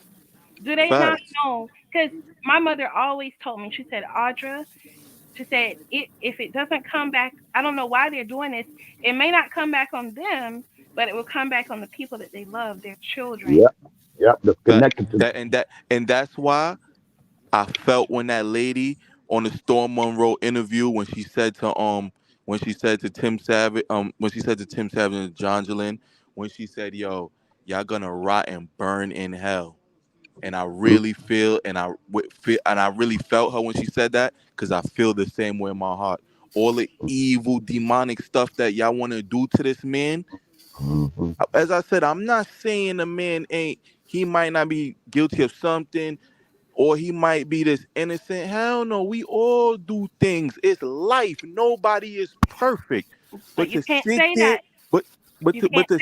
You can't say that because when you say that, it makes the person think Well, Right. he did something. No, no, no, Don't no, say no, no. that. See. I understand where you're coming from. See, I'm not Something. I'm Yeah. not talking from that. I'm just saying, like, I'm not saying because there's something you can be guilty of just morally wrong things. Does it make it criminally? But No. who is to say he's morally wrong just because he had sex out of wedlock? People are having kids out of wedlock. Right. Go ahead. Yeah, And on I'm top of that, he took she's care saying what I'm of these women. They had a right. place to live. They had food. They Right. had shopping sprees. They had things that people with normal jobs don't have. The girl Right. didn't want to do music. She didn't want to go to college. No, Now Right. she's saying she wants to go to college. She's going to go to build her own studios from the ground up. Azriel is very, very smart. Azriel was falling in love. She probably did fall in love. That's why she started acting crazy, stripping, and who knows what she was doing, right? She wanted to be the number one stunner. She wanted to be the number one stunner, and it was never going to happen. Yeah, It was and never going. R. Kelly was actually clearing the house for her. In 2016, he got rid of all of those women. Ask what's his name? Choke No Joke. He read a letter, and R. Kelly said in that letter, no, Azriel, Jennifer Bunjean read Azriel's letter in open court. Azriel was upset with R. Kelly because he was supposed to be clearing out the house, which he did. But she said, you were referring to such and such by a nickname or something, you know? So R. Kelly was doing what she wanted him to do. Until she got them emails and she heard that phone call, R. Kelly told Steve Greenberg that he wasn't getting rid of Joy for her. And as I said before, everybody thought everybody thought in their mind that he would have kicked Joy to the curb for Azriel. If everybody sit here and say that, you will be lying, because everybody thought, what their case may be, Joy was like, oh, the trap. Like, everybody thought he treated Joy like trash. They talked about Joy. They said she was slow. They said they were saying all types of negative stuff. At least you get what I'm saying. You know where I'm coming from. Everybody trashed Joy for years. Joy, Azriel was the one that got put on the pedestal. Everybody was bigging Azriel up, and now look at it. Look at who's the one. Azriel, Joycelyn was going with Dominique. We all saw that. Even with the rescue, Dominique was in the room with Joycelyn. They were going together. Even if you look at R. Kelly was going with all of them. They probably had their own relationship, but all of them were his women. He wasn't going. He was probably going with Joycelyn and Azriel, but he wasn't going with Dominique. Dominique was a stud. All of them were just women. All of them were just women. See, R. Kelly. While after they got together, we can't believe R. Kelly. Here, you know. Well, all I know, the only one standing right now is Joy. So all the other stuff, all them other women is out the window. That's his fiance. He's standing out of his forehead. Right. And that's the only one that's still standing. Yo, Unc, I'm telling you, me and my lady used to argue back and forth. I always liked the Joy and Hallie.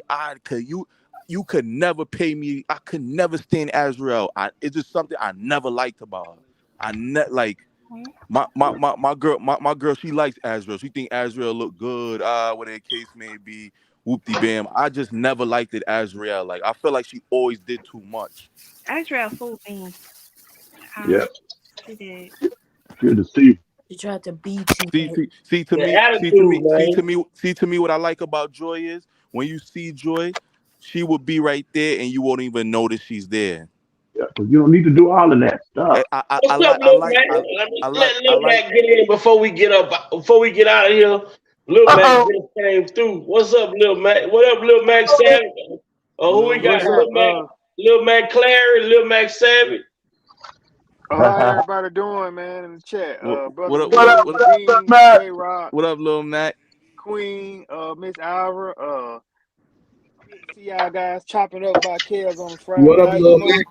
You know it's always free R. Kelly, you know what I'm saying? Every day, twice on Sunday. Mr. 120 hours, Mr. S. Curl.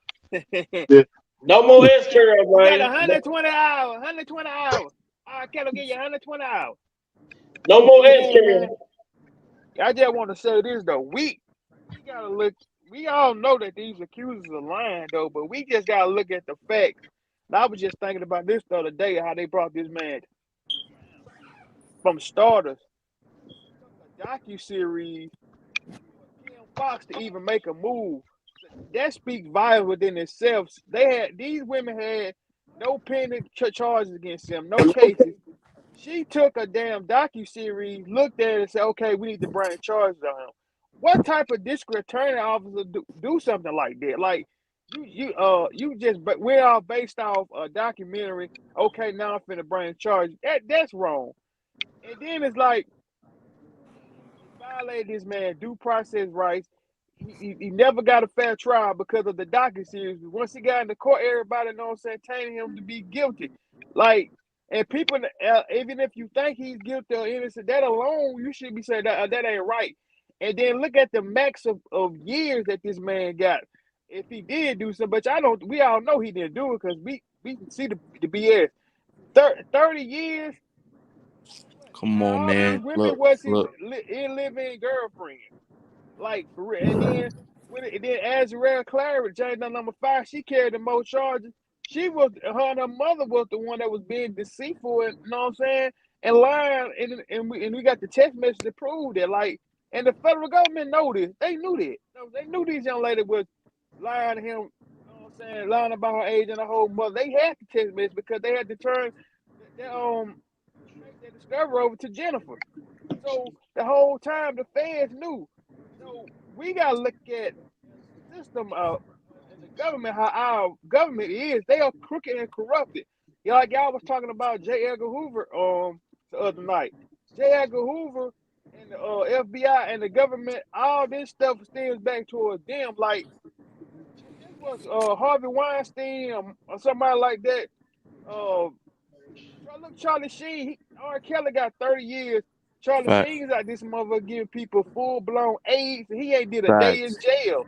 And R.Kelly got some herpes, like some shit. And that shit is misdemeanor. Like, And what they gave him. Lil Mac. And go ahead, bro. And I'm saying, and Charlie Sheen only had to pay what, a couple $100,000 to all these women. You got R. Kelly, they trying to get 13 million, 4 million here, all of this. Like they really think R. Kelly really the money tree. And then another thing what I don't like, what people don't really look at too, is why is it that Jeffrey Epstein and R. Kelly both got charged out of Brooklyn federal courthouse the same month, both in July? Why R. Kelly got a RICO, but Jeffrey Epstein didn't get a RICO? And y'all found ledgers and multiple evidence. I'm gonna break that down for you, Dean. They found R. Kelly was used as a scapegoat. Exactly. They don't want the white masses to know that that's their crime, pedophilia and all that. Man, R. Kelly did not violate any of these women. He did not force these women. He did not held these women against their will. He did not, you know what I'm saying? And then the women that he was dealing with was age. Majority of them lied to him about their age. Jeffrey Epstein was dealing with 12 and 13-year-olds. See, black people got to wake up, man. And was flying them from Europe. Sex trafficking. That's the definition of sex trafficking. What R. Kelly was doing, he had girlfriends. They was his living girlfriend. These were women he didn't make a dime off of. When in hell that one person can be convicted and get 30 years off of RICO? If this shit truly was true, and the federal government was not looking for justice, and R. Kelly really did something, the feds could have easily convicted Sharon Mack, could have easily convicted Alice Clary, could have easily convicted Demetrius Smith. But no, they didn't want him. They wanted R. Kelly. That shit right there alone should piss people off. Fuck what he did 20 years ago, 30 years ago, who he slept with. Why this man facing 30 years? That's what I'm saying. Like, people gotta expand their mind, expand their scope, and stop thinking about these little girls. These girls were not innocent. Like, Azrael Clary and her mother, you know what I'm saying, sat there and lied and entrapped this man. She's not innocent. Faith Rogers, Tim Savage said this young lady was lying. How is you the victim when you went back 4 or 5, 50 times and had sex with this man, and you're a grown woman and you know about sex and you didn't protect yourself, and it is alleged that you already had a venereal disease before you met this man, because it possibly, if he had it, you could have gave it to him. And I never in my life seen people throw a fucking alleged sex crimes into a about that herpes into a fucking Rico case. All they did was trumped up misdemeanor charges against this man and made it to be a Rico. And the Chicago case ain't nothing but the 2008 state case all over again, which he shouldn't even be facing those charges because he already went to trial for this. He was found acquitted by in the state case of obstruction. So basically, y'all ain't got no case then because he went. But see, that's what Jennifer. That's where in that specific one, Jennifer's gonna have a great argument. Jennifer is gonna argue that y'all only brought these charges back because what that lying ass brought LVA came on here talking about he obstructed justice just to get you get what I'm saying. That's gonna be his winner in the Chicago because y'all only brought these charges back because y'all said supposedly he cheated his way to get that not guilty. But even then, there was he wanted fair and square. Without witnesses, there can't be a trial. So even if Rashonda didn't come and get on the stand, Sparkle was there, Lisa Van Allen was there, whoever was there, that's all they need is a witness to take the stand. He won. They identified that girl in the video. She didn't have to show up. She doesn't have to show up. If someone commits a crime against me right now and I choose to not go to trial, someone watching what happened to me, they can take the stand.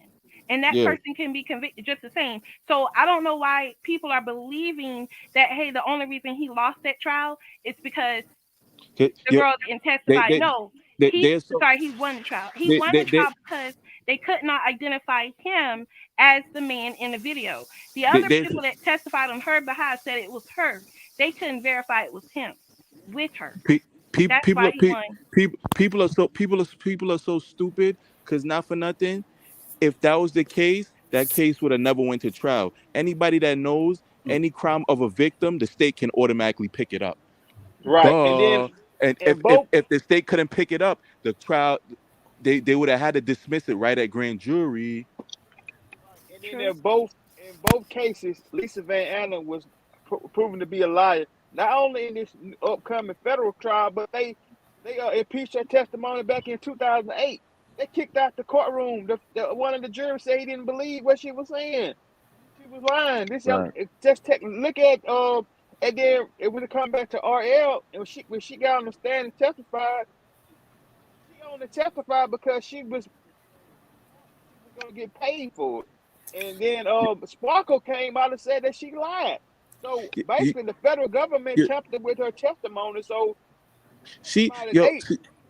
Lil Mac, she's somebody. When it comes to RL, she's somebody I would really like to sit down and ask her, what was your real reason? Like, really, tell me what was your real reason? Because it's like, to her, I don't think it's money. I don't think it's any of these things. I really feel like she has like this obsession of Kel's and wanted to be with him, and she didn't get that as the end result. That's just my thing. I believe that too. That's all them, Dean. I believe like that. I believe that these people had federal cases or state cases against them. For example, Rashonda Landfair. Why did the government give her Section 8? The government can give down payment assistance on a new house, $200,000 in some states. Why did you give her down payment assistance? Why didn't you buy her one of those inexpensive homes? You know how much the top paid informant right now made? They showed it on the news. The top paid informant in America that working for the federal government, he made $12 million last year. Yeah, wow. Another thing too, people feel the feds is giving out big money. That the lady Tammy Cowens, what a case may be, that she co-produced BMF the series. where case may be, she took down some guy, one of Meech's mans. He from St. Louis. You know how much she made trying to set up a deal? That lady made like 350K just off of a one play, like off of one play, like one Yeah, instance. they're paying people to testify, but Yeah, yo, you gotta she remember this the federal government. They got unlimited. That's why I was that's telling you why they always the win their feds don't that's why they always win their cases because facts. they Feds don't have unlimited resources to bring people down, and people got that scare tactic. Oh, once the feds come get you, you got to know what I'm saying, plea out because you ain't gonna win with the feds. You can beat the facts. feds, but it's highly hard too. It's possible if you got enough evidence to clear your name and prove yourself. It's the feds. But this R. Kelly case shouldn't even been no Rico. It's not a fucking Rico case. Without It's not. Israel, there's no Rico. And if you break all these crime elements down, there are misdemeanor charges. You know what I'm saying? Like Stephen Greenberg said that back in when he was representing them.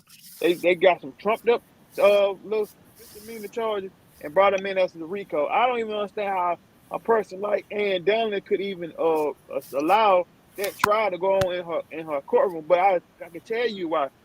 Because she, you know what I'm saying, one of those liberals, she's a Democrat, and they right now it's like J Rock said, it's always a political move, and she will be happy to be the judge to say that she was the one that gave R. Kelly 30 years. Because at this point, that's what the Me Too times up. All these Democrat people, they represent that. Look at Michael Avenatti. That's the only reason he came out to try to bring along. I think he was trying to extort kids like he was doing Nike. He's trying to put on his face like he's for black people when he said, "Oh, these little black girls were harmed by R. Kelly. I'm gonna go out here and do this so he can get, you know what I'm saying, some type of, you know what I'm saying, recognition in the black community so they'll vote for him." See, black people got to wake up and stop being so gullible. These people don't give a damn about us. Like this Right. man he's more crooked than Donald Trump. Lil Mac, Y'all finna vote this man in office. Lil Mac, that's a perfect segue, kind of into what I was about to say. All these people out there calling these, talking about, R. Kelly, sexually assaulted these little girls, talking about these accusers. Calling these accusers little girls is like calling Jaws a goldfish. And the, and the thing about that, idiot. And the thing about that is this: Kim Fox, who was one of the main ones blowing the damn dog whistle when she started this whole shit when soliciting victims in the first place, then you go back and then talk about you want to drop the state charges for the simple fact you said, well, the reason why I'm dropping the state charges is because he already got sentenced in the 30-year sentence. He's approaching sentencing for in Chicago.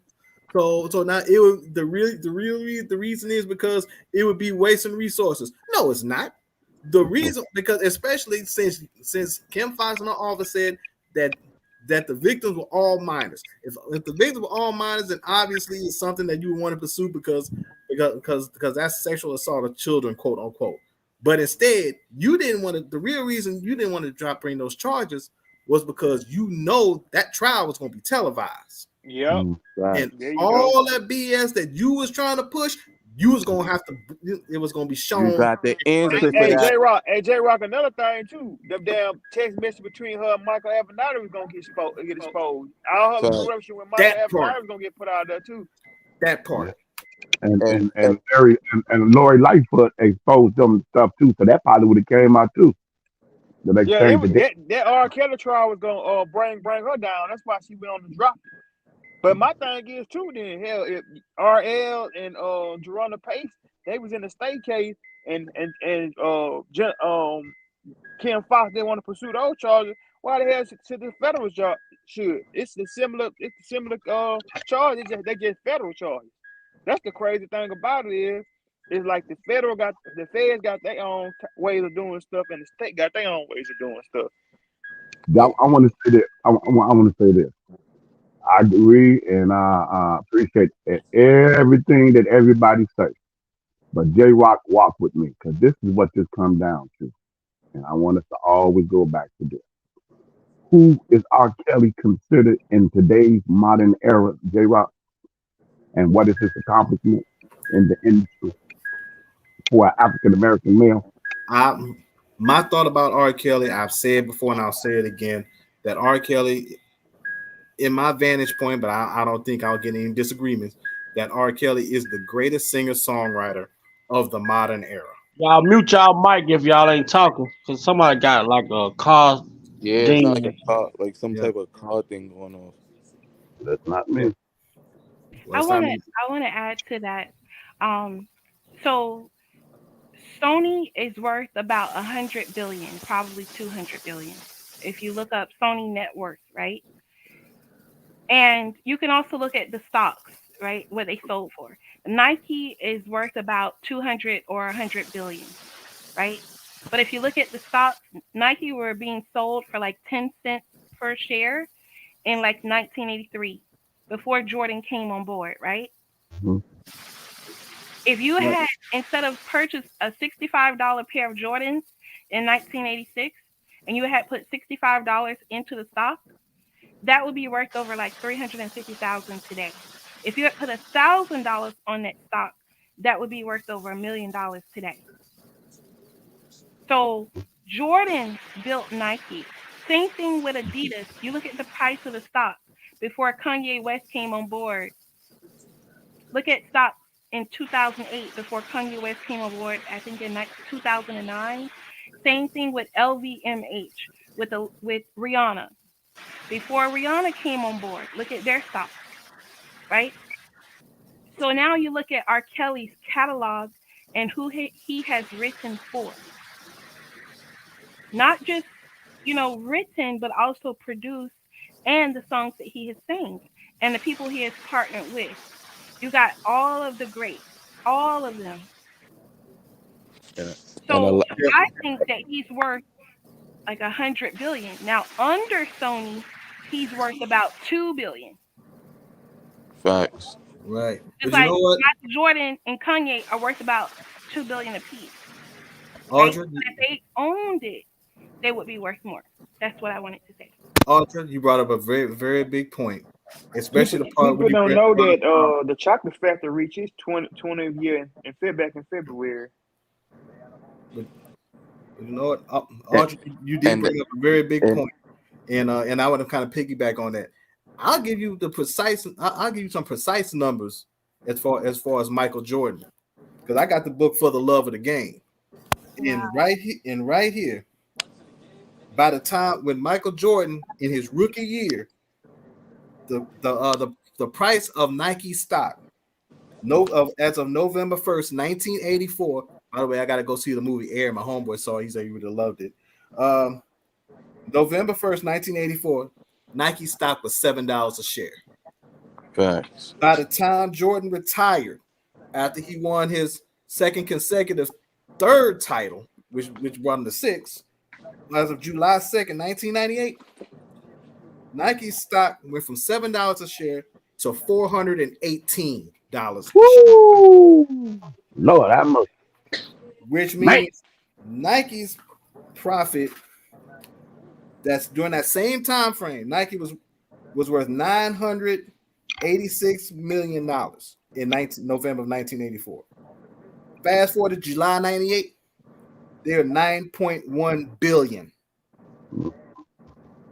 as of 98 when Jordan retired.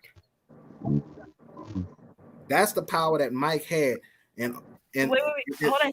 Who wrote that book? Because Nike was worth about 42 million before Jordan came on board. Yep. And their stocks per share were only 10 cents. You can Google it.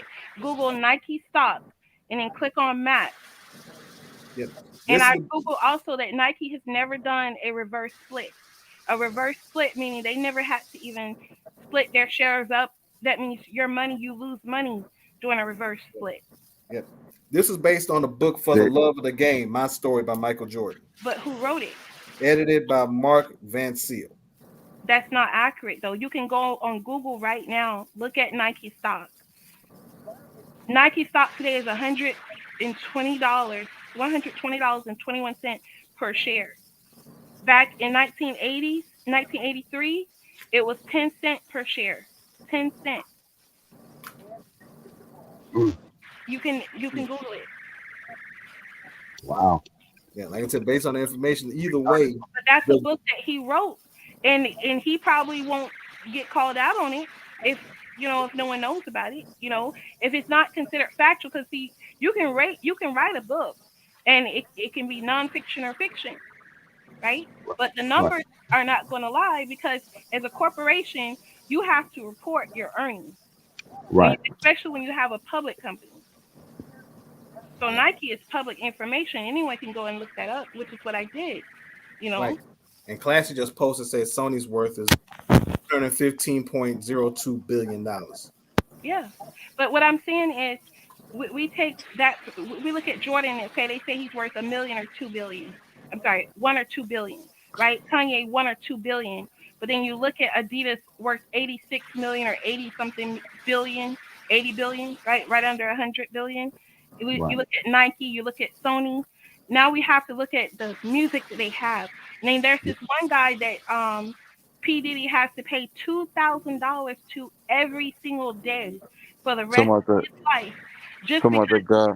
Yeah, Dude, just on because. that Talking about the Biggie guy. song Talking about the when guy. he Yeah, made "I Miss You." he gotta pay him. He gotta pay him $2,000 every single day for the rest of his life. Yeah, and I Did think y'all know that Michael Jackson paid one dude $1 million for that Thriller for that situation with the Thriller, the guy in the background that be talking in Thriller? I forgot the guy's name. Michael Jackson had to pay. That was the Vincent most Price. highest paid. Yeah, that was the most highest paid feature ever. They had to pay him $1 million to get that part to put in Thriller. I just want to throw that out. So just imagine if you're getting paid $2,000 a day just for a sample of one song. Now imagine how much R. Kelly is worth. That's what I'm getting to. That's why I'm getting to the 100 billion. And then I mean, it's a part of the business side of things that R. Kelly would need the right team around him to really and see how it's ran, how the business side of things are ran, right? But the thing with R. Kelly's situation is, another thing is his situation. He's able to. They said he's able to prove how Sony was in on them stealing, and remember, I'm saying, was able to forge his signature and get advances taken out in his name. You get what I'm saying? Aside from what his catalog is worth, they owe that man so much money in money that they stole, and everybody was in cahoots of taking from him. You get what I'm saying? And Because that's it's a understand because they know Sony knows the truth, feel me. Facts. That's what I was. I brought all that up to get to that point where y'all let to that all that court stuff and these accusers and the docu-series. Forget all of that. Forget all of that. That's about that man music. That's catalog for what that man has done as a black It's an advocate. overplay for the underlay, overplay for the underlay. That's it. That's all it's about. Man, it's out. They threw that at you so they can get away with what they doing. There you Y'all go. think about it. Everything that be going on in the world is based off CONTELPRO.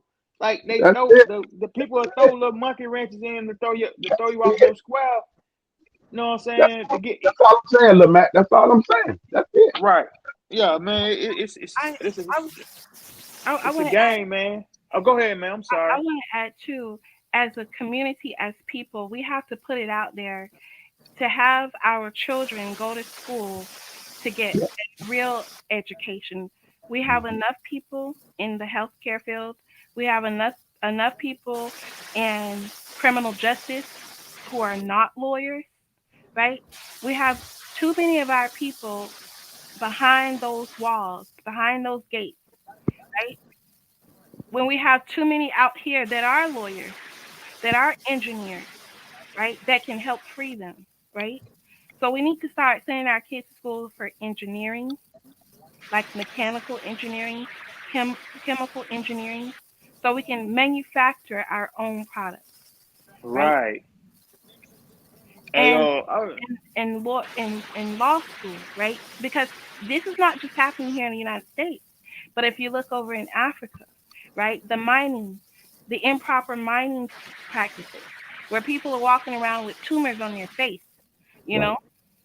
So this is something that's worldwide, but here in the United States, this R. Kelly case This has been happening. It happened with me. It happens with a lot of people.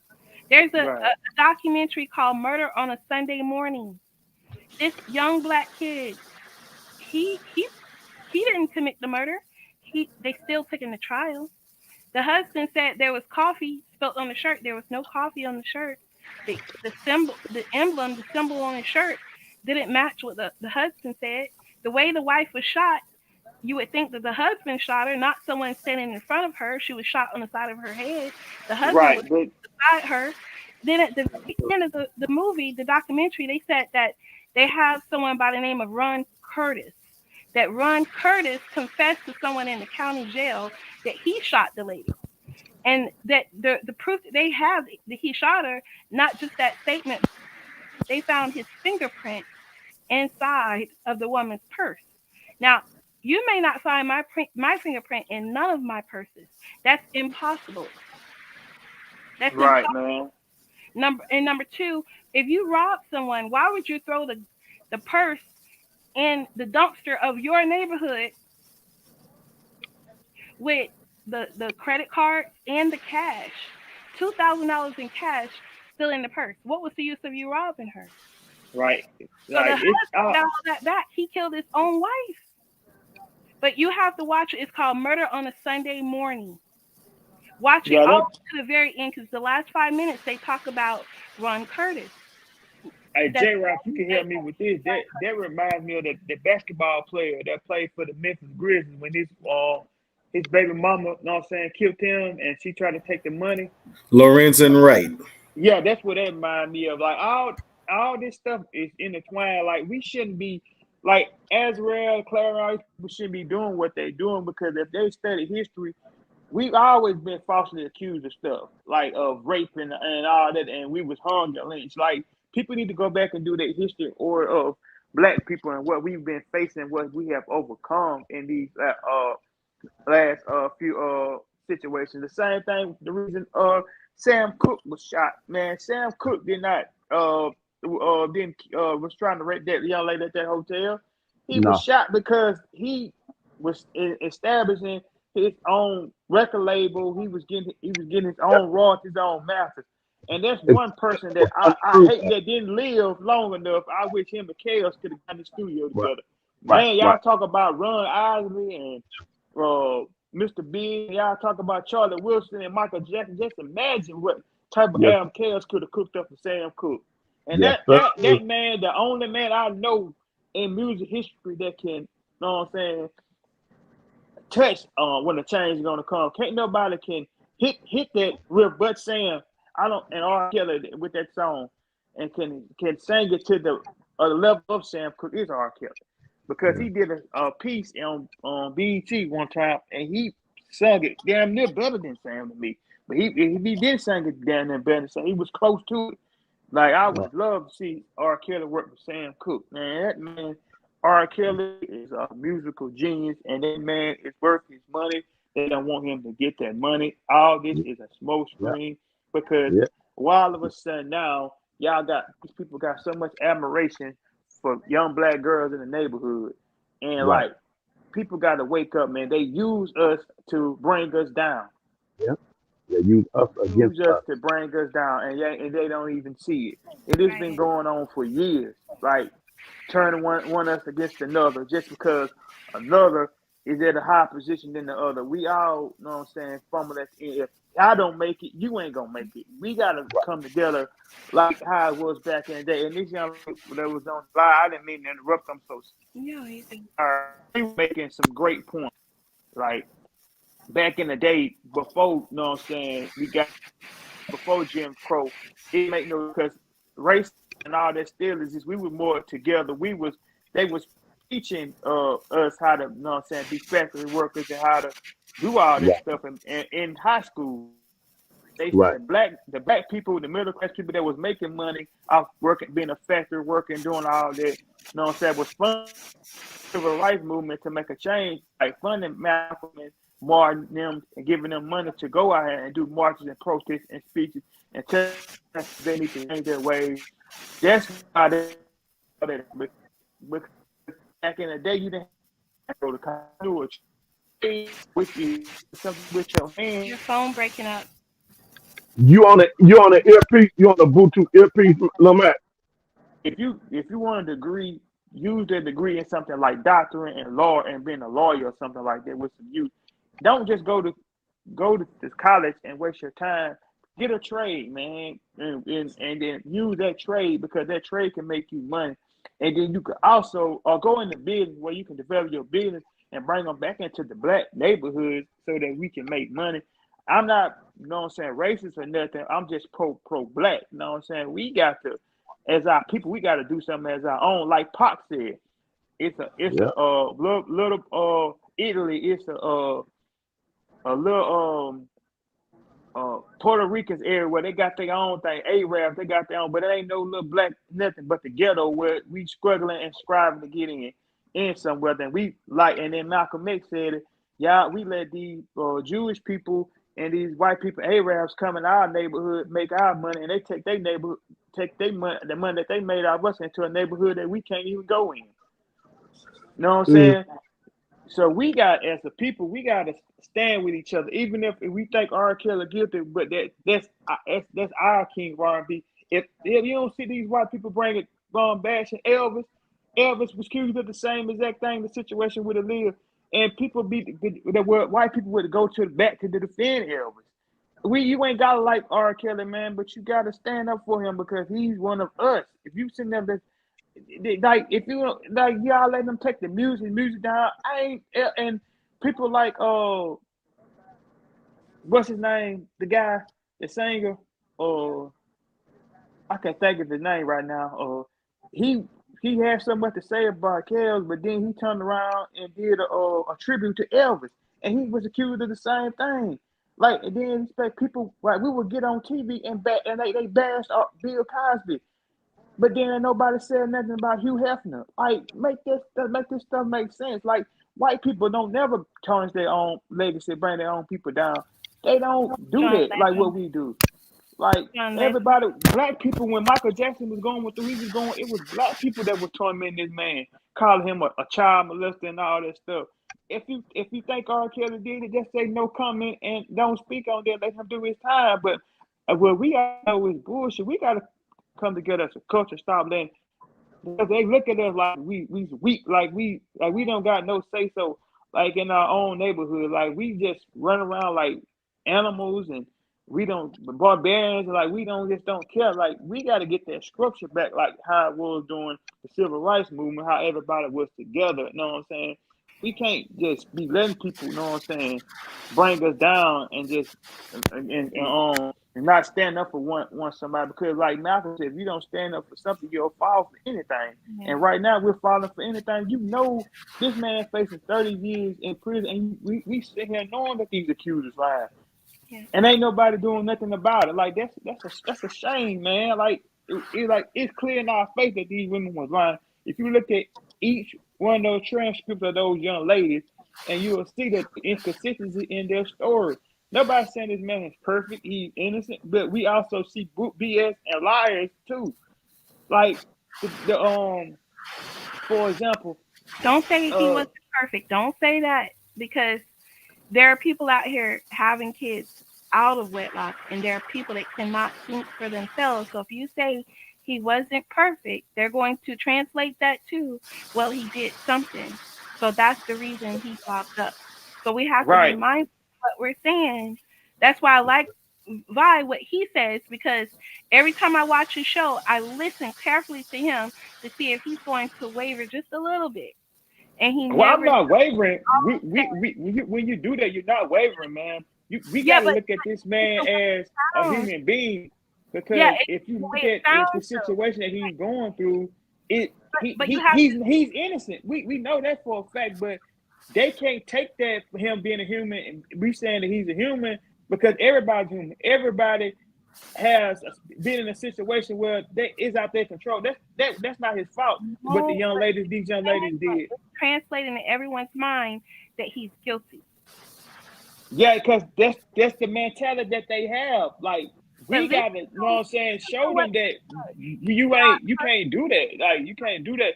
Okay, so we saying that if one person does one thing over here, and this person over here doing another thing, ain't Child nobody perfect but Jesus. Is serious. No one should do that. That's serious. Child molestation. Right.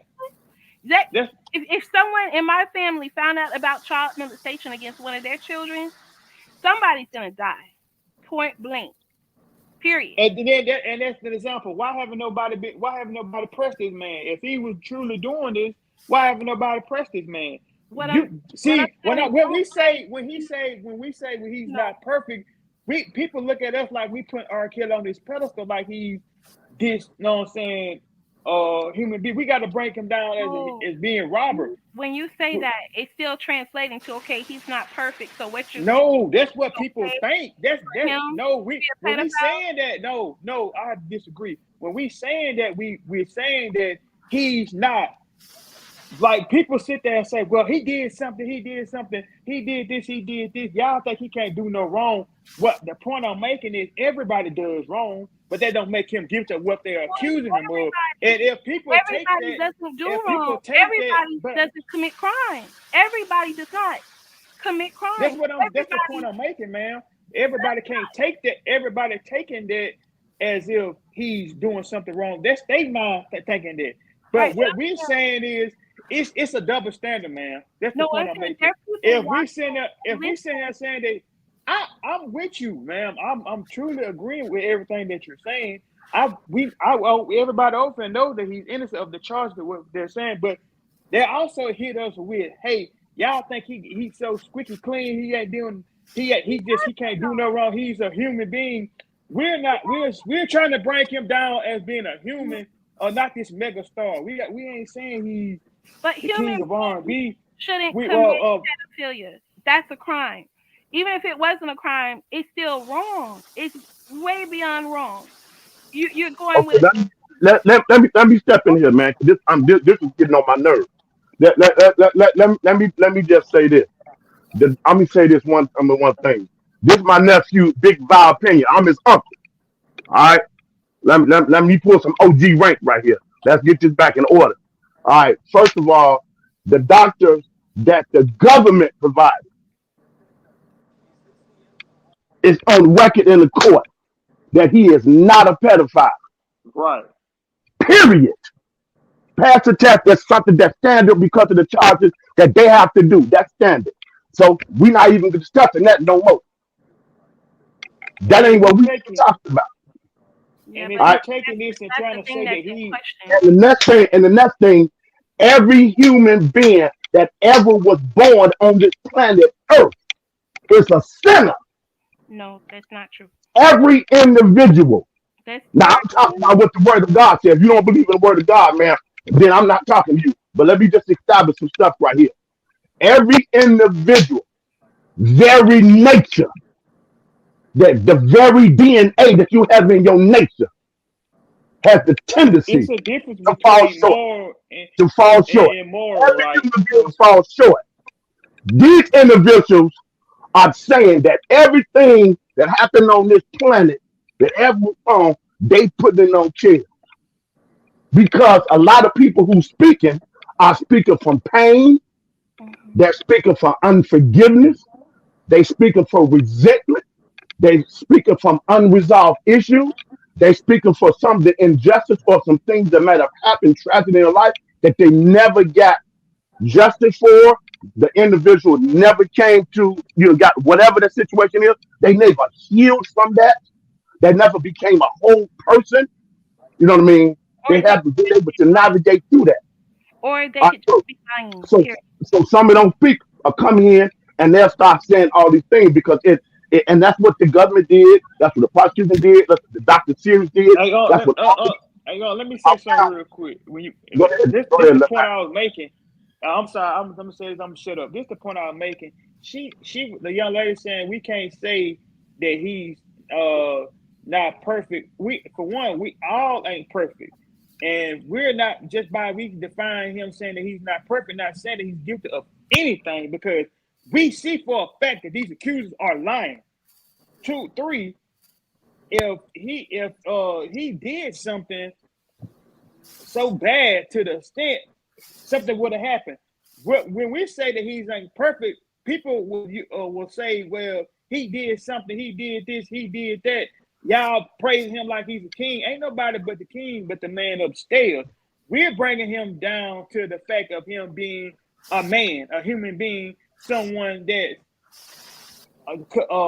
of nature, of scratch, of doing. We're not saying he's doing wrong, but we're just saying that people will take that. They'll take that and say, well, if you saying he ain't perfect, well, then he had to do something. I get that point, but then they'll also flip it around and say that why y'all defending him then and all you get what I'm saying? Like they'll use the same thing that she's saying that I might not be putting it right, but the same thing this young lady saying we can't say that he's perfect because they'll make him look guilty in the public eye. That's true, but they also turned around.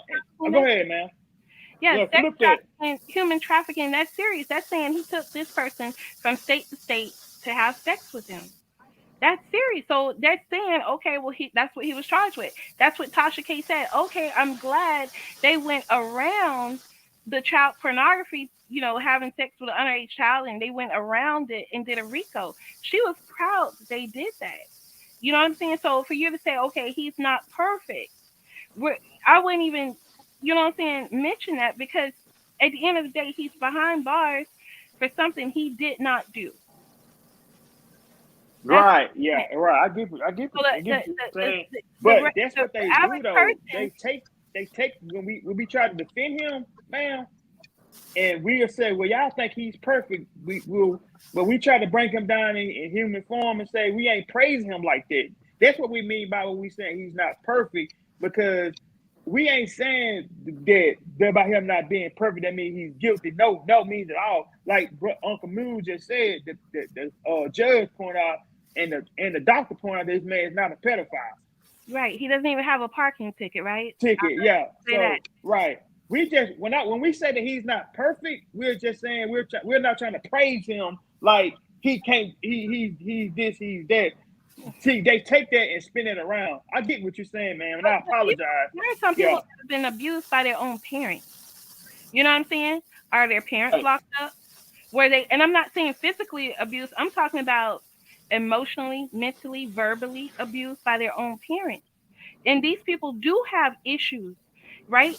People came out against Bill Cosby, these same women, because they have been raped and been through things in their life. But even Javante had her first child in the 90s. These women have children from multiple men. Oh, that's Javante. Women have all been around the block. And it's R.Kelly case. They all have children out of wedlock. Right, and that's a double standard. Because how can you sit here and call him and bash him when you had a child at underage? See, people can sit here and hide their hand, throw the rock. But how can you say, oh, R. Kelly, he's disgusting, he did this? But when you was 15, you was dating somebody that had 24, 25.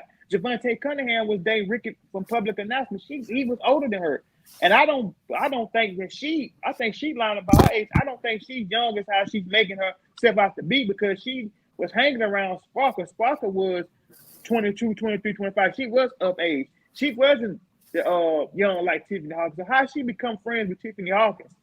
Because, and then another thing, if Javante Cunningham was underage, how are you underage singing for a grown man? That's how you a background singer for a man that's saying I don't see nothing wrong with a little bump and grind and sex me? That don't make sense. And then you saying you're on tour with him, but you're a minor. Like, why you ain't out in school? These women have been prolonged and lying about the age, and they're trying to run with this narrative that this man likes underage women when he don't. He likes women that's 18 and older, and a lot of these women played on that. They were sitting there, they were 15, probably sitting there saying they're 18, 17. Because if you go back and look at every Chicago indictment, the Chicago indictment, the New York indictment, a lot of these women tweaked their age. Lisa Van Allen, all the time, she was saying that she was 17 in these interviews. When it came out in court, when Jennifer and them crossed her and Bo Brittany crossed her, it proved she was 18. Tracy Sampson in the Chicago trial said that she met R. Kelly at the 1999 Expo, and she said that she was 17 at the time, which R. Kelly wasn't at the 1999 Expo. He was at the 2000 Expo in Chicago, which make her 18. So she lied about her age. That's two people right there. Then you go to the New York trial. Jane Doe number 5, Azrael Clary, lied about her age. Her own mother said that she was 18, and they, even if the Dolphin Hotel incident, we think it's not true. If that's true, the police she gave her ID saying that she's 18 the whole time. She's thinking that he thinking this girl is 18 when she's 17. Then you go to Geronda Pace. She lied about her age. She said that she told him she was 19 when she turned out to be 16. These people are preying on this man's preference. He likes women of age, that's young women that's 18 and up to 40. So what they'll do is they'll lie and say that they this when they know that he like women 18, 19 years old. That's my opinion on it. I don't think this man intention was never to date someone that was underage. I don't think that young lady was on that tape at 14 because ain't no way a young lady can be that so much experience at 14 unless she was having somebody was in her household was sexually violating her, because you at that age at 14, you ain't gonna be opened up to, you know what I'm saying, sex like that, getting urinated on, all that. Somebody had to bring her into it. I don't think that girl was on that tape. I think it could possibly be Drea, but that young girl didn't have a relationship with Rob until she moved in his house back in 2002, and she was 18 at that time. Wait, hold on. See, right there. How do you know she had a relationship with R. Kelly at all, besides the goddaughter relationship? How do you know that R. Kelly it came out? It came out, man, in the indictment. R. Kelly said, no, but listen. It came out. Listen, it came out in the motion Jennifer put in. R. Kelly said that he's not denying that he slept with these. You don't believe that he's innocent. No, I do believe he is. You ain't letting me finish my point, man. I do believe in. He's saying that he's not denying that he slept with this young lady, but he said he slept with her when she was of age. That means it's legal. That's why I do support R. Kelly. That's what I was saying about Bunjean. The way she read, the way she was asking her questions were leading. She was asking the questions the way that the witness gave it to the prosecution during the discovery phase. So she was like saying, according to you, you and R. Kelly had sex in his Colorado room. And I just use that as an example question. But she was said, according to you, you have to go back and read the transcript. So that's what happened with the jury. They were listening to these questions that sounded leading. So therefore, the answer was always a yes or a no. That's why I think that Bunjean, she came out of the blue. She gave this interview stating it was a miscarriage of justice. She's taking this case because she knows it was a miscarriage of justice and she believes she can win. But after she lost the case, she goes before the press conference all flabbergasted, stating R. Kelly has been sentenced enough. He has been sentenced enough. What are you saying?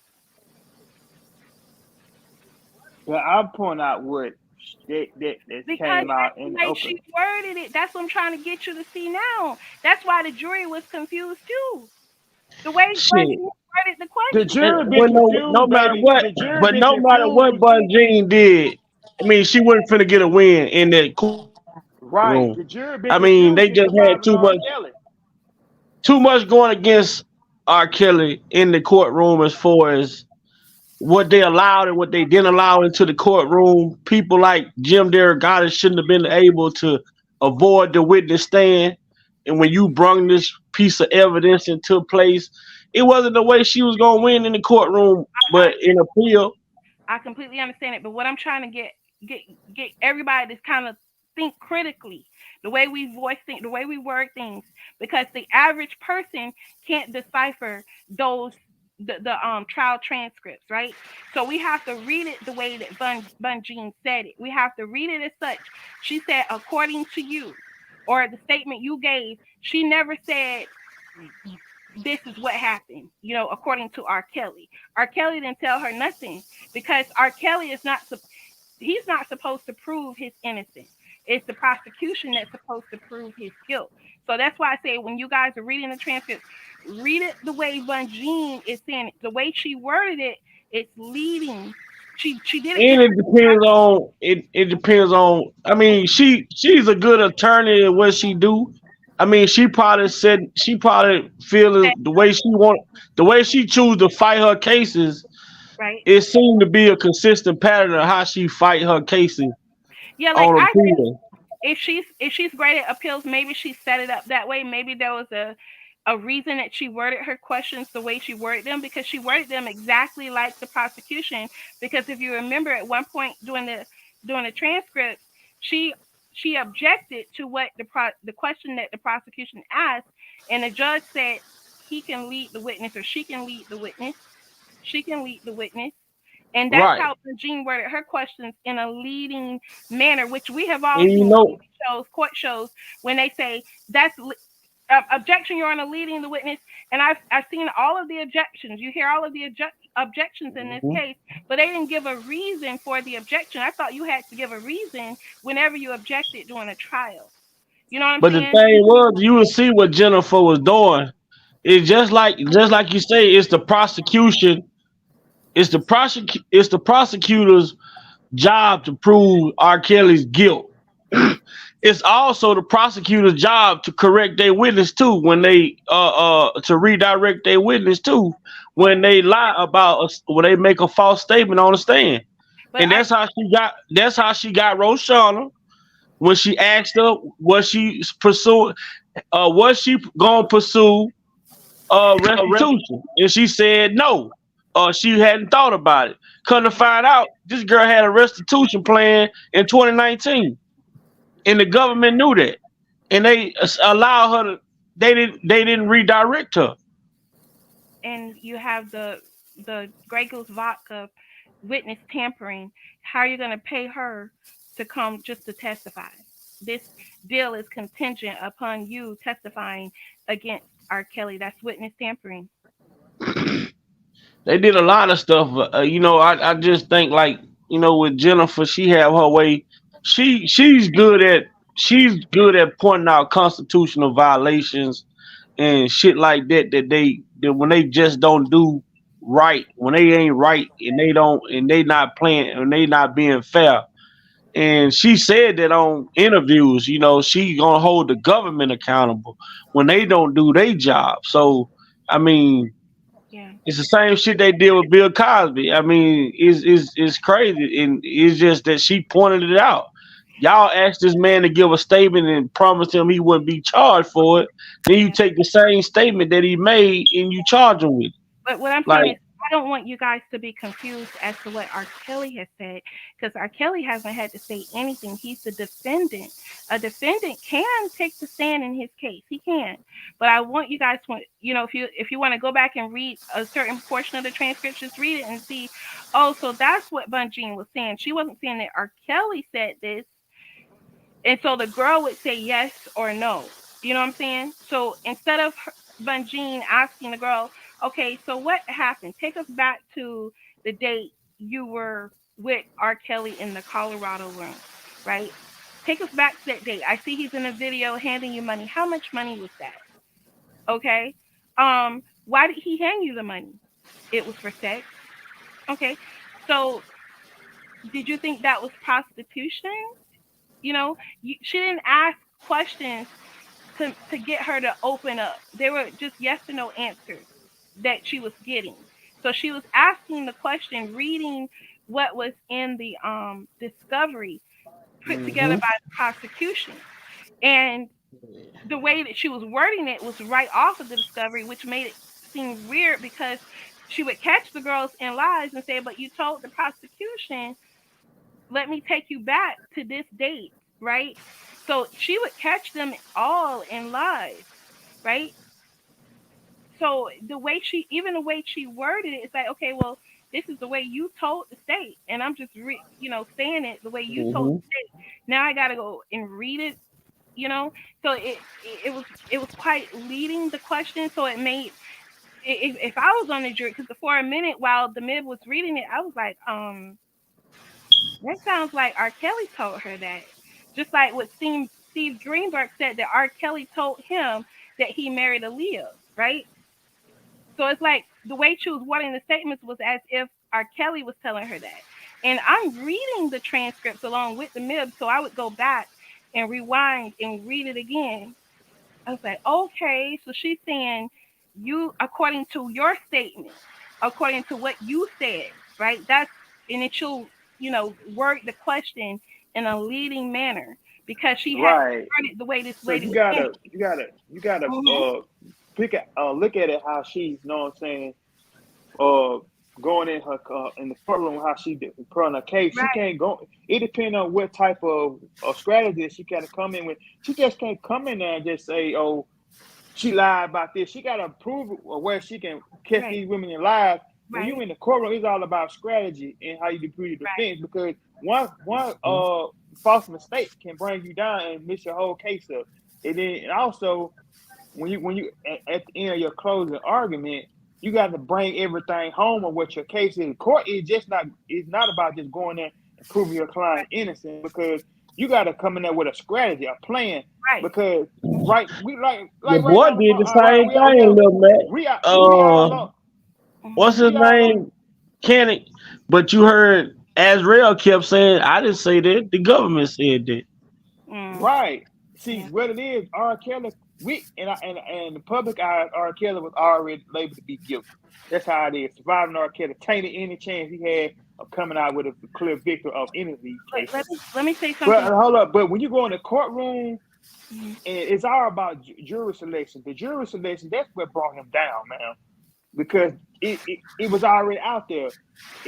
But as a lawyer, it was hard for even for Jennifer Greenberg, not Greenberg, and Deborah Cannon, because of what the public and the masses have already accused them with. They didn't have no truly good or sufficient evidence against them.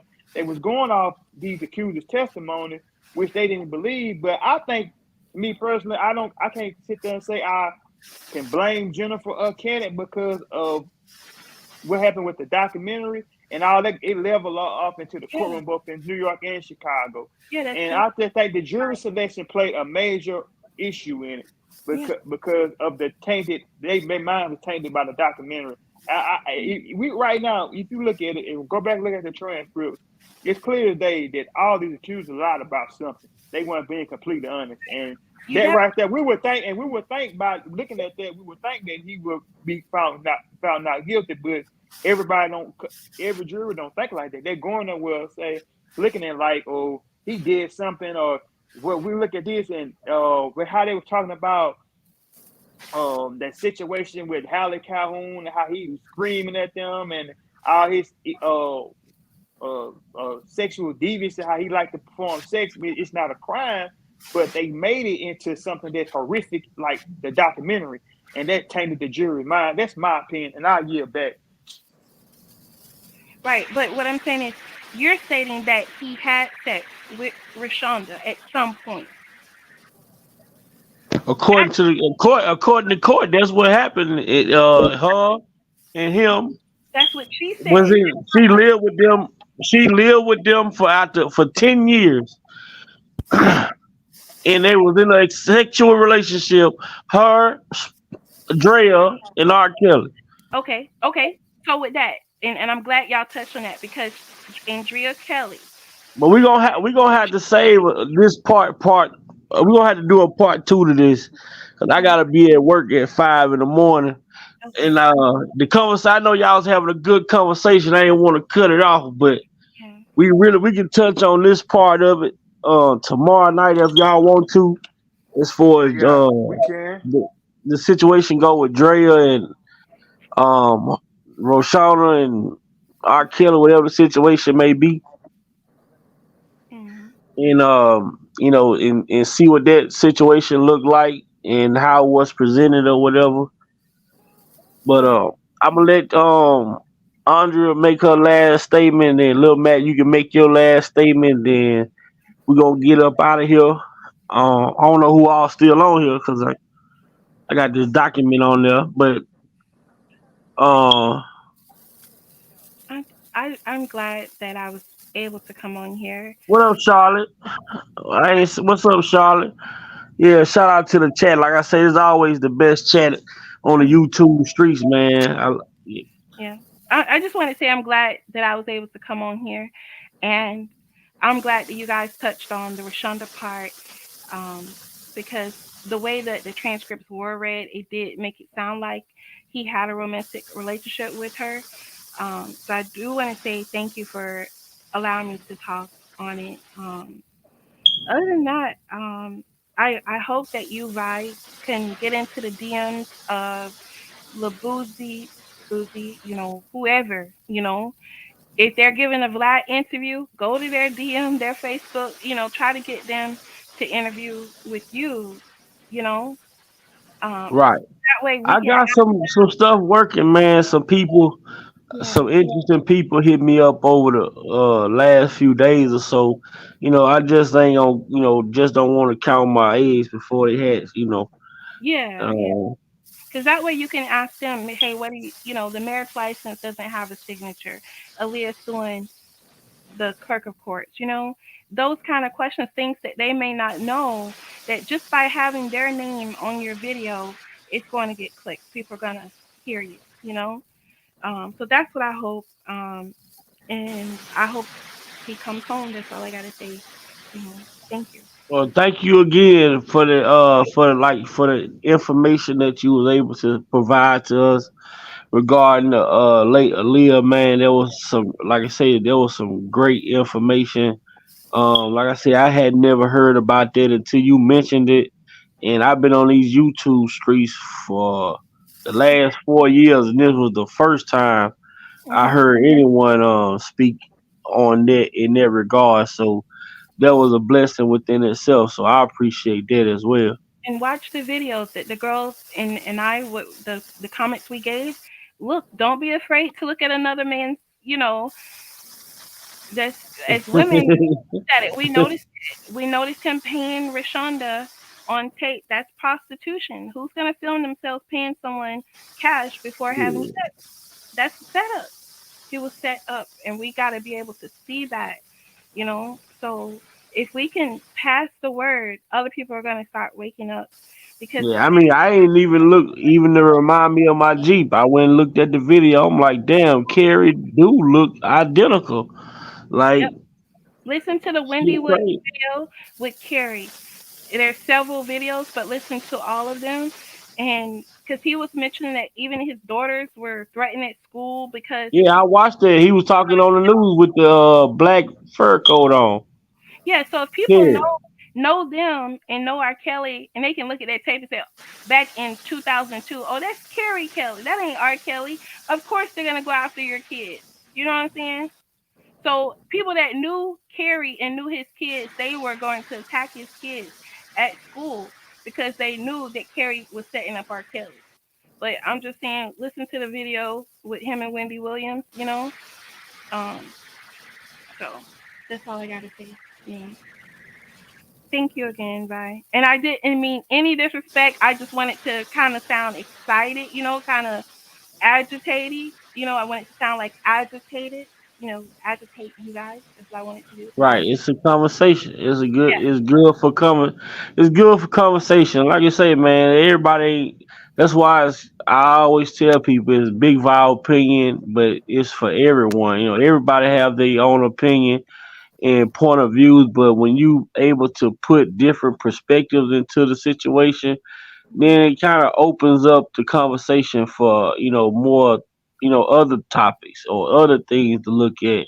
No, ain't no I don't like to consider people to be right or wrong because everybody is entitled to their own opinion. Everybody have their own viewpoint. And Right. that's the great thing about this page. I allow people to have Yeah. their And it's own not point of always view. true that where there's smoke, there's fire. That's not true. And it's not always true that the more people get piled on, the more true it is. No, it wasn't true with the what do they call it? The Bill Cosby case. It's not true in this case. Even the one lady that was a judge on America's Next Top Model, she flat out said, I just lied. I simply lied because I knew the other women were lying. I just wanted to see if you guys would believe my lie, you know? And she flat out said, I lied. R.Kelly, Bill Cosby never did anything to me, you know?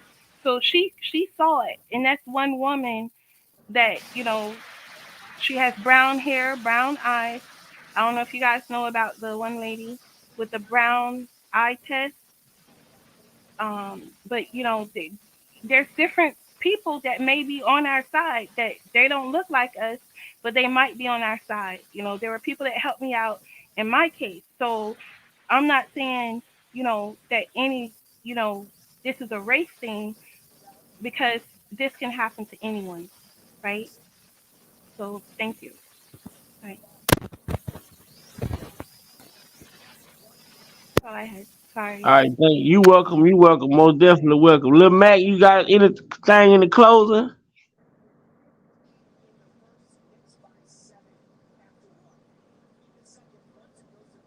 Yeah. So we gonna for everybody, my panel guests, shout out to y'all, everybody, the whole team came through tonight. Sir Miguel, Lex, Classy, Lavish, Dean, J Rock, Jeff, everybody but Derek. And I'll be damn. I don't know, he ain't show up tonight either. Old Progress 2 times. But shout out to everybody that support the channel and everybody that come and be a part of the panels. Shout out to the chat as well. Like I say, man, one of the best chats on the YouTube streets. It's always got it going on like we do. We mind our business and stay out the way over here. So, that's how you avoid the drama. Shout out to a lot of the guests that came over, Shot Town, Miss Angie, JoJo, 312. A lot of the people that's been over here advocating, on the platform, big platforms over here. So shout out to them that took the time out to come over. If it was any others, don't charge it to me. You know what I'm saying? It's late, but I appreciate y'all for all the support y'all give. Like I said, if you like to donate to the channel, my Cash App, $ Big Vile Opinion, um, super chats. We do offer. I do have T-shirts as well. Just look into the comments, hit the link. Big Vile Opinion T-shirts. I do offer memberships. Eventually, I want to get to the members only mode so that we can have good conversations without interrupting or trolls getting in the comments or whatever the situation may be. So if y'all would like to check out the membership sector, go and check out the membership section. And like I say, I appreciate it. Great. This live right here turned out spectacular. Way better than I thought it would. I came on at first, didn't really have no direction of where I really wanted to go, and I allowed God to dictate which way we was gonna go tonight, and it turned out to be a great conversation. Um, so with that being said, who all on the panel still?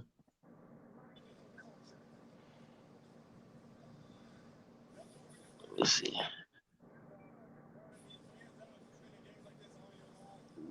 Oh, how I take this down? Let's see. Oh, okay. Nobody but Dean. Dean must be asleep probably. So y'all see that skyline back there, Dallas. Y'all already know what's going on. Yeah. So Andrea, thank you again. Anytime we on, saying feel free if you'd like to get on the link. Just if you like to get on the panel, all you gotta do is just drop a link, drop a comment in the comment section. Somebody make sure you get it. Make sure you get the link or whatnot. Like I say, I appreciate you. So with that being said, Big Vibes about to close this thing on out, man. Until next time, y'all be safe. If I don't come on tomorrow night, Happy Mother's Day to all the mothers. Happy Mother's Day to all the mothers to be. And happy Mother's Day to all of the mothers that's in heaven.